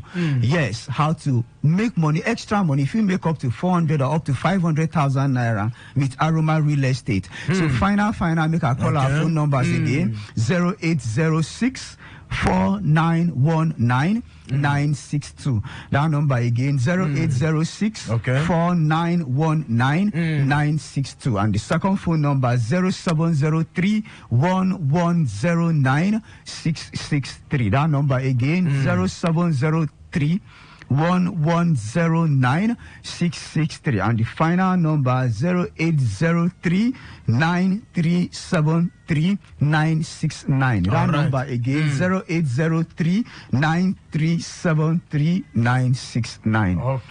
Okay, Aroma Estate. Sharply, just the location where your estate is. Okay, our location, the estate where we say you go happy to buy with us. We get our Montana Estate down there behind the River State University at Barra campus. That school day in session again is 650,000 naira. And we get the other one we be saying a fine city that one day within the Port Harcourt International Airport. Yes, that one is 750,000 naira. And we get our Groove City that one day for Rupoku for center of town, 3 million naira.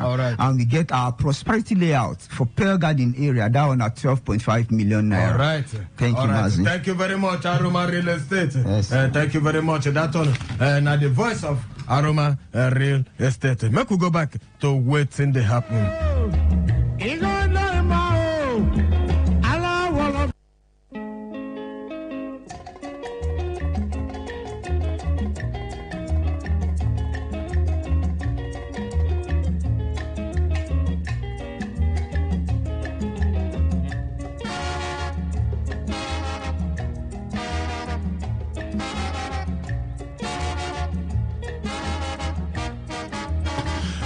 All right, Nigerians and country people, thank you very much. You say you sit down there to listen to Today95.1 FM, voice of the people. All right, we could look. Taking time like 11 minutes, so don't take a jump past 5 o'clock here. Make una no verse, and so they be. When I know as the country take a be, and I know they smile with anybody. So we need to do smaller business. Before we go move, we go back. Hello.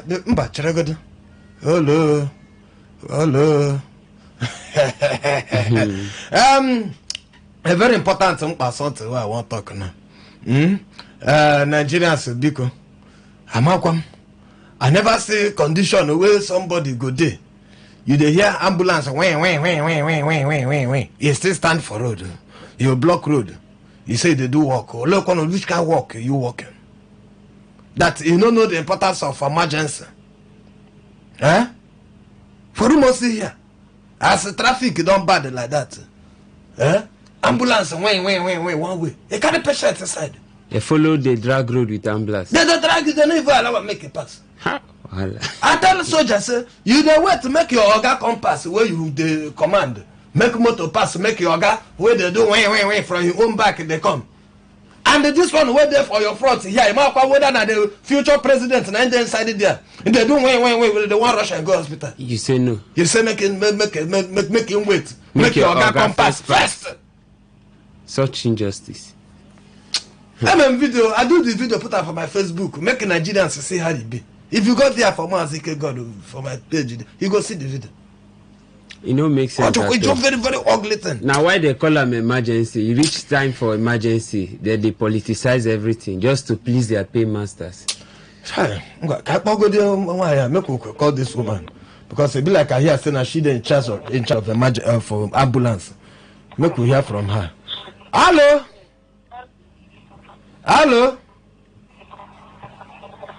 Hello? Madam, good evening. Did you hear me? Oh, look. You don't come out. Make we try him again. Hey, Chineke Kukulehoja. This woman I hear saying she's in charge of ambulance. Make I ask her, why you be say people there? Hello?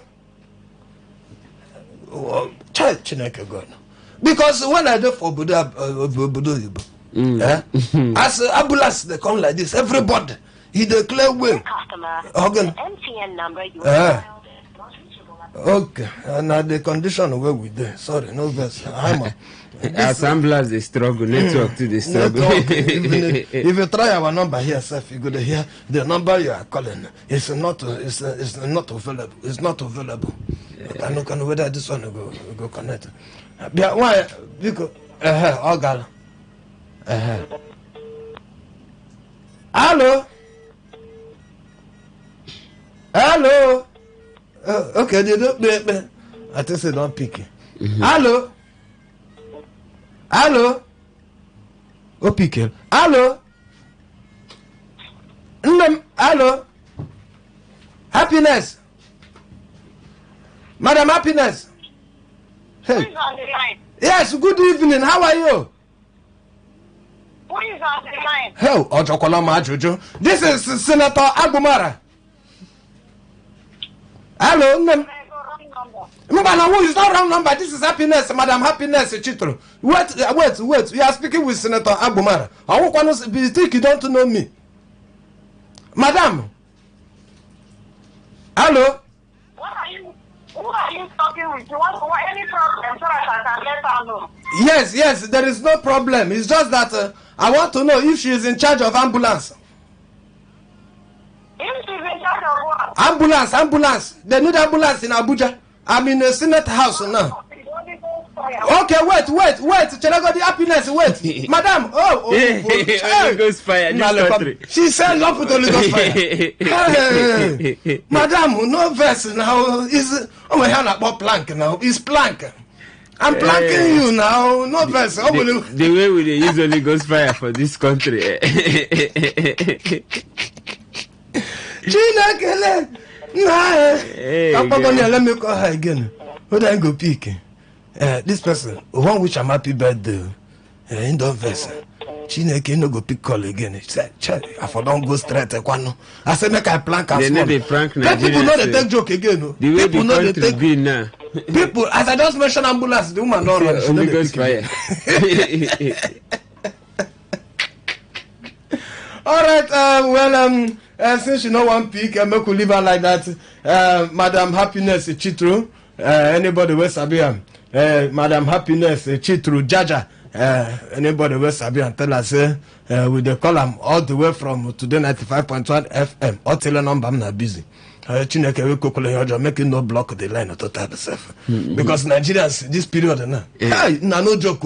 Any small thing like why you? You don't say one granite girl. Where they say granite, you don't see that plant. Before you know up your bottle. Mr. Master. The girl they say granite.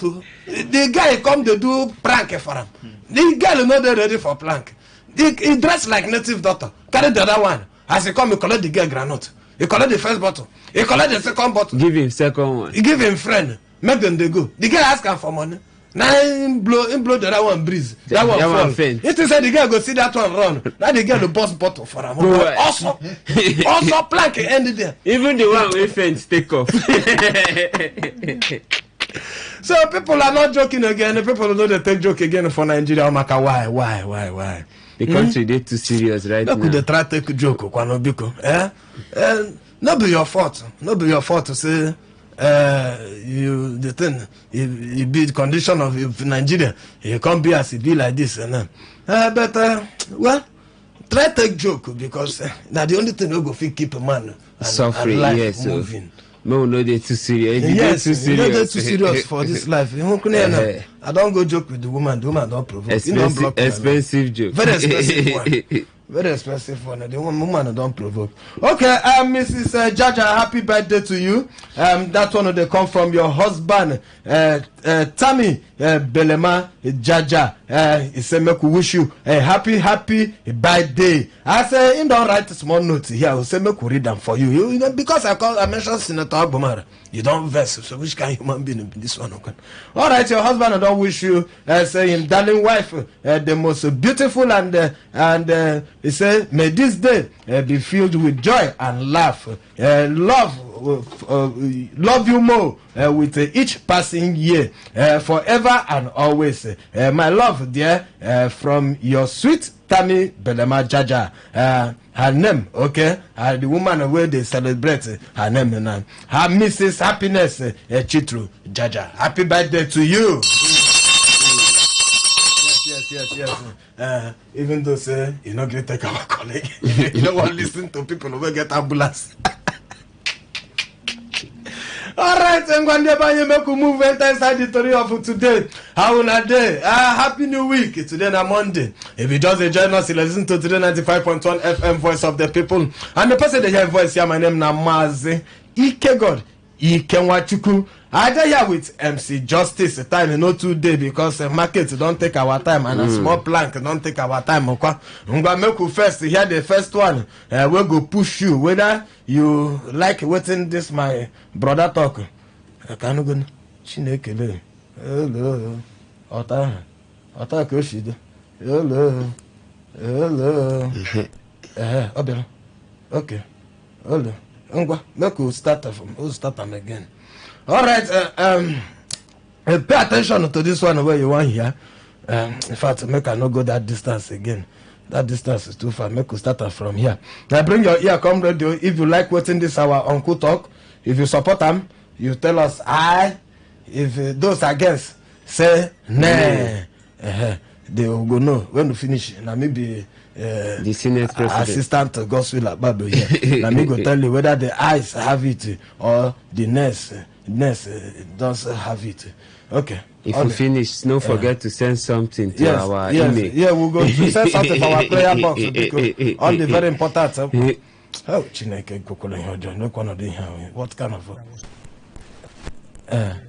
that's what gives indigent people who don't have money for lawyers free legal counsel. Your landlord is oppressive. But what he did in Lagos, Office of the Public Defender was copied all around Nigeria. That's what gives indigent people who don't have money for lawyers free legal counsel. Your landlord is oppressing you, go to OPD. They'll give you a free lawyer. They'll give a case for you for free. It's copied all over. The third zone of Lagos, the National Drug King, so those are being removed. So we're talking about the biggest in Nigeria now. And if the structure is wrong, I'm trying to become. Ask people who they were used to rubbish, compacting cars on the streets. That's the thing of the past. Legal reform, justice reform, so many things introduced. Drug, plasma, our traffic, although small traffic was unbearable. The things they introduced. I still argue, give him another 2 years. That guy is a financial wizard. Give him another 2 years. People don't like to hear this. What is happening in Nigeria? It's not electoral. It's universal. Check.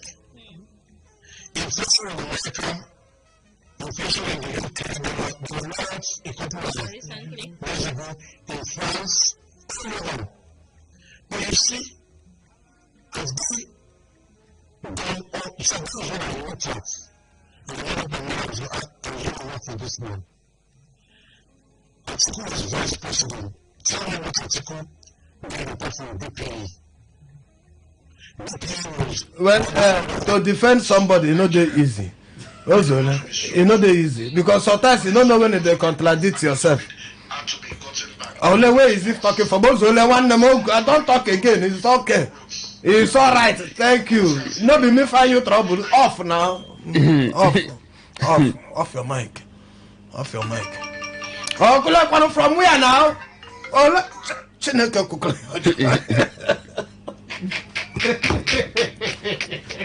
The man say, I must talk. Nothing's the happen, no.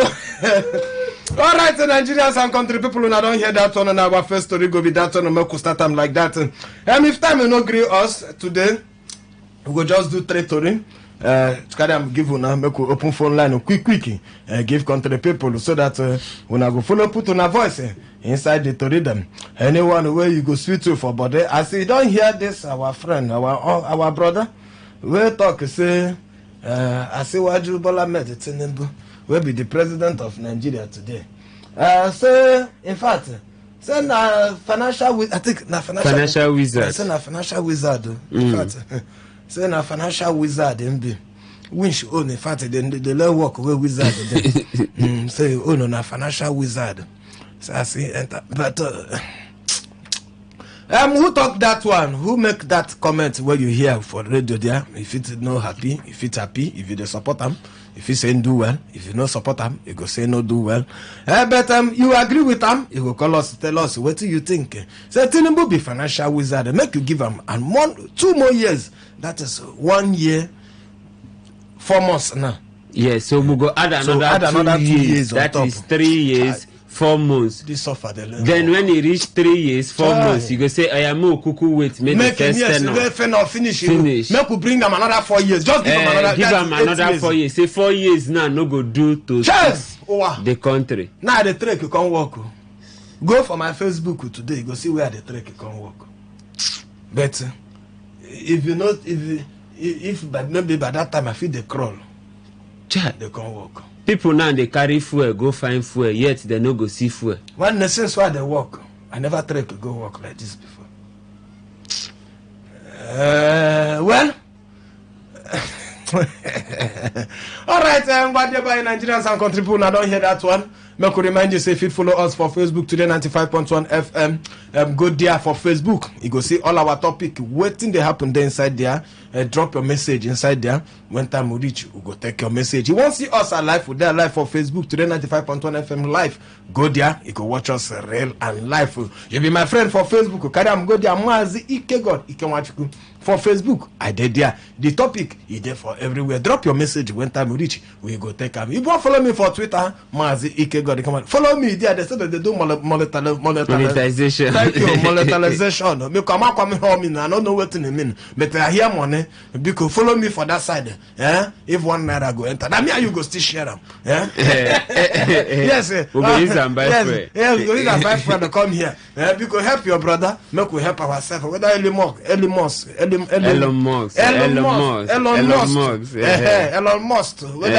richest man in the world. Now my uncle, you know, now my mother and your mama from the same distance, where their grandmother be sister. Wahala. So he be my second cousin. This one MMM. All right. All right, I'm going to buy Nigerians and country people who don't first hear that one. You think you won't give president another 2 years again? No. Waiting they promise us now as president enter power, he go hit the ground. One day, make you be very careful. Country people, make we remind you, no verse to start to collect water for your mouth. Make we remind you, say for this our program, we dey discuss serious matters. In a not serious way. But we know they serious about them. So, Biko, understand the say na joke with the joke here. I won't go house to go see my children. They don't catch Joe Ajuru. No talk anyhow.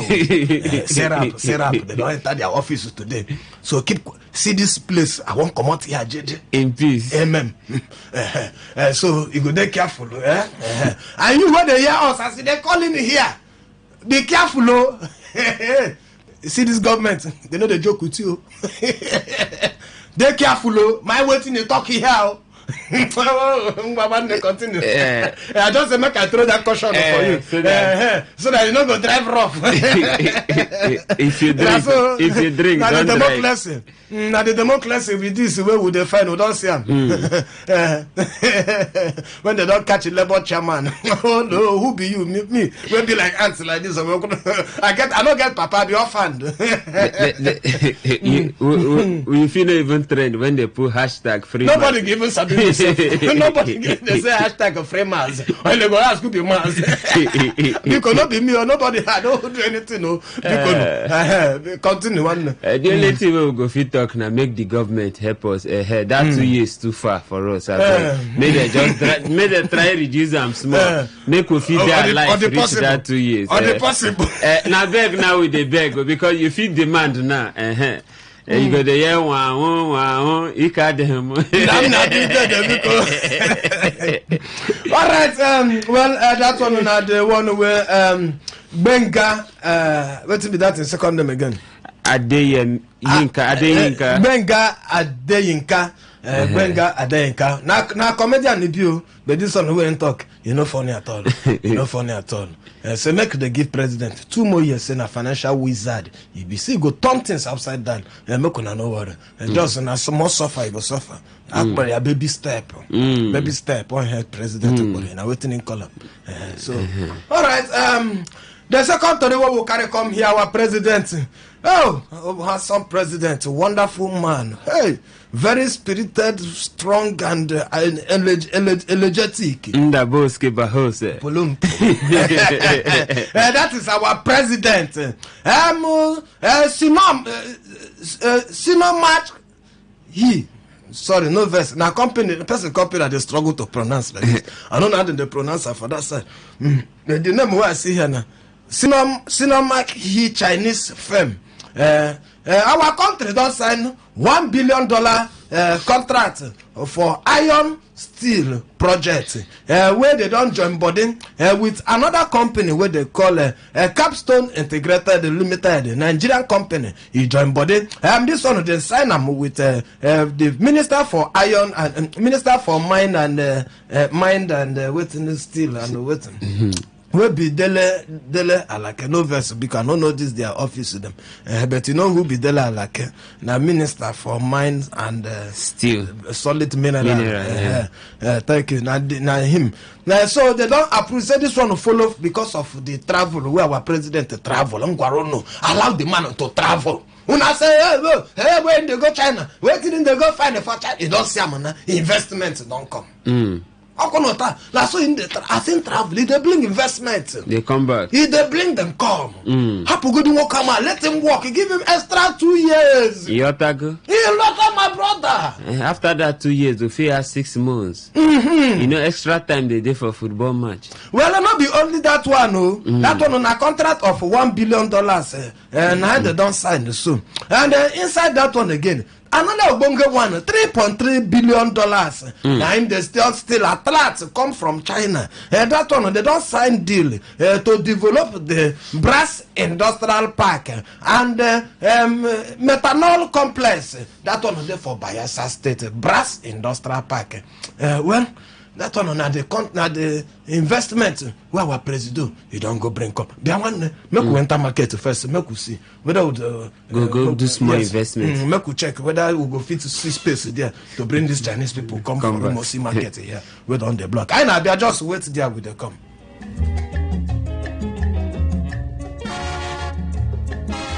Saki, we go serve you well. Bentoni Bass Limited. 100 woven for packaging. Bentoni. Hey, Bentoni Bass Limited. We dey produce Obonge weaving sacks for companies and markets. You dey produce rice in catchments of all types. Our PP poplin nylon bags na top notch. Any business you dey do, Oga, Madam, you need our branded bags for packaging. So you go dey move sharply. We get shopping sacks, agro sacks, weaving sacks. They available for different sizes. Weaving sacks they available for different colors. We also dey print on top of weaving sacks. So nylon, twine, nail sacks, plus inclusion of general PP woven sacks. When they carry last. Our company there for plots in 23 Harbour Industrial Layout off Atani Road behind the former Paul Mike Sports Stadium on Isha. For more information, knock us for phone 0913 966 3639 or 0813 928 4850.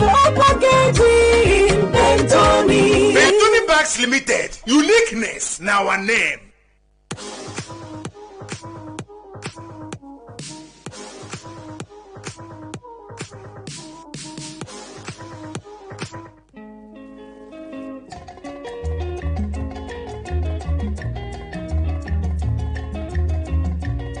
All right, Nigerians and country people, thank you very much for that one. Say you sit down there, they listen to Today95.1 FM. My voice of the people. Pass the young voice here. My name is Namazi Ike Godike I dey here with MC Justice. Look, we don't bring that to come. Tell you say, and this one my good news. How you take see this one to your ear? If it be welcome development, but the question who would they ask? Say this one where this Chinese firm where they call Sinoma with welcome join body with a Capstone Integrated Limited to concern MOU where they go come do produce iron or to steel.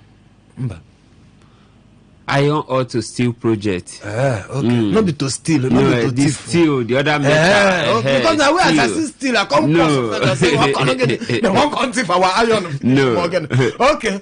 So now the company. Well, the question will not forget to say we get iron or steel company for Nigeria. Where gray hair on the grow since on where be a Jakuta steel. This government never talk anything about them. You don't go sign MOU. For another total different one again. I'll make a sense one. Mm.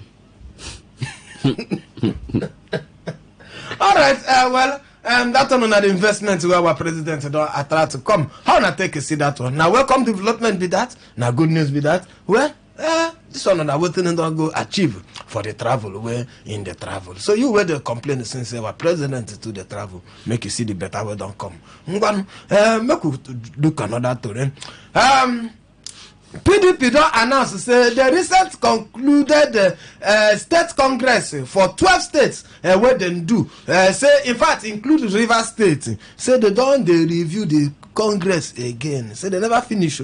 Say they never finish the review, then they look at them one by one. No forget to say, even for River State to own, they say it get caught where they don't give order. Say, everybody just to stay as you be. No do anything. You, Papa, PDP, this session, everybody, no Congress. But the side of our FCT minister, they still go to Congress. Jolly forget themselves. In fact, they jump. Everybody they happy. Say they do better Congress to finish. How not take see this one? You think you say, this PDP, where they don't they say NWC, they don't sit down. They say that they review the thing again because even the governors, the PDP governors don't provoke. Say what did they happen? But when I sit down like this, they look things they scatter bows inside River State. As even as the governor, know the whole charge of the party again. Well, the party don't come out to concede. Then they review the thing. You think say this review who inside he go fall for? He go fall for the side of Ugovo or he go fall for the side of FCT minister? Who go carry this PDP for River State final? Now very very funny matter. No be small. The governor fraction totally come up body from that convention. Only the FCT minister fraction now he just put body do that convention, and the NWC the governors forum don't control it behind the governor. Say okay, we deal with the governor. Yes, we stand with but somehow the NWC they try trade with caution. They don't want offend this person. And you know go forget say the two of them too are big weight for the party. On a normal circumstance, people for believe saying that the governor supposed to hold the structure of the party. Yes. So with this one now, where the governor lie now, we have very big question. Where governor hold where in position now? Where in position they now? So now very critical. Make I use your Oyibo. Critical. Very critical stage. Yes. Most how they end they say make they see the touchlight time. So my advice now say make they use better touch. Look inside well. All right, in Gwandia, you country people who open phone line and go tell us what to think about that one. Don't forget to don't still bring to here now. They tell you same. The National Agency for Food and Drug Administration. Thank you. Oh, it's English. Oh, they like say food can they affect your English. We go cabotage this English. We go. All right, the National Agency for Food and Drugs Administration and Control. Their name is NAFDAC. NAFDAC, they don't want all the faith organization. Say make it very careful against the illegal product wey be say na fake things them wey no dey regulated from them where all this your religious masters them, your daddy in the Lord they give una to drink. They're very careful. They're very careful. NAFDAC don't warn una. Because this one will come out from the one where one man they call a very dark man. He don't go I challenge one prophet where they receive key from heaven.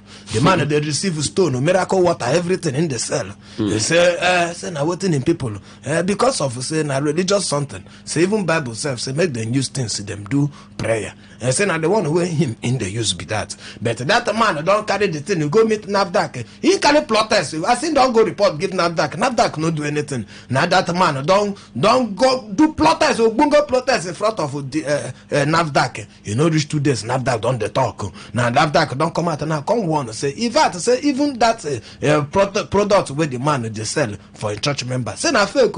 Say then they use NAFDAC name. They do double work. Say in fact, say NAFDAC no follow for that kind of thing. They make you dey careful of the kind of thing where you carry put inside your body because of say that day in the Lord, that day in mommy in the Lord. Now in carry will give you. Say this one on a holy water. I don't know where they go keep and bring them out. You collect them. Oh what's if na so things they easy say all this that in the Lord, then they do miracle.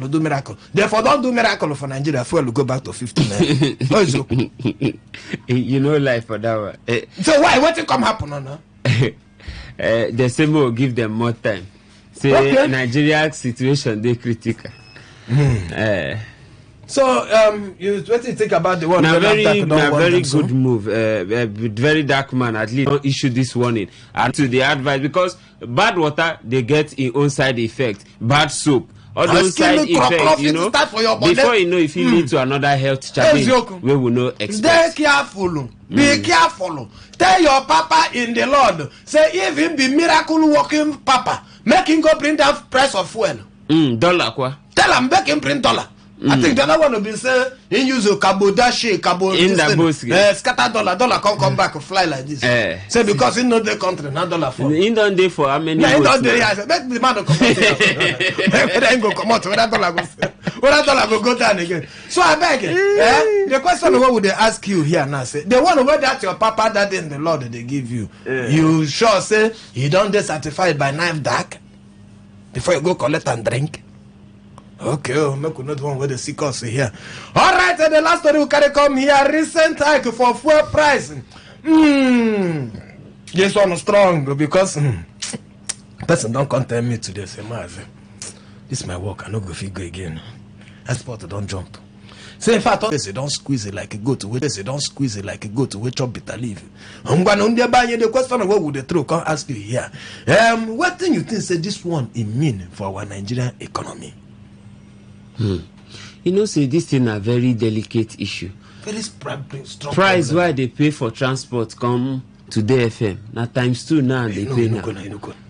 And you know they funny. And with this price hike, before you know, in the next 1 to 2 weeks, you go to see the effect. And they say 2 weeks, the effect done the day on food product. Commodity. Businesses don't they close. People where they run business because there's no light. We know say light not in this country. People where they run business, the business no they feel move again because they no feel run petrol. You go cut hair na fuel. You go buy food stuff na fuel. Every business na fuel. I won't cut my baby. I don't feel maintain again because the generator man where they call use generator cut my baby. He said don't increase. 1,500 to go cut a baby. But I know the London. I go cut them. Your what will happen to your steeds? So that you go therefore, I go keep them. When I cut them, I keep them for record. Say this was a government that entered Nigeria. And your baby come out. Such injustice. What a thing the government to bring for me. What look at my handsome, beautiful, long baby like this. I must cut it off. People where they earn salary. By the time you pay transport finish, waiting remain. What is left? So, well, Nigerians will agree with that one. Say plenty people don't take a very tough decision to drop their jobs. Resign their jobs. Yes, in a habit they happen. So, I'm giving a follow. Put on a voice for any of the Today them. We don't carry con give you. We don't try to somehow the Today them sharply. Carry phone line and give you. Anyone where you remember there, you put your voice. Don't forget the Chinese company own where they don't bring $1 billion investment. $3.3 billion investment. Again, the PDP own, where they don't say then they look well inside the Congress, where 12 states do. We don't still bring to the tell you. For Benga, Adeyinka will be one comedian like that. We don't talk with no really funny for Nigerians. In contact, we say Tinubu be financial wizard. In fact, he said make give him 2 more years, saying go turn things around. You know, still get hope with them. We don't bring to the tell you. Say the recent hike for fuel price. Say it don't force many Nigerians to take a tough decision to design for their job. It don't affect you too. National NAFDAC, in fact, make a leave short form of their name. NAFDAC don't want faith organizations, churches, and everybody say, make una dey very careful. All this fake things when they collect for that day in the Lord they drink. Make you watch them well. Whether NAFDAC, you don't approve them or you know approve them. Before you go to other things, we go carry you go the main heaven. Make you go see God. Ngwanu. Make you carry go phone line. The phone number again. The first one is 0817 0000951. The second phone number there is 0810 9510 951. WhatsApp and SMS still here. The last one we call us the take about the church card. Don't forget the number still remains 0701 9339 962. Make you carry go phone line. Make you check who want to talk to us, your name and where you they call us from. We don't come your door. Who did there? Hello. Hello? Yes, good evening. Good evening, sir. Mazi, one name, Mado. We greet you plenty. And your friend over there, no. Yes, MC Justice. No, Mazi, this country don't tire us. This period where other countries they grow, while we they grow down, other countries are growing up. Due to we accept anybody as a president in this country, anybody will just come out. We get 2 legs and organs. We just accept them as a president. That is our problem in this country. Imagine see a country where get petrol, where get fuel, but they don't feel refine their oil. Country where get oil, they don't feel refine oil. It's not shameful. That's what my children always say, shame. Shame to our leaders. Shame. All right, thank you very much, dear one. Thank you very much. Make we take another call, but make we jump. They do SMS and call anyone who will enter. This one say, I know my neighbor that my neighbor the way I should know a neighbor, but an attempt to know further usually don't end well. So I had this neighbor who has a child that cries every minute of the day, and a woman transfer shout to next. Okay, this one will not concern us now. You go bring this one, come back for waiting there your mind or for area talk. Make you enter SMS sharply. Make you check who they send us message here. And before then, make you check who they here. Hello, your name and where they call us from sharply. 1 minute. Hello, you can call. I did a good evening. Great everybody. MC. Yes. Welcome on Namidi, Honorable Chris, the call from and Chief COC, carry on. I know that I told you why I will speak up again. In the CAPC government, since 2015, I have had to tell you. If you now the West APC break up of rice for 20 naira for Nigeria, you know the West time. APC, they don't check those people, they don't get anything to offer. People told us we are in a Messiah. Now, that's when Messiah knows you do. Now, some of us will do them. So, anybody where they wait for Tinubu, where they wait for APC government, to bring up of Gare to 20 naira. After they should come to my own class, make a lecture on who be APC. APC don't get anything to offer. Better you people remove them from there. The only thing they are good in, they know they use propaganda to cook soup. Are you aware? If APC they use propaganda, they rule Nigeria. All right, thank you, COC. They don't go through them. They don't go through another 2 years, I mean. Good luck. Okay. All right. All right. Thank you very much. Thank you very much. 1 minute for every caller. Make for take plenty course.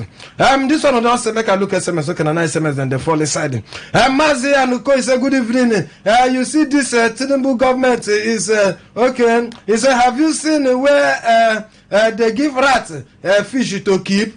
Ben from PH. Thank you, dear Ben. Make we look another one here. And this one is Mazi, your question to the fuel crisis can only be answered by, okay. He said, because we can't see the CNG buses anywhere in Nigeria. Where is, okay, Mr. John, thank you very much. Mr. John, not the attack individual there. Just hit the point direct. Leave anybody who would like to support who wants support. Okay, this one will say, Mazi, you say Elon Musk. Thank you. Is Elon Musk now your uncle? And you try to come one name. Why are you like this? Sometimes person got these guys now. You know now. Look at him now. You don't need show off. You know say Mazi no get pride. Come on, I'm a very selfless man. Come on, man. Not the first time they say the clear road for ambulance. That is who I am. A very simple man. Oh man. He say your uncle and Elon Musk and I the track because now wow. He say your line news no get to part 2. Please, Mazi, be guided. Brett, Peter Onuga. Okay, Onuga from Akbokeche.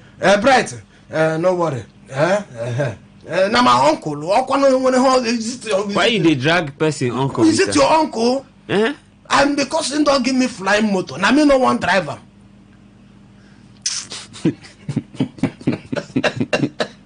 Even you said the shock for it they talk. Okay, this one is first subsidy should be back and first subsidy should be brought back. Now the only thing what is all just the type here. All right, thank you very much. I'm going to take another call here. Hello, sorry, don't miss. I'm try call us back again. No verse. Mazia, okay, no be secure there and MC Justice there. I say good evening. It's a national agency drugs. Okay, and NAFDAC. He said, don't know their work. Mazi, I beg, try to cover your head because could enter your head. I don't like as you leave your head open when doing the live video. I beg, we still love you. You know, put your name here and I make I know who they love me.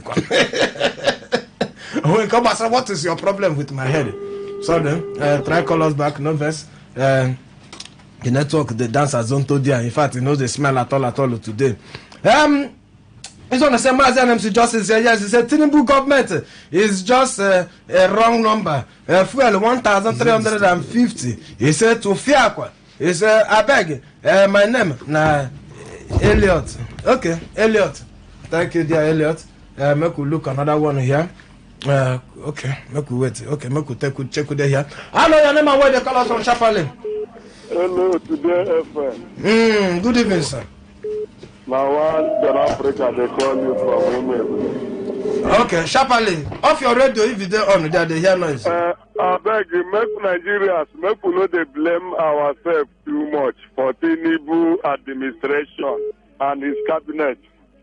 Now, waiting INEC give us. Now, waiting the warriors for Nigeria. No be waiting we vote. Even me, we be John Africa, we from Opobo. I know that I no vote Tinubu. I know that the APC man, but I no vote Tinubu. So, we don't blame ourselves too much for Tinubu government. Now, waiting judiciary give us. Now, waiting judiciary give us.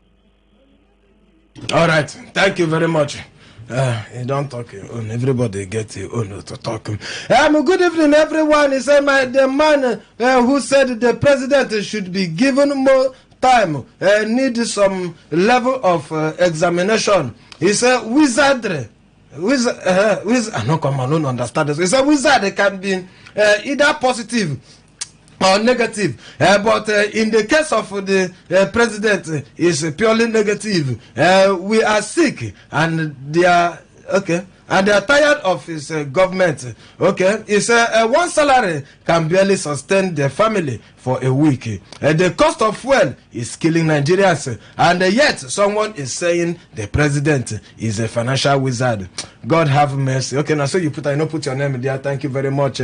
Okay, make we take another call here. Hello, your name and where they call us from Chapali. Good evening. I don't blame anybody. Chief Solomon. Chief Solomon. Your name,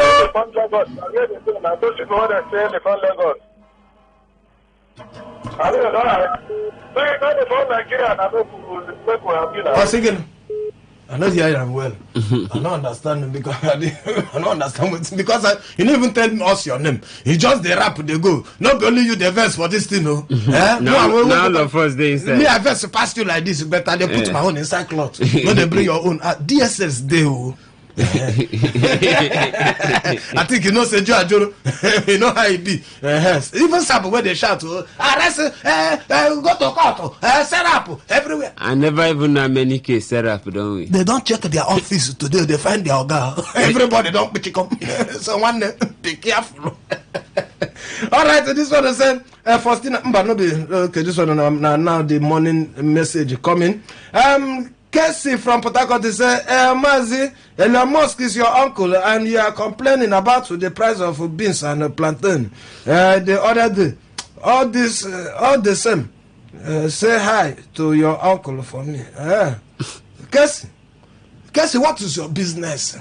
Money where my uncle give me, no they finish. I can't again. When the money finish, I no go turn back. You turn back. Remember, say from Nigeria.